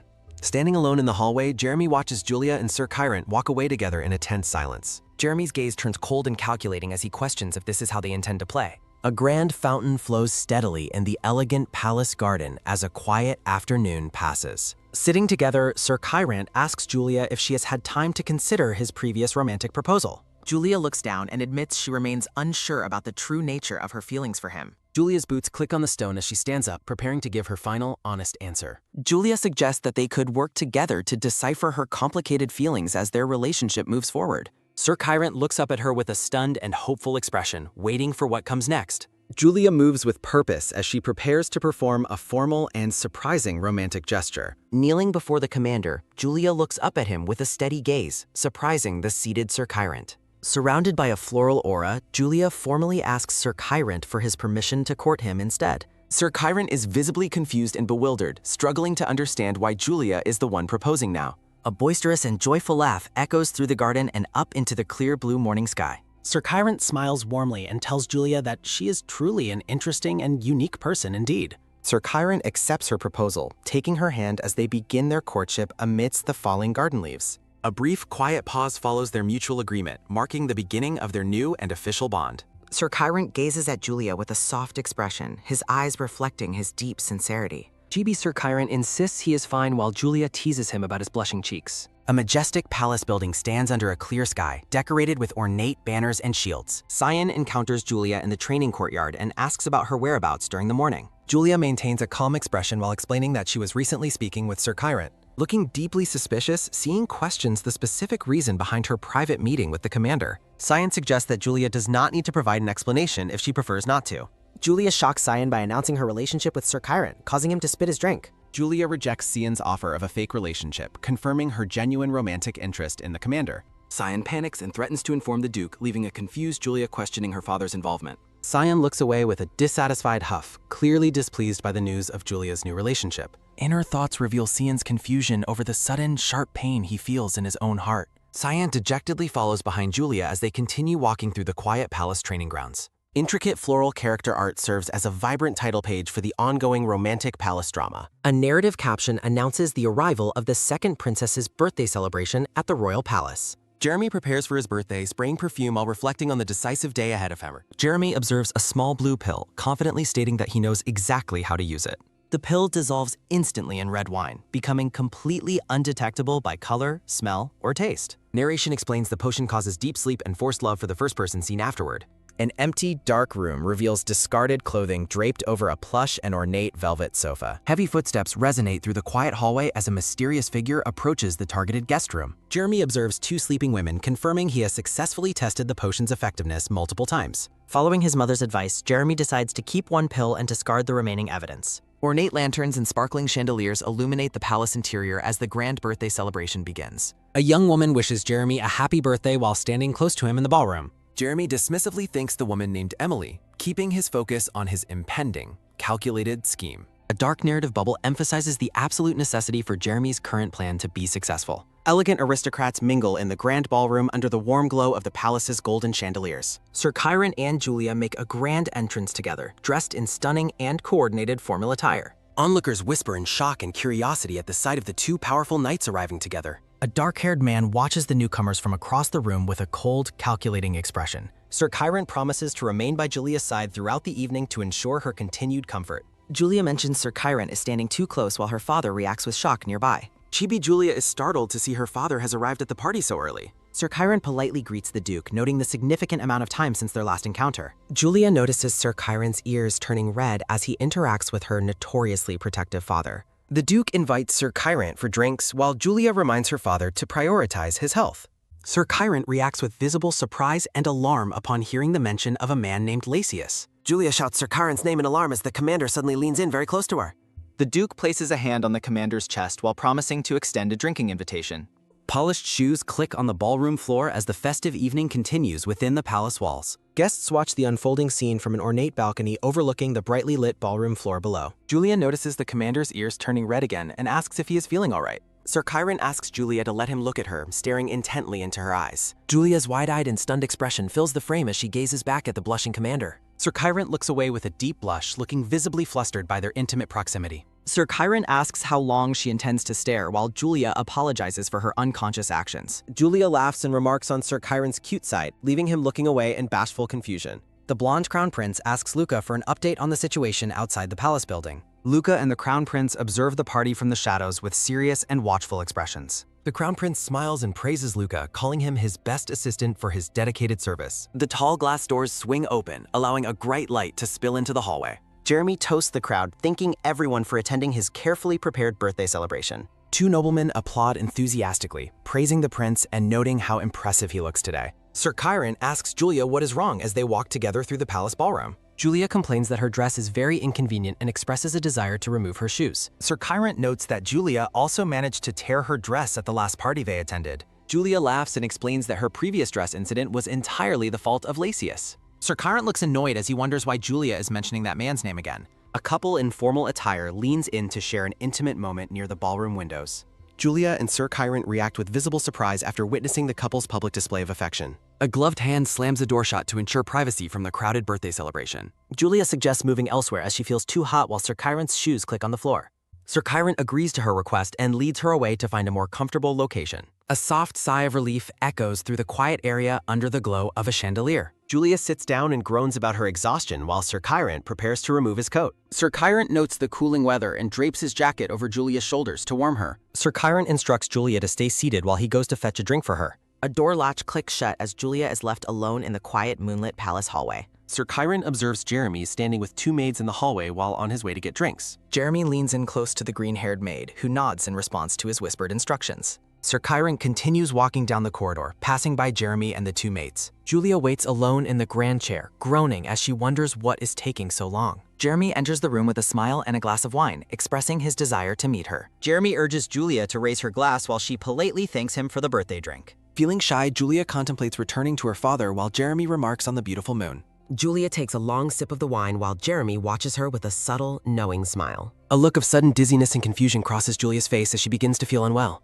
Jeremy dismisses her concerns with a calm expression as the hidden potion begins to take effect. Jeremy's smile widens as he reflects on how lucky he is that his plan is succeeding. Julia decides she must leave immediately as her vision blurs and she feels herself losing control. Jeremy asks why she is leaving so suddenly as Julia struggles to stand and maintain her balance. Jeremy grabs Julia's shoulders and offers his help as she leans heavily against him for support. Julia's eyes glaze over and she loses consciousness while Jeremy holds her in his arms. On a moonlit balcony, Jeremy tosses the empty wine glass over the railing with a casual flick. The shattered glass lies among fallen flower petals in the garden below, destroying all evidence. Jeremy smirks with cold triumph as he prepares to carry the unconscious Julia away. Jeremy carries Julia across the balcony, confident that his calculated scheme has finally succeeded. A vibrant transition page features the story's title and beautiful character art amidst falling petals. Sir Chiron stands over a spilled glass of wine on the floor as two maids look on. The green-haired maid apologizes and explains that the younger girl fell because she was rushing. The maid begs for forgiveness and promises they will do their best to clean Sir Chiron's clothes.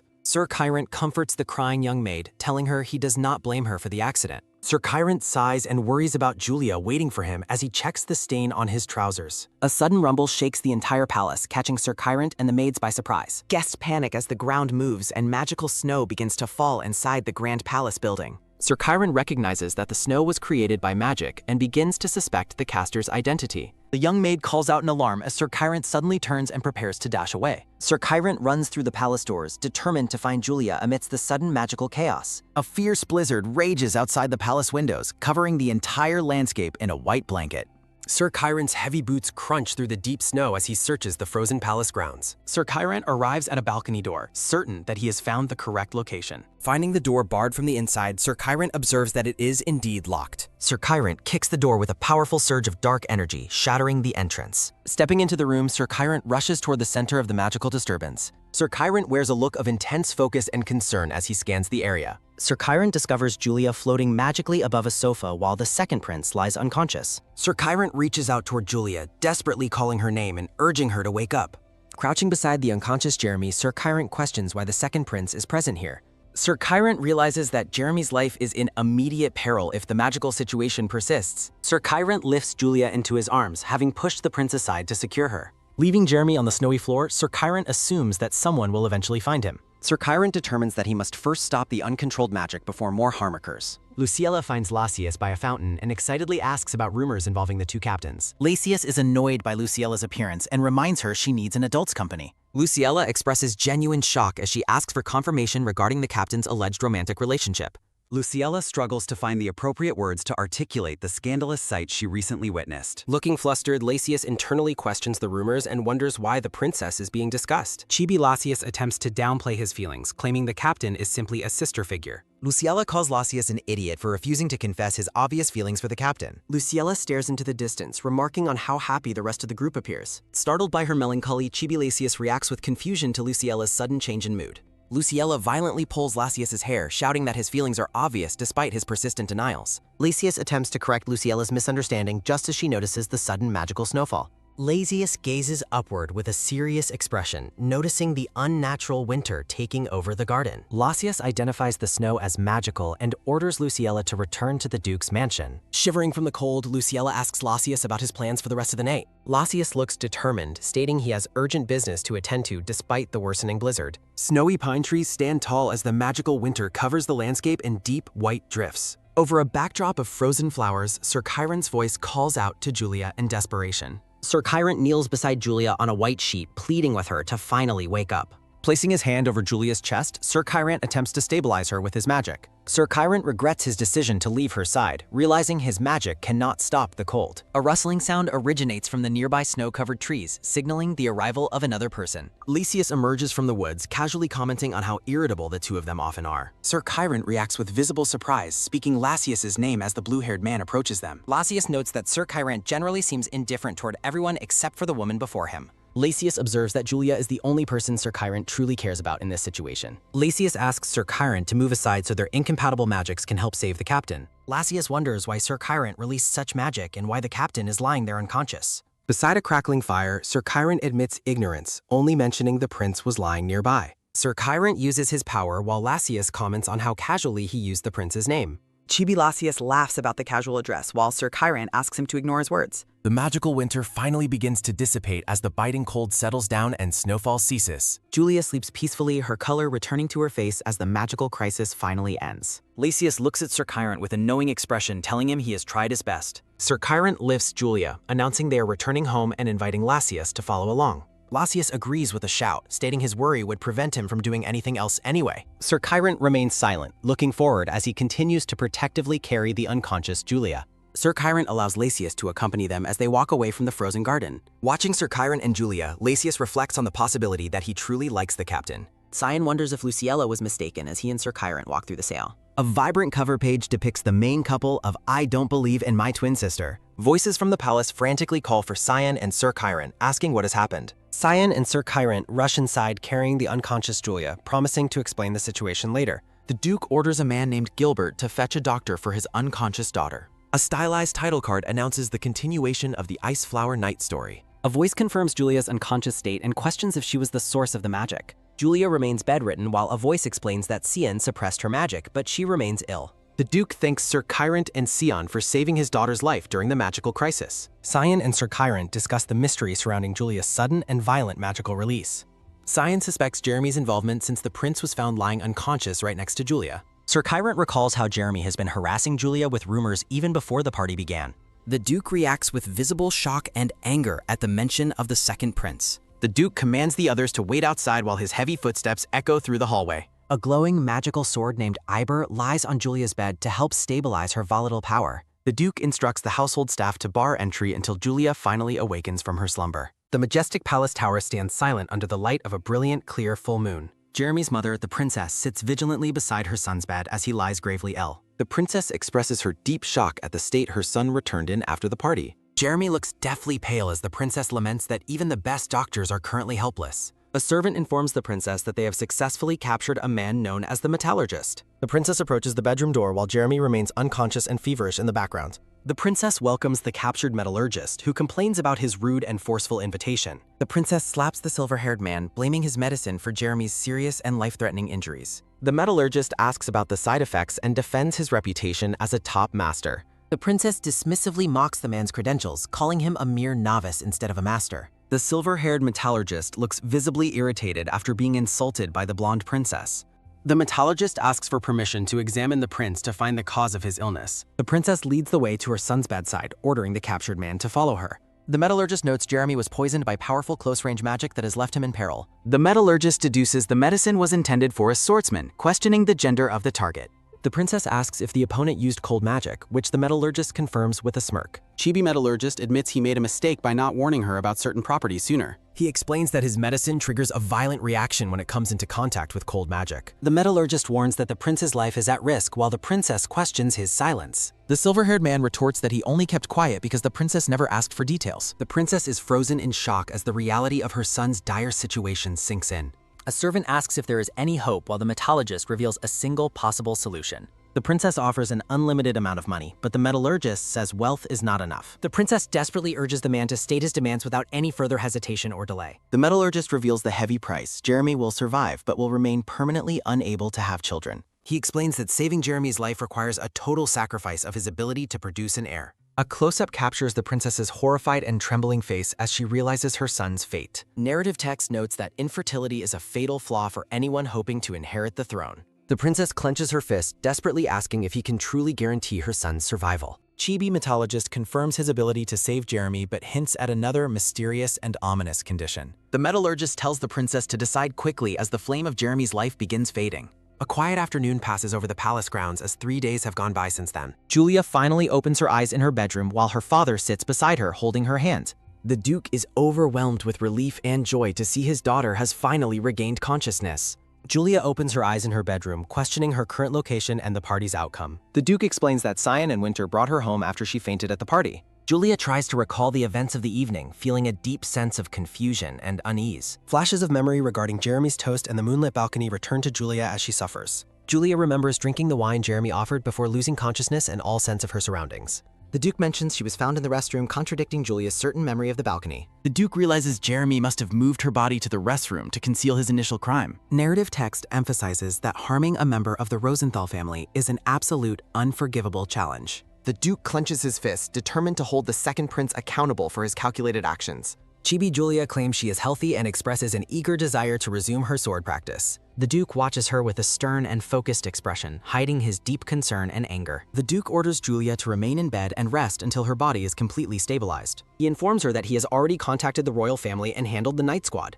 Julia tries to protest her father's decision, but his firm and protective tone quickly silences her. The Duke tenderly holds Julia's hand against a soft and snowy background of falling white petals. Julia gazes at her father with a soft smile, acknowledging his deep and protective love for her. The Duke embraces Julia, thanking her for surviving the crisis and waking up safely. A vibrant cover page features the lead couple of the series, I Don't Believe in My Twin Sister. A stylized promotional page showcases the main characters from the series Who Kidnapped the Empress. An unseen voice asks Luca if he has discovered the truth behind Jeremy's recent palace activities. Luca informs the Crown Prince about rumors that the metallurgist named Tan has entered the capital. The blonde Crown Prince reacts with visible shock upon hearing that the metallurgist met with the Queen. A hand turns an ornate golden door handle, transitioning the scene within the grand palace interior. Chibi Crown Prince wears a puzzled expression as he contemplates the mysterious and unfolding palace events. A man in uniform introduces himself as Chen, the official bodyguard serving the second prince. The Crown Prince and Luca question why the second prince's personal guardian is present here now. A title card identifies Chen as the dedicated guardian and protector of the second prince. The Crown Prince mocks the idea of Luca serving anyone else, asserting his own true status. Luca tells the prince to stop the nonsense and focus on the reports regarding the queen. The grand palace towers stand tall under the brilliant midday sun as a new day dawns. Luca explains that the potion's clash with the lady's magic caused the sudden violent release of power. Luca confirms that the second prince was caught in the magical crossfire and placed in peril. The Crown Prince asks about the price paid for Jeremy's survival after the disastrous magical event. Luca reveals the permanent cost. Jeremy will survive but will remain unable to produce an heir. The blonde Crown Prince stares in stunned silence as the news of Jeremy's infertility finally sinks in. An atmospheric background reflects the gravity and finality of the news regarding the second prince's future. The Crown Prince and Luca share a grim and mocking laugh over Jeremy's pathetic and ironic downfall. The Crown Prince finds it hilarious that the womanizing prince has been rendered permanently impotent. The Crown Prince orders Luca to spread the rumors of Jeremy's condition throughout the kingdom's nobility. Standing with confidence, the Crown Prince declares that Jeremy is now effectively removed from the throne. A character learns that the metallurgist named Tan has already fled the capital after treating the prince. The Crown Prince orders his bodyguard Chen to go and retrieve the missing metallurgist immediately. Ornate chandeliers illuminate the hallway as the scene shifts to the interior of the Queen's palace. The Queen is informed that Jeremy has awakened but remains unresponsive, staring blankly at nothing. The Queen furiously questions if Jeremy knows the truth while the maid desperately defends her silence. The Queen threatens to kill the maid if the secret of Jeremy's infertility is ever revealed. The terrified maid remains silent and sweating under the Queen's cold and lethal gaze. Jeremy sits by a window, looking out blankly as the Queen asks how his body feels. Jeremy asks about Julia's condition, prompting a look of intense, frustrated shock from the Queen. The Queen dismissively tells Jeremy to forget about that girl and focus entirely on himself.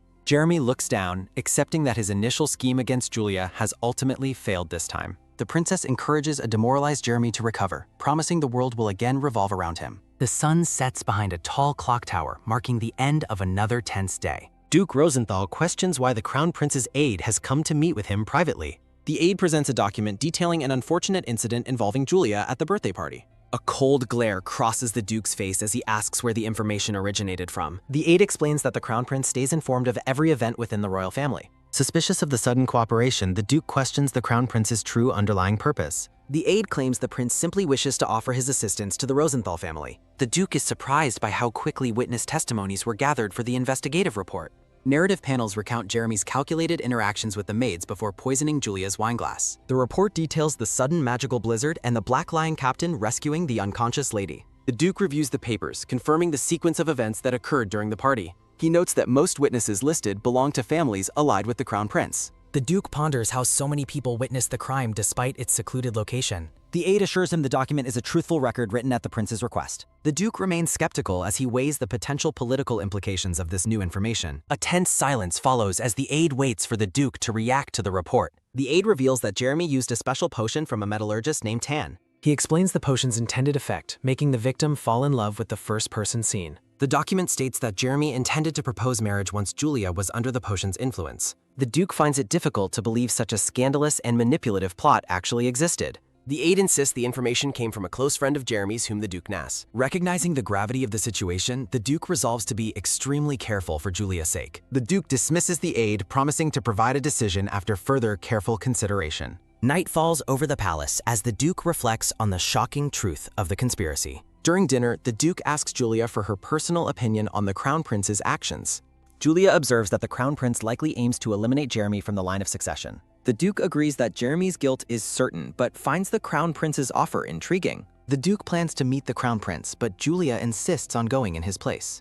Julia declares she will no longer be manipulated and wants to judge the situation directly herself. The Duke laughs at her stubbornness, allowing her to go while warning her not to overwork. A vibrant cover page promotes the series Who Kidnapped the Empress with beautiful character art. The next day, the palace towers gleam under a clear blue sky as Julia arrives. Luca welcomes Lady Rosenthal, informing her that the Crown Prince is already waiting for her. Julia realizes the prince anticipated her visit, feeling a sense of unease as she enters. Luca offers a polite smile while leading the way through the grand palace corridors. Luca mentions the prince is in the heating room, causing Julia to react with mild confusion. Julia finds the prince's habits annoying and feels uncomfortable about their upcoming and mysterious meeting. A voice calls out to her as she approaches the designated meeting spot. Chibi Julia is startled when the prince seemingly reads her mind about her feelings of annoyance. The blonde crown prince stands in a lush greenhouse, watering a patch of bright red flowers. The prince looks over his shoulder as Luca announces Lady Rosenthal's arrival to the garden. Julia offers a formal bow while the prince invites her to sit down for a chat.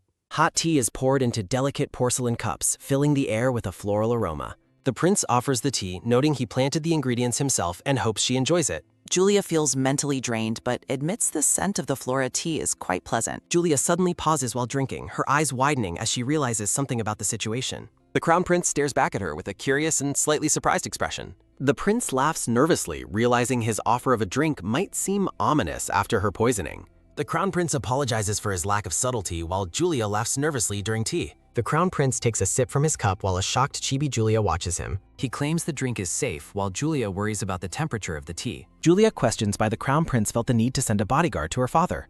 The prince expresses a desire to help, noting Julia lacks the time for a direct investigation. A close-up of the crown prince's eye captures a moment of intense and silent observation. Julia flinches as the prince suggests finishing the matters they have already started settling down. The smiling prince warns Julia that her expressive honesty can be a dangerous weakness for her. Julia looks away, promising the blonde crown prince that she will remember his specific instructions.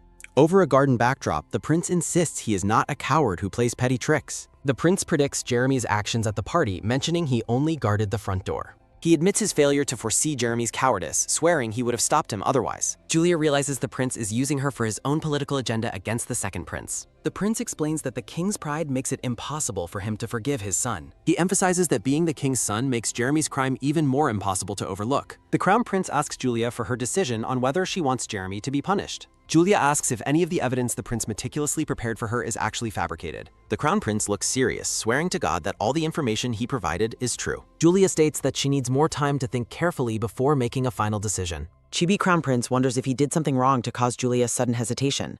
Julia questions her own hesitation while a chibi version of herself expresses frustration in the background. The crown prince leans in with a knowing look, offering to share one final, shocking detail. He reveals that Jeremy was rendered a eunuch due to the influence of a powerful magic. Chibi Crown Prince points out that Julia herself was the source of that devastating magical poison. Julia screams in absolute shock after hearing the news about Jeremy's permanent and humiliating condition. The prince notes that Jeremy has already been punished, asking if Julia understands his true meaning. The afternoon sun shines brightly above the lush green trees of the palace grounds. Julia walks away, reflecting on how even a simple conversation with the Crown Prince is exhausting. The Crown Prince repeats his question, ensuring Julia understands the political bargain he is offering. Julia realizes he wants her to accept his offer to eliminate his opponent without open conflict. Sir Kyrant rushes toward Julia in the palace garden, calling out her name with visible relief. Sir Kyrant came looking for her at the palace, arriving just as Julia felt mentally drained. Julia leans against Sir Kyrant, finding solace in his presence after her tense meeting. Julia tells a confused Kyrant she is absorbing his energy, represented by a low battery icon. Sir Kyrant looks down at Julia with a soft, affectionate smile as she holds onto him. Embracing her tightly, Sir Kyrant tells Julia she can take as much of his energy as needed. Julia recalls hearing that Sir Kyrant carried her all the way back home during the crisis. Sir Kyrant holds Julia close, expressing his deep relief that she is finally safe and healthy. Kyrant asks about her health. Julia admits fatigue, but says seeing him makes her feel better. Chibi, Sir Kyrant, and Julia are startled by a sudden sound or realization. Sir Kyrant suggests they visit a restaurant recommended by Alex for a lunch date in time. Sir Kyrant leads her away while a crying Chibi Alex watches from the background. The scene shifts to the village, showing the exterior of a cozy restaurant named Trattoria. During lunch, Julia tells Sir Kyrant that the meal is delicious because they are eating together. Julia contrasts her comfort with Kyrant against the suffocating feeling she gets from the Crown Prince. Sir Kyrant stares at Julia while she eats, causing her to stop and question his behavior. Blushing, Julia asks Sir Kyrant to stop looking at her so intensely while she is eating. Chibi Sir Kyrant looks incredibly dejected, prompting Julia to quickly soften her tone and words. A piece of meat is held up on a fork, ready to be offered. Julia looks surprised as Sir Kyrant holds out a piece of his food for her to taste. Sir Kyrant playfully offers a piece of meat to Julia while they share a meal together. Julia opens her mouth to accept the food while Kyrant continues to encourage her affectionately. A whimsical backdrop frames the question of whether the food being shared is truly delicious. Kyrant shyly admits he hasn't tasted it himself yet, leaving Julia looking quite surprised by him. Julia suggests visiting a nearby cake shop, while Kyrant wonders if she still has room for more. Julia confidently explains that dessert goes into a completely separate stomach from the main meal. A colorful cover page features stylized character art for the series titled Born a Princess. Narrative text from the translators expresses disappointment regarding the low engagement numbers for the current series. A few days pass as scandalous rumors begin to circulate about the second prince's sudden infertility. While some dismiss the reports as baseless insults, others claim the information comes from a reliable source. Details emerge suggesting Jeremy fell seriously ill after the party and can no longer produce heirs. Two noblemen discuss the lack of concrete proof regarding the shocking medical rumors surrounding the prince. Observations are made that the prince has stopped seeing women and reacts irritably toward anyone approaching him. A man questions the validity of such a strange occurrence happening to a member of royalty. Regardless of its truth, the damaging rumor continues to spread rapidly through every corner of the capital. The narrative emphasizes that the persistent scandal has already completely destroyed the second prince's public credibility. A nobleman argues that nobody would dare fabricate such serious news about the royal family's personal affairs. Rain falls heavily over the Sun Palace as the atmosphere within the royal court grows tense. Looking through a window, the Crown Prince asks Julia and the Duke if they desire Jeremy's punishment. The prince threatens to inform the king himself if they hesitate to hold Jeremy properly accountable. Feeling the immense pressure of the situation, a drained Julia calls out for her father's support. The Crown Prince notes they share common ground as he leads the group toward a meeting. An official announcement heralds the arrival of the Crown Prince and Duke Rosenthal to the Emperor. The Grand Palace doors swing open as the Emperor grants them permission to enter his presence. The exterior of the palace stands cold and imposing under the relentless and steady evening rain. Jeremy dismisses a maid, stating he is not in the mood for company after his recovery. The maid is reduced to tears while asking about the rumors currently plaguing the prince's reputation. The crying maid flees as Jeremy desperately calls out for her to wait and explain herself. A servant is caught off guard by the prince's sudden outburst and reacts with visible alarm. Jeremy demands to know what is happening while staring at the trembling servant with growing suspicion. Since waking up, Jeremy reflects on his new and overwhelming discomfort whenever a woman gets close. He wonders if his current aversion is a permanent after effect of the magical injuries he sustained. The servant panics over the prince's reaction, unsure of how to handle the deteriorating situation properly. Terrified, the servant bows deeply and offers a frantic apology to the visibly agitated second prince. Narrative text notes that certain people have begun observing the prince's behavior with renewed critical interest. Jeremy commandingly tells the bowing servant to raise his head and face him directly without fear. While the servant tries to deny seeing anything, Jeremy's expression shifts into a look of arrogant pity. A sudden aggressive movement occurs as the prince lashes out in a moment of intense frustration. Jeremy grabs the servant's collar, furiously questioning the change in his expression and his obvious fear. The scene transitions as the light of a palace lamp flickers against the dark interior walls. The king reviews the compiled evidence regarding Jeremy's actions that was provided by Duke Rosenthal's investigation. The Crown Prince reveals he has a lead on the alchemist and is close to capturing him. The king warns the Crown Prince that he will face consequences if any of this information is false. Standing firm, the Crown Prince swears by the God of Sun that his report is entirely truthful. The king reacts with a dismissive scoff as he contemplates the grave implications of the provided documents. Thoughts arise about the queen's potential involvement, noting her ruthless willingness to achieve her dark goals. A hand clenches the documents as the narrative warns that nothing would change without decisive action. A fragmented memory reflects the chaotic reality of the situation, contradicting all of Julia's previous expectations. The king asks Julia for more time to contemplate his final decision, and she politely agrees. A close-up of the king's face captures his deep internal conflict and growing resolve regarding Jeremy. The king asks to speak with the duke privately, dismissing the others from the room. In the quiet office, the king admits he feels deeply ashamed of his family's recent actions. Through the rain, the king vows to punish the queen and Jeremy before he abdicates his throne. Duke Rosenthal reacts with shock, telling the king that he cannot simply choose to abdicate now. The king explains he is old and exhausted by the betrayal and ugliness within his own family. The duke observes that the common people also need time to process these sudden royal changes. Narrative text recalls how the Rosenthal family historically swore their swords to protect the emperor's lineage. The king insists on punishing the traitor to ensure the princess suffers no more future trouble. An impressive silence fills the palace as a single chandelier flickers against the dark, empty walls. In a fit of rage, Jeremy brutally attacks a servant who desperately begs for royal mercy. The crown prince watches the violent outburst from the shadows with a cold and calculating eye.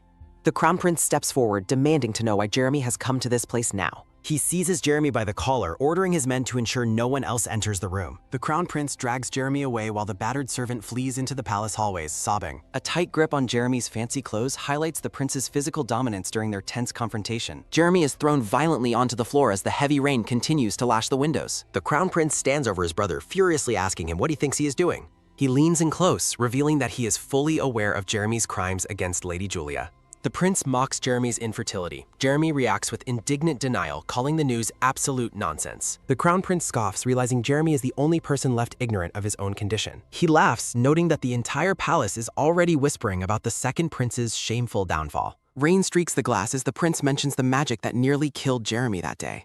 The crown prince explains that while the alchemist saved Jeremy's life, he lost his future heirs. He reveals the queen knowingly sacrificed Jeremy's virility just to keep him alive through the crisis. The prince points out that Jeremy has avoided women since waking up, confirming the inner truth. He looms over Jeremy, questioning why he remains obsessed with women he can no longer pursue. Jeremy panics, wondering if the crown prince truly knows everything that happened during the birthday party. Trying to steady himself, Jeremy hopes the prince is merely using rumors to provoke a confession. Fear grips Jeremy as he realizes there are secrets about his own body he never knew. He recalls the queen's recent strange behavior and the cold way she has been watching him. Memories of the hesitant, whispering maids flash through Jeremy's mind, making the rumors feel horribly real. Jeremy snaps at the prince, telling him to stop making such cruel and bothersome jokes immediately. The crown prince laughs, running a hand through his hair and enjoying his brother's visible misery. His eyes glow with a chilling intensity as he asks if Jeremy is finally ready to listen. The crown prince asserts that Jeremy knows better than anyone whether these claims are actually true. Stunned into a cold sweat, Jeremy stares at the floor, unable to formulate a coherent response. A few days pass as the palace prepares for the official investigation into the recent scandals. The queen and Jeremy sit in a formal reception room surrounded by various reports and documents. The blonde crown prince enters the room with his attendants, ready to present his final findings. Scattered papers across the table contain the detailed testimonies gathered against the second prince's conspiratorial actions. The queen looks over the evidence, questioning the source and the validity of the shocking content. The king looks down with a heavy heart, asking if the written reports are actually the truth. Jeremy vehemently denies the charges, claiming that an unknown enemy is actively trying to harm him. Despite his vocal denials, Jeremy's hands tremble violently behind his back, betraying his intense inner fear. The crown prince snaps his fingers, ordering the guards to bring the key witness into the room. The alchemist Tan is led inside, bound in heavy ropes and guarded by the prince's men. Jeremy reacts with visible horror, realizing the presence of the alchemist marks the end of his lies. The guard leans in, threatening Tan with execution if he dares to lie before the king. Bound and terrified, the alchemist regrets ever getting involved in the second prince's dangerous royal schemes.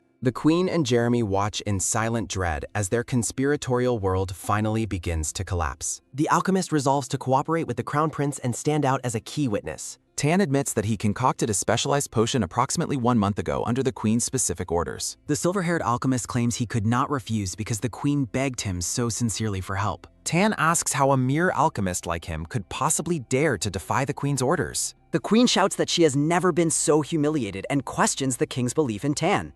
The king slams his hand down, commanding silence with a thunderous and absolute royal authority. The king sternly asks Jeremy if the rumors regarding his sudden and permanent infertility are actually true. The queen tries to dismiss the news as a cold, but Tan confirms the reality to the king. Tan explains that he was forced to make that choice to save Jeremy from magical poisoning. Jeremy lashes out at the alchemist's nonsense while the king calls his son's name with disappointment. Jeremy trembles violently as he attempts to address his father, his eyes wide with fear and desperation. A heavy hand strikes Jeremy's face, leaving a stinging red mark upon the prince's pale cheek. Jeremy stares in absolute shock as he processes the physical blow delivered by his furious father. The king condemns Jeremy for dishonoring the crown and the Rosenthals, noting Julia nearly died by him. Jeremy clutches his stinging cheek in disbelief, wondering how his father could actually bring himself to strike him. The prince clenches his fist in silent frustration while the weight of his disgrace sinks in. Jeremy attempts to justify his actions, claiming that everything would be better if Julia was on his side. The queen calls out to her son as the weight of the king's judgment hangs over them. Jeremy questions the point of success if it means exploiting others while he clenches his own hand. The queen shouts that she alone is responsible for the conspiracy and insists that Jeremy is innocent. The queen begs for her own punishment, asking the king to remember their past love and forgive Jeremy. The king states that the queen seduced the second heir and committed unforgivable sins against many people. The king decrees the queen's exile to the north under supervision to prevent contact with the prince. Pleading for mercy, the queen insists she cannot be exiled because Jeremy is unable to live alone. Narrative text emphasizes that Jeremy's despicable actions have caused massive humiliation for the loyal Rosenthal family. The king declares the entire royal family is humiliated as the queen collapses onto the floor. Jeremy is sentenced to exile on a southern island, leaving him wondering if Julia caused his downfall. Jeremy's eyes reflect deep betrayal as he questions how his father could give up so easily. A bitter realization dawns on Jeremy that the king truly no longer considers him a son. Jeremy believes everything would have been different if that girl had only accepted his selfish will. The king lifts Jeremy's chin with a gloved hand, calling out to him before he speaks further. Looking down at his kneeling son, the king coldly asserts that everything is entirely Jeremy's fault. The moon illuminates the grand palace towers as a peaceful night settles over the royal capital. A hooded figure sits with a crow as a red-haired woman slowly approaches him at night. Tan smiles from beneath his hood, welcoming his master and noting she appears very happy today. Rebecca arrives amidst a backdrop of vibrant flowers, announcing her presence with a wink and a wave. Rebecca questions the progress of her request, noting that the alchemist appears slightly rushed in his work. A sparkling tiara is presented, glowing with a purple light as Rebecca reveals her magical creation. Rebecca reminds him that replacing the national treasure with a fake costs more than her own life. Tan takes the jeweled tiara, thanking Rebecca for her hard work in securing such a valuable item. Surrounded by magical energy, Tan prepares a ritual with the tiara while Rebecca watches him closely. A bright tiara floats within a sphere of magical energy during the alchemist's dark ritual. Narratives recall the history of the Rosenthal ancestors killing the witch Ariel, though her soul survived. The Empire's mage split Ariel's soul into gems, which were guarded by the Empire's trusted allies. The singular heart of the goddess remains, burning brightly within a void of eternal fire. Tan explains his plans regarding Kingdom Paran, ordering his spy to remain at the tower for now. The narrative suggests that the Crown Prince's ascension is the key moment for their plan. Rebecca looks confused, admitting she does not understand the reason behind the timing of his plans. A magical sigil reveals that reviving Ariel requires massive amounts of human blood and captured souls. Tan channels dark energy, resolving to brainwash the prince and force the upcoming war to happen. Rebecca gazes at the glowing magical heart, whispering her awe at the powerful artifact. Under the dark night sky, someone laments the cruelty of the current royal situation. A loud shout for Julia von Rosenthal echoes through the bright afternoon palace grounds. Jeremy approaches Julia, asking why she has come here despite leaving the palace today. Furious, Jeremy blames Julia for his miserable life and asks if she is satisfied. Julia stares coldly at Jeremy, asking if he really came back just to say that. Jeremy claims things would be different if Julia accepted him. She wonders if he's crazy. Jeremy peers through his fingers with a look of intense, yellow-eyed obsession and deep resentment. A rough hand reaches out and aggressively seizes Julia's arm in a moment of frustration. Julia calls Jeremy pitiful, prompting him to angrily demand to know what she just said. Julia exhales a weary breath, showing her utter exhaustion with the former prince's desperate behavior. Julia strikes Jeremy's face with a powerful punch, commanding him to wake up immediately. Julia sternly tells Jeremy to make it clear that his downfall is entirely his own fault. Holding his stinging face, Jeremy gasps in horror that she dared to strike royalty. Julia reminds him he is exiled and infertile, questioning if he is even a prince. Jeremy collapses in shock while Julia politely asks to be excused and walks away. Humiliation and vengeful rage fill Jeremy's eyes as he glares silently at the palace floor. Jeremy points a trembling finger, screaming his intense hatred as Julia walks away from him. A decorative palace gate frames a final dismissive comment regarding the pity of the situation. Walking away, Julia thinks Jeremy is disgusting and regrets not hitting him a bit more. Chris greets Julia with a bright, cheerful smile, asking if her body has fully recovered. Chris admits he was worried. Julia says she's better and asks about the knight's training. Chibi Chris pouts, calling Julia heartless for discussing work immediately. Julia looks entirely confused. Chibi Chris hugs Julia while claiming he worked hard. Julia asks if he's being lazy. Ginger and Zeke approach with smiles, telling Julia how much they care about her. Ginger credits Chris for her focus. Zeke complains he's the only one Chris actually bullies. Julia notes Ginger looks much fresher now while an annoyed Chris pouts in the background. Zeke boasts about his muscular body, leaving Julia surprised and Chris looking incredibly grumpied.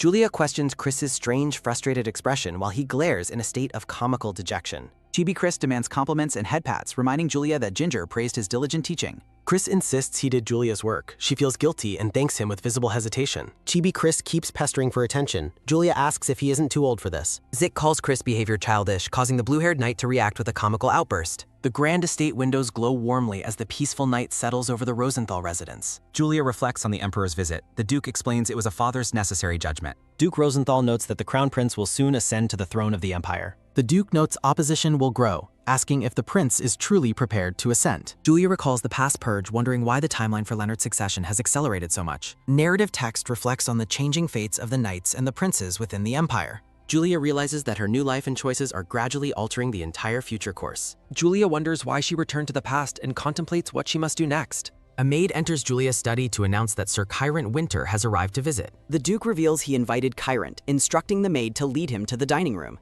The maid walks away, thinking to herself about the high number of male guests this year. Blushing, the maid wonders if the visitor is actually a secret suitor for the young lady. An elegant meal featuring a savory meat pie and fine wine is served on the table. Kyrant Winter sits at the table, politely thanking the Duke for the invitation to dinner. The Duke suggests a conversation, asking Kyrant if he can drink as much as Cyan can. Determined not to lose to his rival, Kyrant immediately answers that he can drink just as much. Red wine is poured into a glass as the tense evening conversation between the two begins. Kyrant blushes as he confirms hearing rumors of his own first confession to Julia. Duke Rosenthal asks what he likes about her, making Julia protest her father's intense questioning.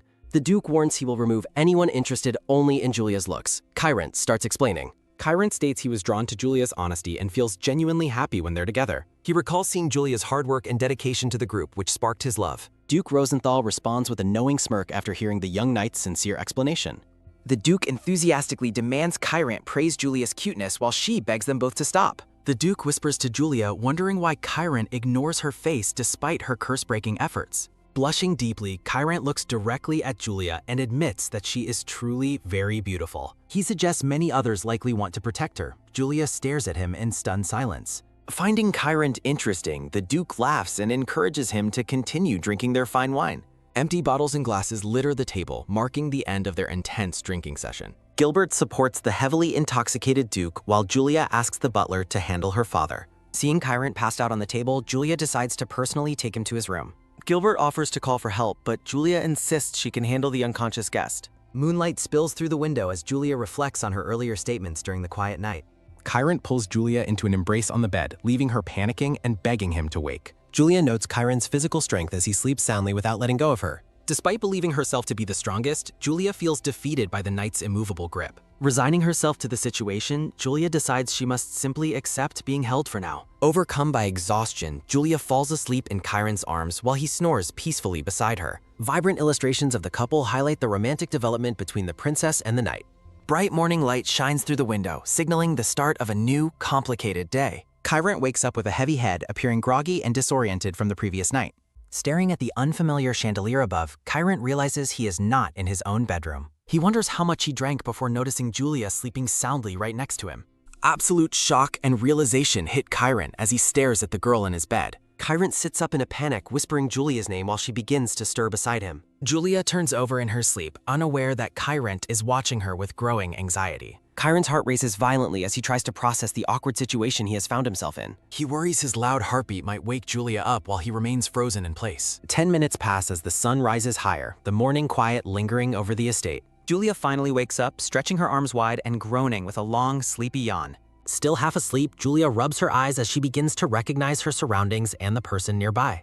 Julia screams in terror while Kyrant awkwardly asks if she slept well, despite his own nerves. Flustered and blushing, Julia touches her forehead and stammers, wondering what happened to her composure. Kyrant smiles kindly, noting that she seemed full of energy the moment she opened her eyes. Julia feels incredibly embarrassed, marveling at how Kyrant managed to remain so calm and collected.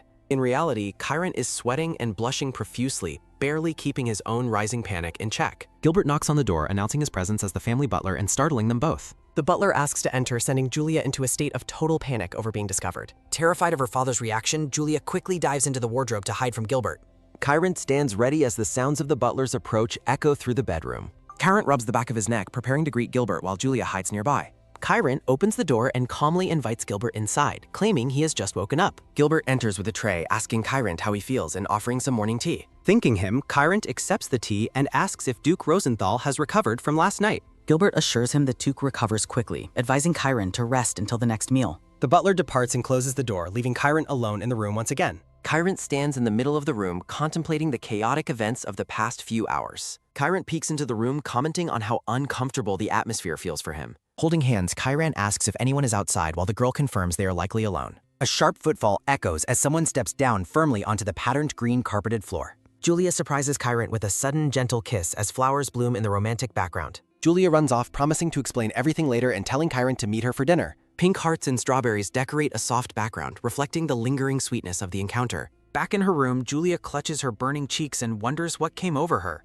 A close-up of Julia's purple eyes shows her deep in thought regarding her recent actions. Spotting the sword Iber resting on her bed, Julia questions how it got there. A shimmering light envelops Julia as her heartbeat quickens during a moment of sudden realization. Within a snowy vision, Julia wanders through an icy wasteland while questioning if she is dreaming. Ethereal text within the frozen landscape identifies Julia as the true descendant of the Rosenthal family. The ethereal ice witch appears behind Julia and places hands on her shoulders, prompting a shocked inquiry. The ice witch begins to speak, her cold blue lips moving as Julia listens in stunned silence. Touching Julia's hands, the witch instructs her to use Iber's power to find her in the north. Julia reflects on her dream and her new destination at the frozen edge of the northern continent. Floating amidst magical sigils, Iber represents the mysterious path Julia must follow to uncover her destiny. The Duke questions Julia's sudden resolve to head north based only on a single strange dream. The Duke recalls family history involving an ice wall, a crowned woman, and the sword's instructions. A vision of the powerful ice witch appears as the potential identity of the woman from history. Julia asks if the woman is still alive, leaving the Duke momentarily speechless and contemplative.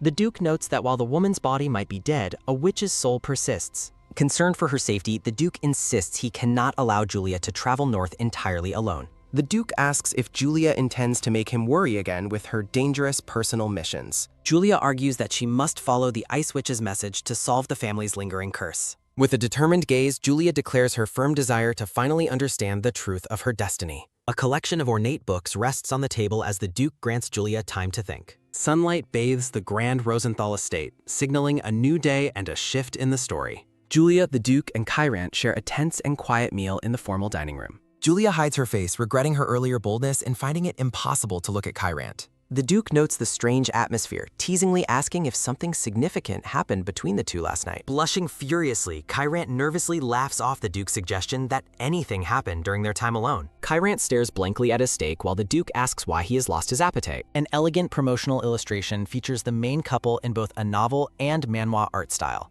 A serene garden fountain flows as Julia contemplates the work she must do in the north. In the garden, Kyron warns of the dangers of traveling alone and offers to accompany her. Julia looks up at Kyron, surprised by his sudden and sincere offer to join her journey. Kyron gently touches Julia's shoulder, asking her to understand his and the Duke's shared concern. Caught off guard by the physical contact, Julia clears her throat as she tries to remain composed. The Duke intervenes, stating that having Kyron along would provide him with a much-needed sense of security. The Duke explains that many powerful fighters exist, making extra protection for Julia a necessary precaution. Julia protests the arrangement, insisting that the mission is her responsibility and she should handle it alone. The Duke acknowledges Julia's strength but emphasizes the dangers of such a long and isolated journey. Sobbing comically among raccoons, the Duke claims he'll lose sleep every night if she leaves alone. Kyron reiterates his proposal to go together, looking directly at Julia to see if she'll accept. Julia finally takes Kyron's hand and agrees to the partnership, marking a new chapter in their journey. Leaves drift through the sunny sky as Julia silently thanks Kyron for his unwavering support and presence. The Duke aggressively entrusts Julia's safety to a panicked Kyron, making his expectations very loudly known. Riding their horses side by side, Julia and Kyron set off on their long journey north. The mission is clear: travel to the northern mainland to seek out the legendary Ice Witch. Julia and Kyron lead their horses through a snowy village toward the northern border. Kyron suggests they take a rest for the day and continue their journey tomorrow. A sudden and piercing scream echoes through the cold air of the quiet village. Startled by the sound, Julia turns her head while holding a map of the region. A young boy runs toward a bandit, shouting for him to release his tied sister. The bandit kicks the child away, telling him to go elsewhere while the boy grunts. Clenching his sword while lying in the snow, the boy whispers that this is unforgivable. The boy attacks, prompting his sister to scream for Ronnie to run away as the bandit mocks him. Terrified and helpless, the young girl cries out for someone to help her and Ronnie. A heavy boot suddenly strikes the bandit across the face, sending him reeling backward. Julia scoffs at the defeated bandit while the young boy watches her in total amazement. Julia checks if they are okay as the bandit lies unconscious on the snowy ground. Julia asks what happened and inquires if the criminal has any accomplices nearby. The girl explains that the bandits took all the village women to the central building. Chiron stands over several defeated men, telling Julia he will handle them while she helps others. Thinking Julia is cool, the girl watches as Julia tells Chiron it is time to go. The girl realizes she forgot to thank her savior because her mind was so frantic. Inside a building, the bandit leader asks his subordinate if they have captured everyone. The leader orders the rest to be sold as a bandit threatens a crying captive. The doors are kicked open with a violent crash, signaling a sudden intrusion. Julia stands at the entrance, declaring herself the enemy of the bandits assembled inside. The leader orders his men to catch Julia, but warns them not to hurt her. A bandit licks his blade, laughing about the prospect of having a new wife. Julia calls the men unworthy of her sword, while Chiron suggests taking them all out. An intimidating aura surrounds Chiron as he asks who the bandit thinks he is addressing. The force of the confrontation causes the chandelier to rattle against the ceiling. The women wonder if they are dreaming as Julia and Chiron easily pummel the criminals. A few minutes later, the bandits are tied together and left in the snow. Julia notes Chiron's anger while he expresses his disgust for such dirty, cruel people. The villagers offer their deep thanks, but Julia insists she only did her duty. Julia asks if anyone can recommend a place for them to stay overnight. The young girl enthusiastically invites them to her inn, wanting to welcome them properly. The girl leads Julia and Chiron toward her family's inn as the sun sets. Relaxing at the inn, Julia sits with Ronnie and notices something about him. Julia looks at the young boy and asks what is on his mind. Ronnie looks at Julia with determination and asks her how to become stronger. Julia pinches Ronnie's cheek, asking why he does not use proper honorifics with an adult. Julia asks the young boy why he has such a strong desire to become powerful. Ronnie explains he wants to protect his sister and prevent today's tragedy from recurring. Julia reaches out her hand and instructs the young boy to give her his. Holding his hand, Julia explains that only those with strong hearts truly want to protect others. Ronnie stares at Julia with wide, sparkling eyes, mesmerized by her kind and wise words. Ronnie asks if her words are true, and Julia smiles warmly as she confirms them. Chiron approaches and asks the two of them what they are discussing so intently. Thinking Chiron is scary, Ronnie quickly runs away while Julia looks on in confusion. Julia explains to Chiron that the young boy was simply asking her for some advice. Julia laughs cheerfully, the atmosphere around her blooming with a sense of genuine happiness. The peaceful winter night settles over the small, snowy houses of the remote village. Noting the freezing temperature, Chiron reaches out to help Julia with her winter hood. Chiron gently ties the ribbons of her hood as Julia looks at him with affection. Julia praises Chiron's attitude. Chiron suggests it is time for them to depart. The woman they rescued calls out, asking the pair to stop for a moment. Boots crunch softly through the fresh snow as the travelers pause their departure. Smiling warmly, the woman holds out a small container while breath mists in the cold. She presents 2 handcrafted necklaces, explaining they are a personal gift from her. The woman admits she is unsure if the gift can truly repay them for her life. Julia expresses her genuine appreciation for the gift, promising to keep the necklace safe. In the background, well wishes for the couple's long-term happiness echo over the peaceful village. Walking away, Julia reflects on receiving her very first reciprocal gift from the common people. A tender look passes over Chiron's face as he watches Julia admire her new gift. Julia laughs while discussing the Night Squad. Chiron notes they will know the future eventually. Nearby, a man kneels in the snow to propose marriage to the gift-giving line. Overwhelmed with emotion, the woman sheds tears of joy as she accepts the man's proposal. The man sweeps the woman into a joyful embrace, vowing to make her happy forever. Julia notes how happy the couple appears. Chiron offers a brief, distracted response in agreement. Chiron remains silent, his gaze lingering on the romantic scene unfolding before them in the snow. As they walk, Chiron internally reflects that marriage is still far too early for them. Julia asks what is on his mind. Chiron appears slightly dazed by his own internal thoughts. Karen quickly dismisses her concern, claiming he was thinking about nothing at all. Julia notes that there are moments when she finds Chiron's thoughts to be completely unreadable. Embracing him, Julia asks Chiron to share whatever is on his mind with her. Chiron holds her close, promising to reveal his thoughts once the proper time finally arrives. Julia is startled by the violent racing of Chiron's heart against her as they embrace. Chibi Chiron asks if his heartbeat is audible. Julia laughs at the sudden, awkward realization. The morning sun shines over the quiet inn where a small white dog plays. The young innkeeper presents a package of food she prepared for their continuing journey. The villagers thank Julia for her help. Julia notes she received much during her stay. Ronnie promises to meet Julia again after he has practiced hard and grown much stronger. A gentle smile warms Julia's face as she listens to the young boy's determined vow.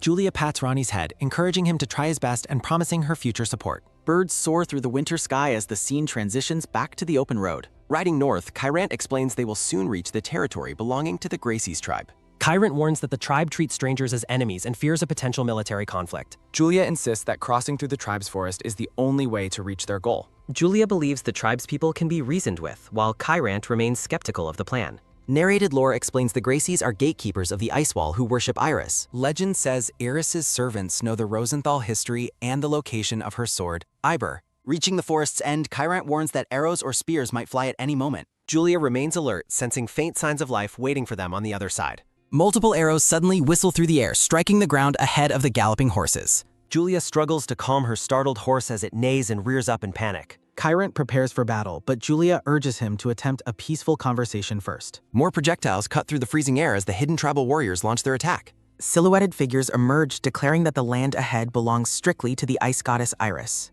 A blue-haired archer draws his bow, ordering the foreigners to retreat if they wish to live. The archer repeats his threat with fierce intensity, refusing to allow any outsiders into his territory. Julia dismounts quickly and assures Kyrant she is fine as she steps toward the archer. Julia identifies herself as a Rosenthal descendant, shocking the hidden warriors with her bold claim. Julia declares she has come to the north following the direct instructions of the witch Iris. The archer shouts in disbelief, demanding to know why he should trust her outrageous claims. Julia believes showing the sword Iber will prove her identity as a Rosenthal descendant. She grips the hilt of the legendary sword as snowflakes drift through the cold air. Julia draws Iber, raising it high as a swirl of freezing energy erupts around him. Julia asks if the onlookers recognize the blade, her eyes glowing with determined magical power. Tribal warriors watch from a distance, skeptical of her claim despite seeing the legendary weapon. Uric warns his companions not to be fooled by stories overheard from some unknown place. A purple-haired man places a hand on Uric's shoulder, telling the archer to stay calm. He reflects that unrelated people could not possibly have known the secrets of their history. The purple-haired man expresses his disbelief regarding letting the strangers enter their sacred land.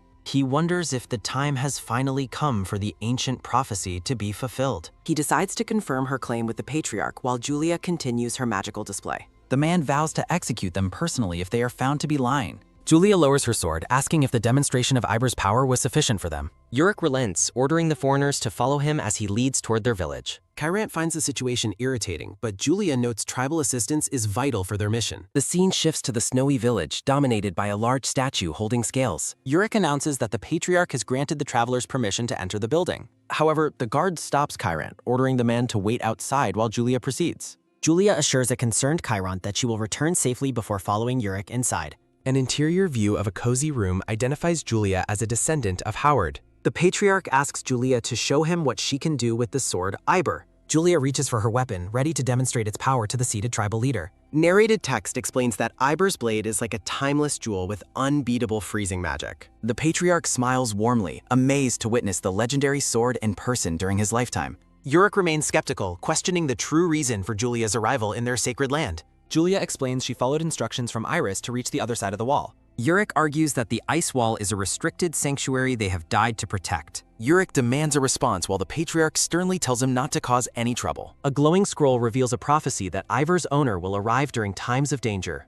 Uric shouts his disagreement, questioning if age has made the older man lose his senses. The patriarch glares at Uric, sternly ordering the younger man to mind his manners. Uric continues his accusations, telling Julia to take her attempts at deception elsewhere. Uric delivers a final warning, threatening severe punishment if she approaches the wall without permission. Julia's boots click on the rug as she takes a firm step toward the otter. Julia thanks Uric for his concern while placing a hand on the tall man's chest. Despite the warnings, Julia maintains her resolve to pass through the wall regardless of opposition. Uric is left speechless and flustered by the girl's bold and unexpected physical contact. The patriarch laughs heartily, taunting Uric for losing the verbal exchange to their young guest. The patriarch orders a grumbling Uric to show Julia the path leading to the ice wall. Both Uric and Julia appear startled by the patriarch's sudden and decisive command. Surrounded by sunflowers, Julia smiles and tells Uric she is counting on his guidance. Uric slaps Julia's hand away, stating he will not speak to those doomed to die. Julia calls Uric childish while the stubborn man pretends he cannot hear her complaints. The patriarch invites Julia to stay the night and depart for the wall tomorrow morning.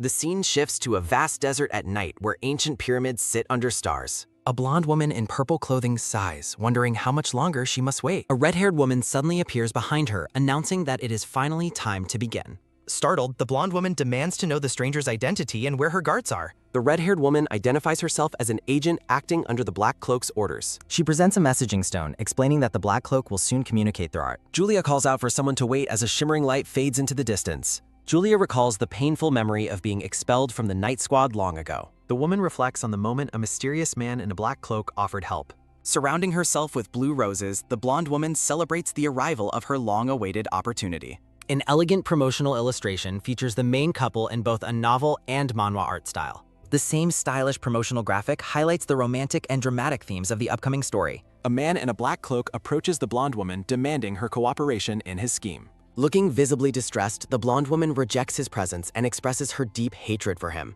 The cloaked man uses magic to manifest gold coins, asking if wealth is her true desire. Staring at the falling gold, the woman realizes the stranger before her is a powerful mage. The mage promises to fulfill her deepest wishes if she agrees to follow his specific instructions. Smiling with newfound malice, she questions his ability to satisfy her difficult and ambitious requests. The man reaches out and places a finger on the woman's forehead to begin a spell. He confidently declares his omnipotence as a dark magical aura begins to envelop the blonde woman. The mage reveals his knowledge of her darkest desires, including the deaths of her rivals. He commands her to depart for the Paran kingdom immediately to begin their dark partnership. A spider waits in its web as the woman submissively accepts the cloaked man as master. The sprawling city of the Paran Kingdom stands illuminated under a vast, star-filled night sky. Now in the palace, the blonde woman reflects on the hypnotic power the mage used.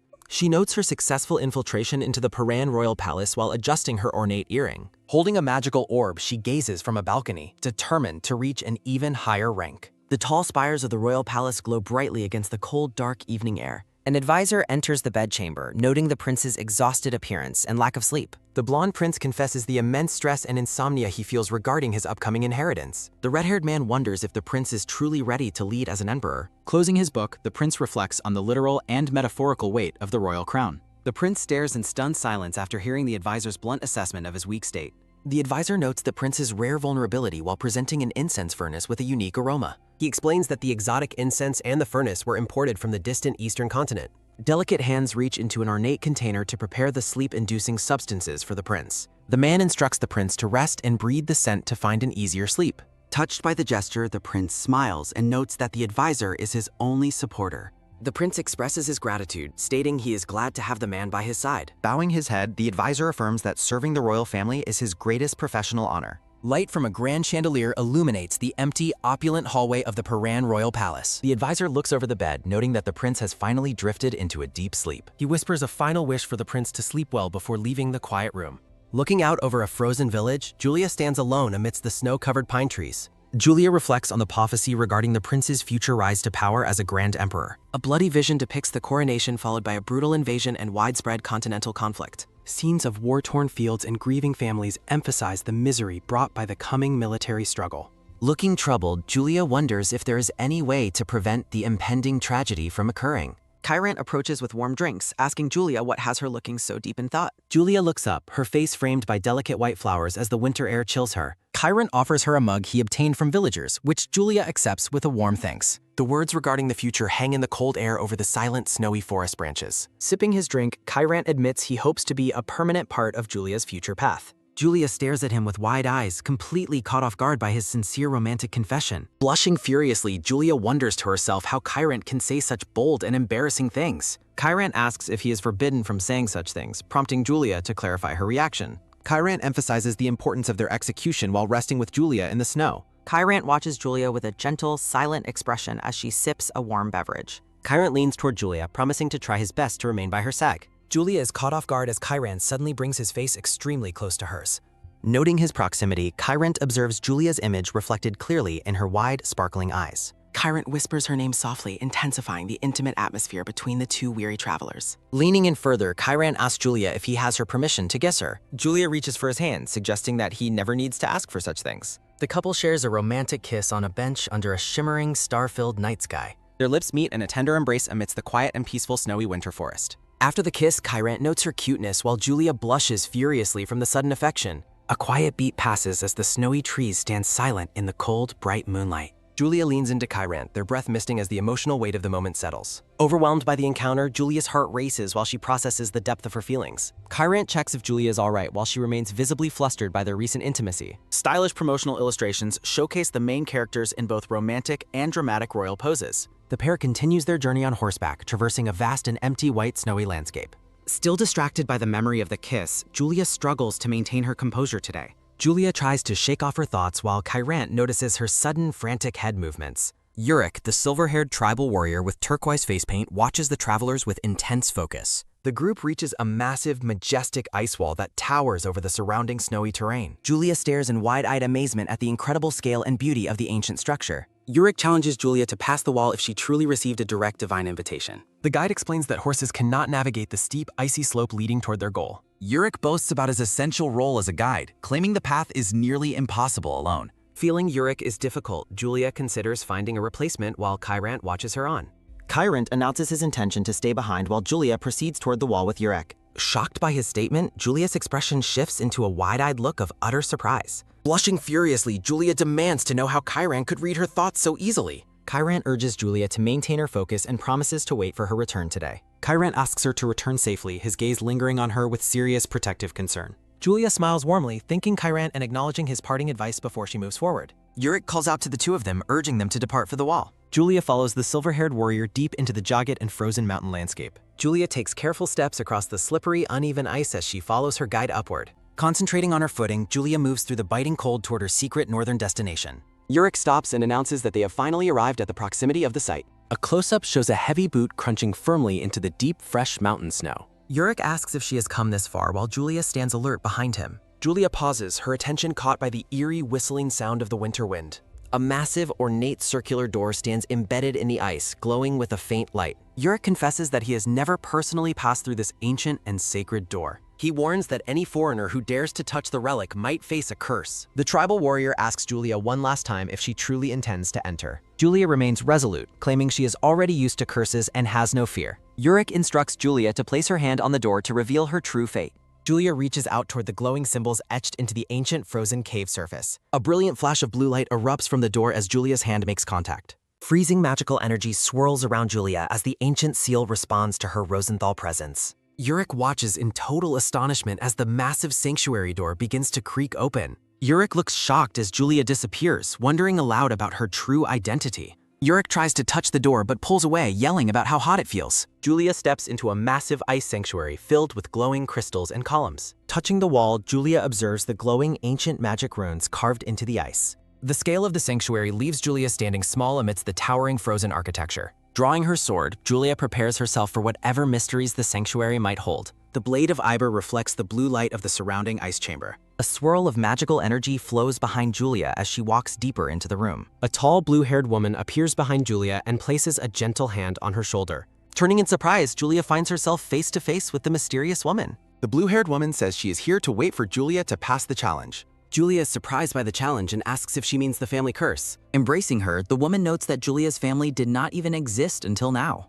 The woman notes Howard's children almost died from the Fire Witch's curse, and though their appearance changed, it was better than dying, then asks if it's possible to change back by getting stronger. The woman tells Julia that she is just like her, causing Julia to look bewildered. Julia insists this is the challenge, noting Howard's story was a millennium ago and only she can break the curse, while the mysterious woman questions her. The woman asks how Julia can know her own strength if the curse is easily broken, adding that a person needed in a crisis must be strong. Julia shouts for her to wait as the mysterious woman begins to drift away. Narration explains that someone recently attempted to break the seal of the Fire Witch, Ariel. Julia asks if they intend to break the seal and if the Fire Witch is still alive. The woman clarifies the witch's body is dead, but her soul remains in the underworld. A magical circle appears while narration warns that Ariel's resurrection would cause global chaos. The mysterious woman explains that is why she needs Julia's power for her own purposes. Julia reacts with a look of stunned silence to the woman's unexpected revelation. Walking toward her, the woman confirms her need for Julia's power as Julia watches her approach. The mysterious woman smiles, holding a single blue rose in the quiet sanctuary. Sitting on a crystalline ledge, the woman watches Julia as magical energy floats around them.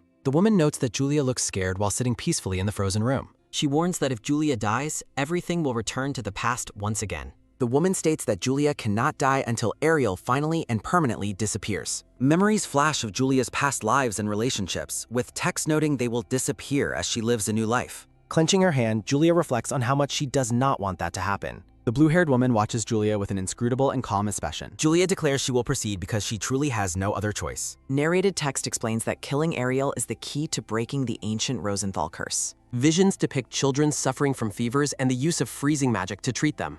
The woman offers to give Julia all of her remaining magical power right now. Julia feels a surge of energy, noting her body became lighter like the day the curse was broken. A close-up shows a glowing blue earring appearing on Julia's ear as the power takes hold. Julia touches her ear in confusion, wondering why she is suddenly wearing earrings. Magical energy flows through Julia, strengthening both her physical body and the sword Eber. Julia asks the woman what will become of her if she gives away all her power. The woman closes her eyes, saying she must rest now because she is tired of being alone. Wishing Julia luck, the woman's form begins to dissolve into a cloud of glowing blue light. Julia stands alone as the woman disappears, her sword vibrating with intense new energy. Looking at the space where the woman was, Julia's expression is one of quiet sorrow. A final lingering shot shows the woman's peaceful smile before she fully vanishes. The ice chamber erupts in a violent reaction, causing massive structures to shatter and collapse. Chiron asks why the ice wall is suddenly collapsing as he and Yurik watch in horror. The two men watch from afar as a pillar of light erupts from the crumbling wall. Julia's body glows intensely with the divine light as she emerges from the sanctuary.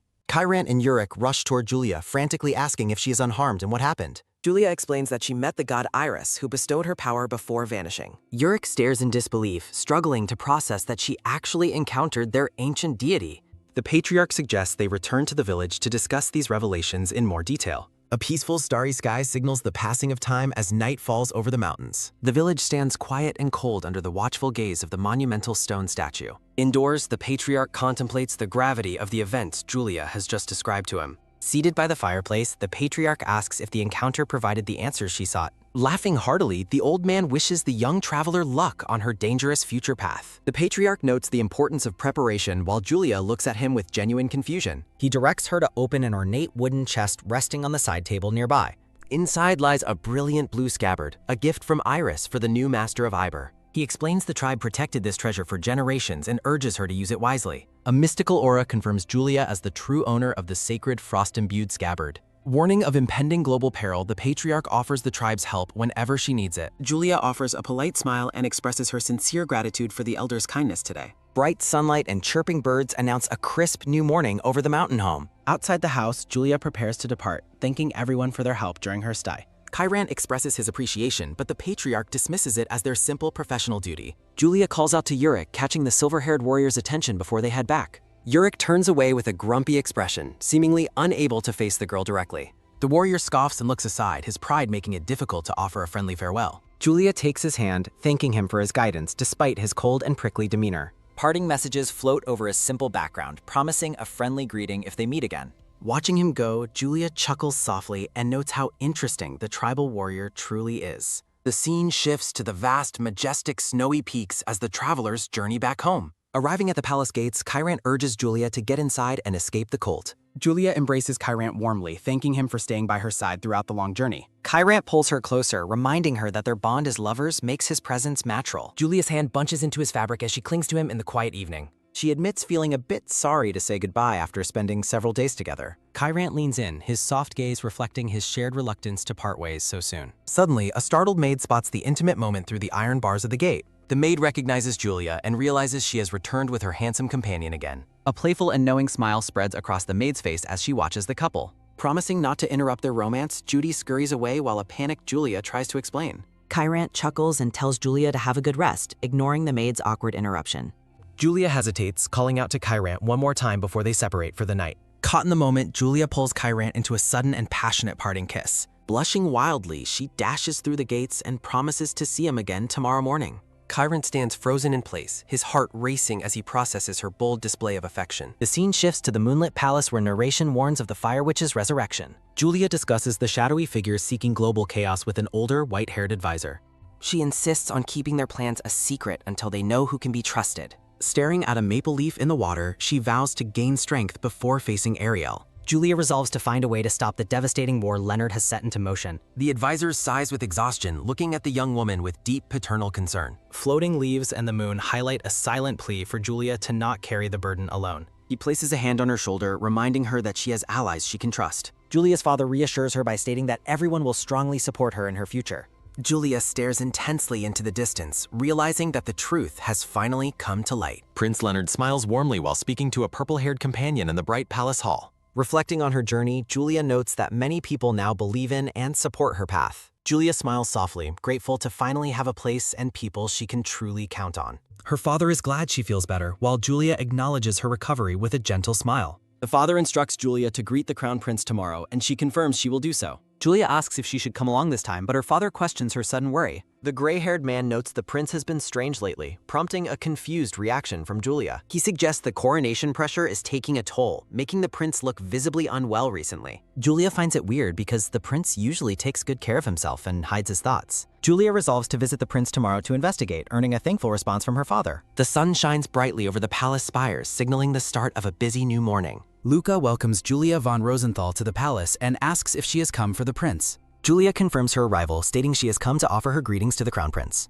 Smiling brightly, the red-haired advisor assures Julia that His Highness will be very happy to see her. Luca announces a distinguished guest's arrival at the ornate doors, and Leonard invites them to enter. The sound of the door opening reveals Leonard sitting at his desk, looking pale and exhausted. An extreme close-up of Leonard's eye captures his intense internal stress and visible lack of sleep. Luca welcomes Julia inside while she greets Leonard, calling him the sunshine of the great empire. Leonard invites Julia to sit after her greeting, and she offers a polite word of thanks. The pair sits together in the opulent lounge, surrounded by gold accents and fresh blue flowers. Leonard notes that Julia looked much more beautiful during the time they spent away from each other. Looking weary, Leonard asks Julia if she finally managed to obtain what she was searching for.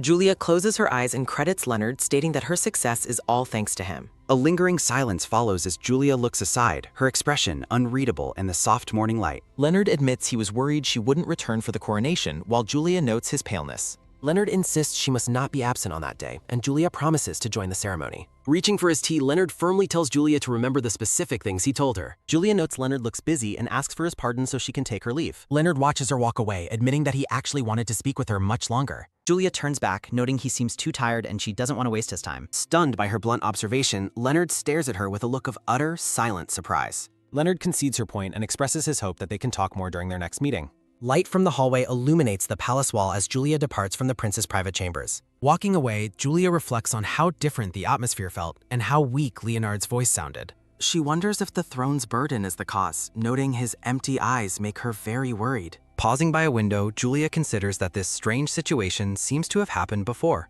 From a high vantage point, Leonard remains alone in his massive room, looking small and isolated. Leonard trembles violently as he reflects on how the same terrifying sensation happened again today. Struggling with his shaking body, Leonard desperately calls out for Luca to come to his aid. An internal thought describes a disturbing sensation, comparing it to a bug crawling on the skin. A loud rumbling sound echoes through the hall as Leonard's frantic call for Luca continues. Luca bursts through the doors in a panic, asking His Highness what is happening to him. The advisor stands frozen in shock, his eyes wide as he takes in Leonard's deteriorating state. Leonard admits he feels extremely nauseous and demands that Luca burn agarwood immediately to calm him. Luca suggests that the prince has been working too hard and should take a much-needed rest. Snapping in anger, Leonard shouts that he has no time to rest and Luca should know that. A formal military uniform stands ready on a rack while an off-screen voice calls for Leonard. Covered in sweat and looking terrified, Leonard barely whispers a single letter as he struggles to breathe. Leonard prepares to depart for a walk to clear his mind, but Julia insists on accompanying him. Leonard looks toward the ornate doors, questioning if Julia has other duties with the coronation approaching. Leonard places a hand on the door handle, asking for more time to contemplate the situation. Luca watches the prince with a silent and deeply concerned expression as the doors remain closed. Leonard decides it is up to Julia, but suggests calling a guardian to prevent her from fainting again. Walking through the hallway, Julia reflects on the strange, vacant look she saw in Leonard's eyes. Memories of the past depict Leonard's ascent to the throne and the subsequent wars he waged. Julia contemplates how the situation deteriorated significantly after the previous emperor passed away. She wonders if she's being oversensitive, but resolves to remain cautious as a man approaches. Lacius appears behind Julia, questioning why it took her so long to arrive today. Turning toward the blue-haired man, Julia offers a polite greeting after their long time apart. Lacius complains that she left immediately after her recovery, calling her behavior quite despicable. Julia apologizes for her sudden departure and promises to keep him informed of her future movements. Gently patting his head, Julia notes how hard Lacius has worked while he enjoys the praise. Lacius flails his arms in surprise, demanding to know why she is suddenly touching him like that. He complains that he deserves a proper compliment for diligently teaching Ginger in her absence. Blushing and looking away, Lacius insists that he is not actually a puppy for her to pet. Despite his protests, Lacius looks incredibly pleased as Julia continues to pat his head. Lacius eventually shouts in comedic frustration, unable to handle the flustering display of affection.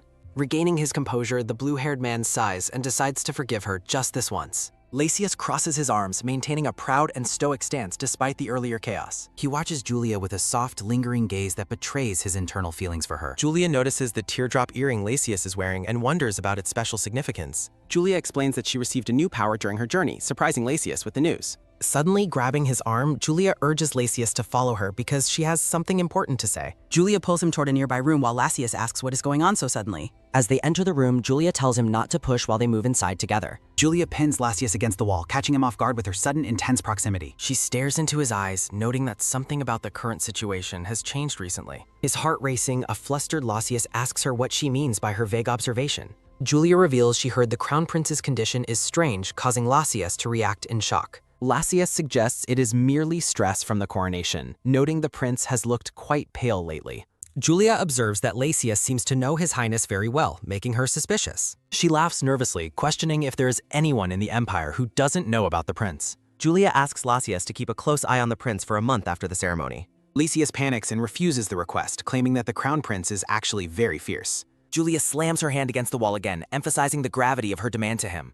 She insists that only Lasius is capable of this task, making him feel uniquely responsible. Lasius looks away, wondering how the prince's condition relates to the future of their group members. Julia grabs his shoulder with a menacing aura, ensuring he understands the importance of his role. She promises that there will be a reward for him if he performs this task well. Julia leans in and whispers that she will pat his head as a special reward later. Lasius shouts in outrage, asking if she truly views him as nothing more than a dog. Julia remains serious, stating this is about the future of their members and there is no alternative. She adds that she will also buy him as much wine as he wishes in return. The moon hangs high over the silent palace towers as the night deepens over the city. A sinister purple energy swirls around the bed where the previous emperor lay resting. A hooded figure standing by the bed declares that sparing the emperor would hinder their secret plans. The figure drains the life force into a glowing orb, ensuring the victim dies a gradual death. The emperor chokes and gasps in his final moments as his soul is taken from him. An ominous text on a purple background commands someone to survive until the coronation concludes. Grand Palace doors swing open, revealing a silhouetted figure as guards and attendants bow low. Leonard, dressed in a red royal cloak with white fur, walks solemnly through the hall. Standing before a high priest, Leonard prepares for the sacred rites as silent prayers fill the room. The majestic cathedral altar glows under the morning light while the official ceremony begins in earnest. The priest reads from a heavy book, his voice echoing through the silent, expectant congregation. Symbols of power rest on plush cushions while the priest continues the formal liturgy of the coronation. A glittering sun-shaped earring hangs from Leonard's ear as he remains focused on the ritual. Narration explains that in the past, Leonard's sudden ascension followed the emperor's unexpected and tragic death. Leonard's hand reaches for the heavy gold crown, though the narration notes the emperor remains alive. As the crown is lowered, text confirms the ceremony is proceeding exactly according to the plan. Leonard stands in full coronation regalia before a bright window, looking every bit the destined ruler. Sweating and pale, Leonard reflects on the future of the empire he is now destined to lead. Standing before the cheering crowd, Leonard's vision blurs as the weight of his new position settles. Clenching the golden orb, Leonard notes that his body and mind feel incredibly heavy and strained. Leonard stares ahead with a hollow expression, his royal robes contrasting with his visible physical distress. Stepping forward in his ornate boots, Leonard struggles to maintain his composure during the long procession. A dark void emphasizes Leonard's internal struggle, with text describing his feeling of impending madness. Lasius leans in to whisper to Julia, asking if she also finds the prince's condition serious. Julia watches Leonard closely, her serious expression confirming she shares Lasius's deep and growing concern. Lasius touches his chin thoughtfully, his sharp eyes narrowing as he analyzes the prince's strange behavior. A voice proclaims the arrival of a new age while Julia and Lasius watch from the crowd. Lasius whispers that he will share his findings privately once the public ceremony finally comes to an end. The sunset casts a golden glow over the palace towers as the official coronation events conclude. In the quiet palace library, the shocking possibility of magic potion addiction is raised in a whisper. Lasius explains he once witnessed an entire village succumb to the devastating effects of these addictive potions. He notes that while they calm the mind, withdrawal causes immediate and severe detox symptoms in users. Julia reacts with alarm when Lasius points out the prince's symptoms match those of a potion addict.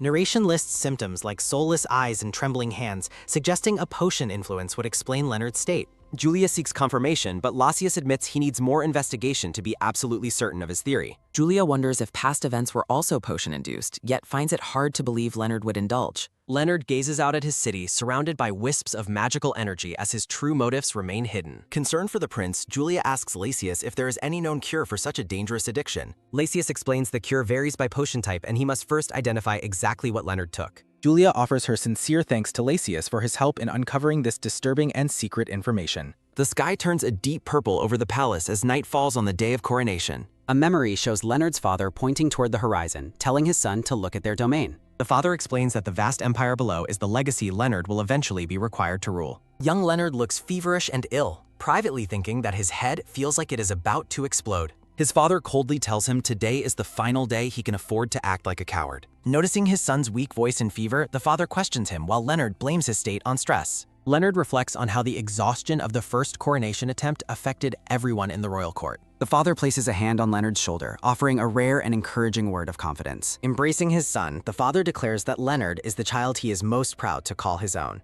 Leonard's eyes remain fixed in a pained stare as he endures his father's hug while feeling physically broken. Back in the present, an attendant asks someone to follow them as they move through the palace. Two dark birds perch on a skeletal tree branch under the moonlight, watching the silent castle grounds. In a shadowed room, a hooded man hands a mysterious glowing object to a woman with red hair. The red-haired woman examines a pink triangular artifact, asking the mysterious man to identify the strange object. The hooded man reveals that the treasure is designed to absorb the souls of those who have died. The hooded man instructs the red-haired woman to collect souls, starting far from the capital. She questions if these souls are necessary to facilitate the revival of Miss Ariel. He confirms that gathering more blood and souls will make the resurrection process much easier. A larger collection of blood and souls ensures a more certain revival for Ariel. Accepting her dark task, the woman vows to do everything for the sake of Miss Ariel. Her attention is suddenly caught by something unexpected as she turns to look behind her. She realizes with a look of disappointment that her mysterious companion has vanished without a trace. Under the moonlit sky, a bird perches near text mentioning the powerful soul-absorbing treasure. Enveloped in magical energy and surrounded by lilies, she expresses her long-awaited sense of happiness. The setting shifts to a magnificent desert palace standing silent under the vast starry night. A blonde woman finds her stay at the Paran Palace tedious and lacking any real benefits. Her boredom is interrupted by the sudden appearance of a glowing blue orb floating before her. She recognizes the glowing gem as the gift from the mysterious man she previously encountered. A translucent projection of the hooded man appears, addressing the blonde woman as Aisha Evans. He directs her toward the window, explaining that a special item has unexpectedly arrived for her. Aisha looks toward the window where the blue orb hovers over a dark, mysterious package.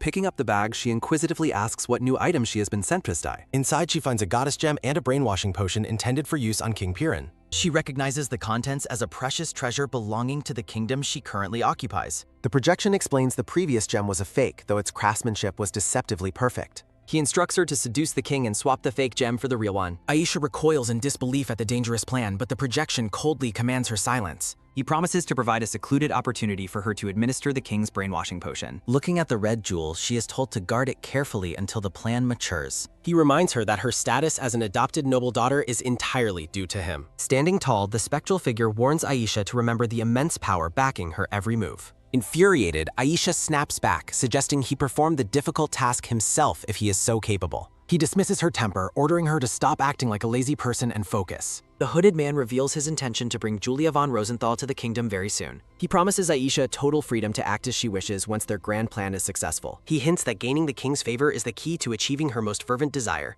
Aisha smiles wickedly, realizing she can manipulate the king to finally kill her hated rival. The hooded man smirks as he manipulates the glowing orb, his own dark goals drawing closer. A final instruction appears, urging her to seize the opportunity he has graciously provided for her. Time passes as the scene shifts to a grand hallway adorned with royal shields and banners. Kyrant sits at his desk while Ginger watches him closely, leading to a moment of confusion. Irritated by the constant attention, Kyrant asks why the knight keeps staring at him like that. Kyrant appears flustered and confused, wondering what has caused this sudden change in his companion's behavior. Memories of a proposal in a northern village haunt Kyrant as he considers his own future. Blushing deeply, Kyrant contemplates the perfect timing for his own long-awaited marriage proposal to Julia. Ginger reacts with extreme shock, worried that the sudden pressure might be too much for Julia. Ginger frantically asked for the identity of Kyrant's mystery woman and if she is actually human. Kyrant stoically refuses to share details, while Ginger squeals into light over the blossoming royal romance. Looking out the palace window, the pair discusses how their relationship began 2 months ago. Ginger stares at Kyrant in disbelief, shocked that the warrior is actually considering such a romantic gesture. He admits he always viewed Kyrant as a cold idiot without any capacity for romantic feelings. A new thought suggests that if Kyrant is serious, he must begin making elaborate preparations. Ginger tells Kyrant that the details of the proposal are for the captain to decide alone. Ginger poses dramatically amidst a sea of hearts and cupids, imagining a truly magnificent romantic event. He enthusiastically proclaims that girls love special romance, recalling advice he once heard from his sister. Kyrant looks completely baffled as he repeats the word romance with a stunned expression. Ginger questions the warrior's confused look, noting his apparent ignorance regarding matters of the heart. The black-haired man sits tensely while the internal advice to think carefully echoes in the quiet room. Startled, Ginger shouts for his captain to stay back, rejecting the awkward attempt at humor. Ginger tries to excuse himself, but Kyrant ominously considers restraining him to prevent his departure. Kyrant's menacing aura is broken when a frantic voice announces a major crisis in the palace. A messenger bursts through the doors, delivering the shocking news that the former king has passed. Both knights stand paralyzed in disbelief as the weight of the sudden announcement settles on them. Sunlight bathes the Grand Palace towers as the world continues unaware of the royal tragedy. Walking through the halls, Julia and Lasius discuss the mysterious circumstances surrounding the king's passing. Julia questions the probability of an assassination while analyzing the suspicious details of the event. The deceased king appears peaceful in his bed, showing no external signs of struggle or violence. Julia notes that while the king was unwell, the timing of his death remains incredibly sudden. Narration reflects on how this tragedy affects Leonard, who was already at his mental breaking point. Vivid memories of that fateful day resurface, highlighting the gravity of the past events. Leonard realizes that with his father gone, he must prove his strength to claim the throne. In a moment of vulnerability, Leonard asks Julia for her assistance in securing his new position. Julia and Lasius conclude that the person in question will likely keep following the same path. Leaves drift in the wind as a command is given to proceed immediately to the king's residence. A festive cover depicts a young girl and various dolls, contrasting with the current somber events. Dark clouds gather as heavy rain begins to fall on the Grand Cathedral's ornate spires. Leonard watches the downpour while surrounded by silent attendants in the shadowed palace hallway. Gripped by a sudden migraine, Leonard struggles to maintain his composure under the day's immense pressure. Leonard orders Luca to announce the Emperor's passing and initiate the formal funeral arrangements immediately. Staring at the rain, Leonard finds it difficult to believe such a strong ruler died pathetically. Leonard laments the fruitlessness of life as he watches the storm rage against the palace window. The rain continues to soak the palace grounds, reflecting the kingdom's newfound sense of mourning. An advisor urges the new emperor to pull himself together despite his deep and visible grief. The elder official reminds Leonard that the citizens' trust depends on his displayed strength right now. Leonard requests solitude to process his thoughts, asking the advisor to leave him alone for today. The silver-haired man stands in respectful silence, acknowledging the emperor's need for private reflection time. The official promises to return tomorrow morning while Leonard formally dismisses him from the chambers. The advisor quietly exits the room, leaving the young ruler isolated with his heavy thoughts. Kyrant approaches the official in the rainy courtyard to inquire about the emperor's current condition. The elder man shakes his head solemnly, confirming that Leonard's current condition is quite poor. He asks the group to leave, explaining that Leonard requires time to collect his scattered thoughts. 1 week later, a grand funeral procession is held as the entire empire mourns the king. Symbols of the crown and white flowers decorate the somber scene of the royal burial rites. The abdicated emperor is finally put to rest while his subjects offer prayers and shed tears. The scene shifts to the Paran kingdom, where minarets stand tall under a brilliant night sky. King Paran asks Aisha if she is pleased with the expensive gifts he has showered upon her. Aisha feigns being overwhelmed, praising the king for his grand generosity and magnificent gifts. The king tells Aisha that even the finest treasures pale in comparison to her own beauty.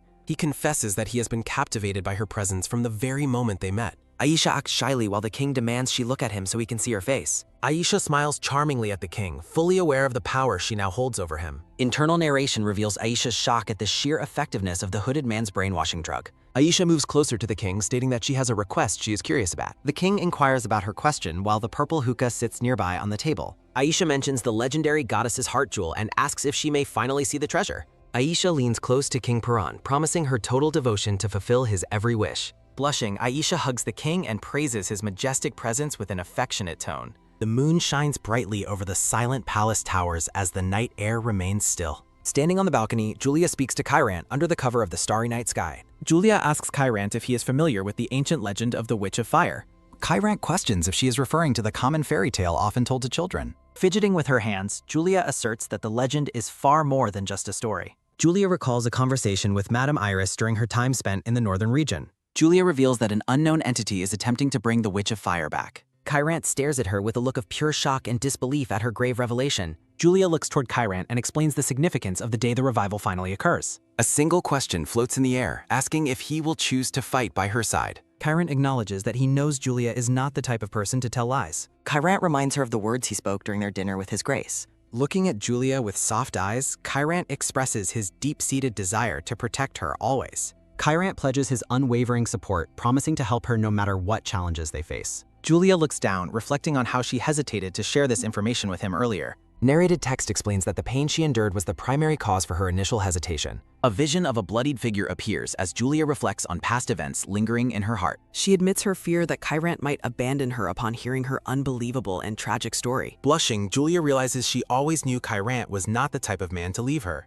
Julia confesses she was simply afraid that her words would be dismissed as unbelievable. The night sky frames a single bubble as Kyrant calls out Jalise, ma'am. Kyrant takes her face in his hands, firmly declaring he would never doubt her words. Kyrant asks if he has failed to prove himself as a trustworthy lover to her. Blushing deeply, Julia denies his doubt and recalls her father's advice about finding a true partner. An internal reflection emphasizes her need for someone who will offer both trust and support. Overcome with emotion, Julia lunges forward and tightly hugs a surprised Kyrant. Julia wonders if they have any chance of stopping the witch's revival before it is complete. Julia laments the fact that they can only wait for the revival to happen. Kyrant reassures her that there is nothing they can do and it is not her fault. Kyrant promises to dedicate himself to finding ways to minimize any potential damage to the Empire. Julia looks up at him with a gentle smile, feeling comforted by his steadfast presence. The two knights stand together on the balcony as the quiet night continues around them. Embracing him again, Julia thanks Kyrant for always being the source of her internal strength. Julia asks Lasius if he has uncovered any information regarding the current condition of His Majesty. Lasius notes that a strangely shaped incense diffuser was discovered within the Emperor's private office. He adds that the object's unique craftsmanship suggests it was not manufactured within their empire. Lasius reveals that someone is secretly cultivating fire lotus grass deep in the palace basement. Julia asks for clarification on what fire lotus grass is, as Lasius explains its narcotic properties. Julia wonders aloud why such a dangerous plant would be cultivated within the imperial palace grounds. Lasius explains that the drug causes unusual behavior and vivid hallucinations in those exposed to it. He reveals that prolonged exposure to the plant's scent eventually leads to symptoms of megalomania. A mental image depicts Leonard feeling like a born conqueror who enjoys taking over other countries. Julia asks if it is possible for the Emperor to impulsively start a war under this influence. Lasius confirms that in an extreme situation, the Emperor might actually choose to do so. Fortunately, Lasius observes that His Majesty has not yet reached that dangerous phase of addiction.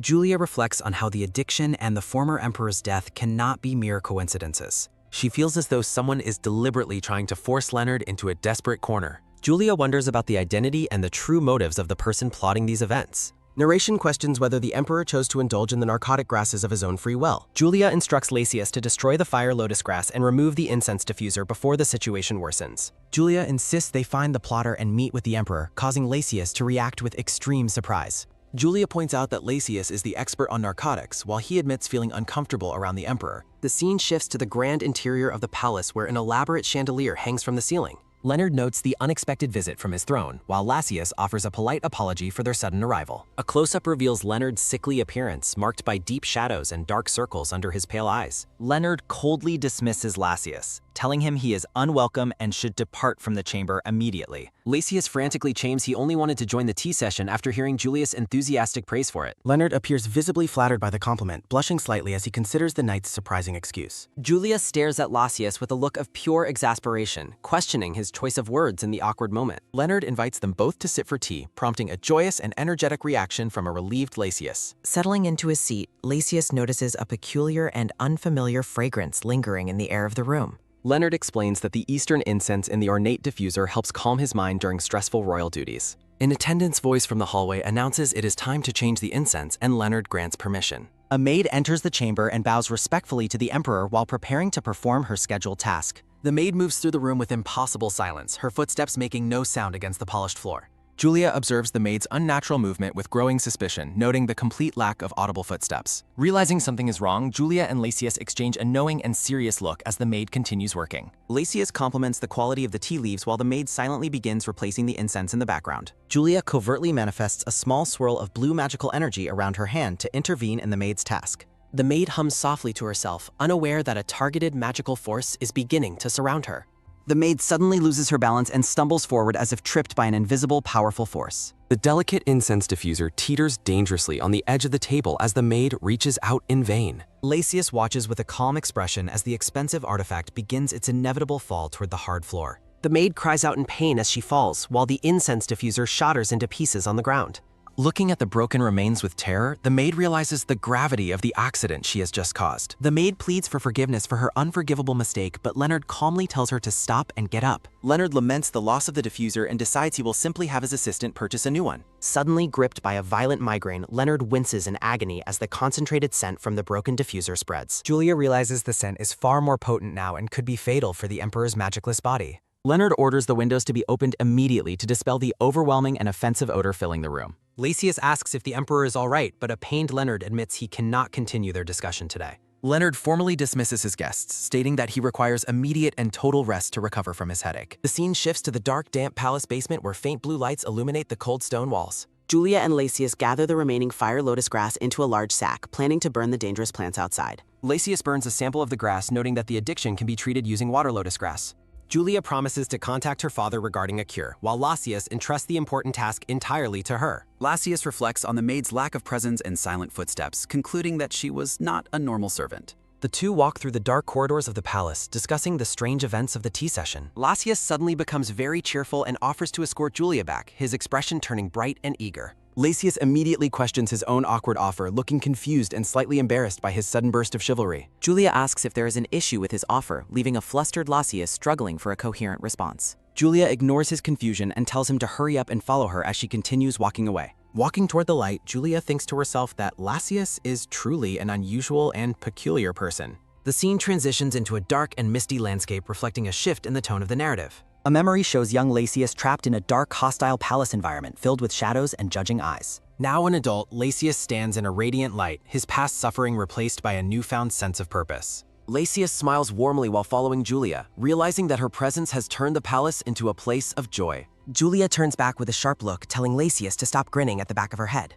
A hidden observer reflects on being discovered under the vast, starry night sky. A panicked alarm rings out across the silent moonlit towers of the royal palace. Palace maids exchange frantic news regarding the Emperor's sudden collapse and call for a doctor. The head maid sternly orders the staff to move faster during the ongoing medical emergency. A servant laments the series of tragedies striking the throne so soon after the funeral. Fear for the Empire's future grows as the staff observes the palace's state of unrest. The brown-haired maid kneels before her master, desperately begging for forgiveness for her failure. The hooded man berates his subordinate for causing his carefully laid plans to go awry. He reveals a thwarted plan to instigate war while manifesting a sphere of dark energy. Desperate and terrified, the maid pleads for one more chance as dark magic surrounds her. The hooded man heartlessly extracts the maid's soul, telling her to rejoice in her fate. He cold-bloodedly promises that her soul will serve Madame Ariel for all of eternity. The maid's lifeless body falls to the ground, discarded after her usefulness has been exhausted. The master deduces that the maid did not stumble by accident, suspecting outside interference. A vision of the tea session confirms his suspicions that Julia and Lacius are involved.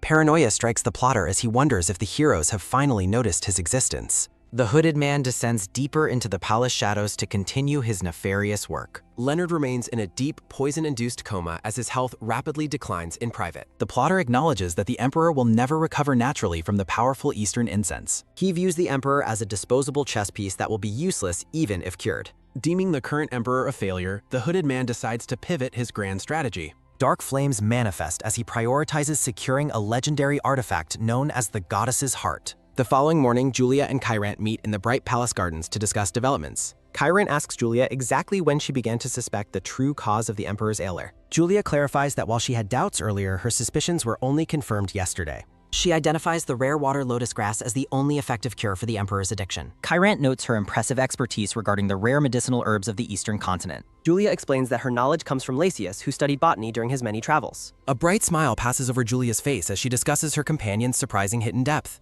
Kyrant begrudgingly admits his surprise, having previously viewed Lacius only as a reckless troublemaker. Julia reveals she has already requested the necessary herb through her father's foreign acquaintances. A moment of hesitation reveals that a significant obstacle still remains in their recovery plan. A map illustrates the massive distance between nations, making a timely delivery nearly impossible. Kyrant suggests utilizing the Magic Tower's warp gate to bypass the travel time for the cure. System text explains that the warp gate is a restricted teleportation network used for high-priority missions. Kyrant offers to use a personal connection at the Magic Tower to facilitate their request. Julia is struck by a sudden inspiration, calling out to Kyrant with a new idea. She inquires if it is possible to create a functional teleportation circle in real time. They realize they share the same goal of preparing for the Witch of Fire's revival. Kyrant gazes at Julia with intense determination, reaffirming his dedication to their shared cause. A subtle, knowing smile reflects his confidence in their plan and their partnership. He promises to seek aid from his incredibly skilled friend within the elite magic tower. Chiron pulls Julia into a reassuring embrace, promising her that everything will turn out all right.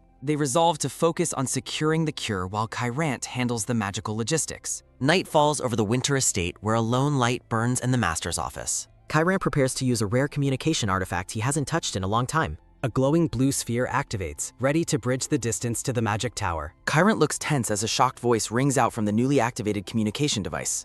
Hilstein, the elite mage of the magic tower, appears via the sphere with casual familiarity. Chiron wastes no time in delivering an urgent request for his friend's expert magical assistance. Hilstein complains about Chiron only calling when something is happening, while Chiron notes his friend talks too much. Chiron explains the Emperor is in critical condition and requires a specific medicinal herb from the east. Chiron requests help with the warp gate, but Hilstein acknowledges the request as a very serious issue. Hilstein sighs, explaining that magic tower procedures are complicated and cannot be bypassed immediately, even for the Emperor. Chiron emphasizes that every moment matters and suggests that Hilstein simply go to the east himself. Hilstein asks if he's being used as an errand boy without sincerity, while Chiron anticipates his antics. Chiron asks what Hilstein wants while the mage displays a series of overly energetic and joyful expressions. Hilstein playfully asks if Chiron has found a lover while appearing extremely amused in the magical projection. Hilstein jokingly claims he couldn't sleep from curiosity as a background of playful rabbit icons surrounds him. Hilstein begs to meet the lady once as brothers. Chiron questions when they ever became that close. Chiron promises to ask her opinion tomorrow if Hilstein retrieves the water lotus grass immediately for him. Chiron mentions having something to discuss in person, prompting a reaction of extreme, shocked excitement from Hilstein. Hilstein excitedly demands to see Chiron's proposal while magical sparks and energy erupt around the floating projection. Hilstein finds Chiron's anger fun and asks if a man named Alec also shared the news. Hilstein asks for the specific location in the east so he can retrieve the water lotus grass immediately. Chiron offers a rare, soft smile while sincerely thanking Hilstein for agreeing to help him.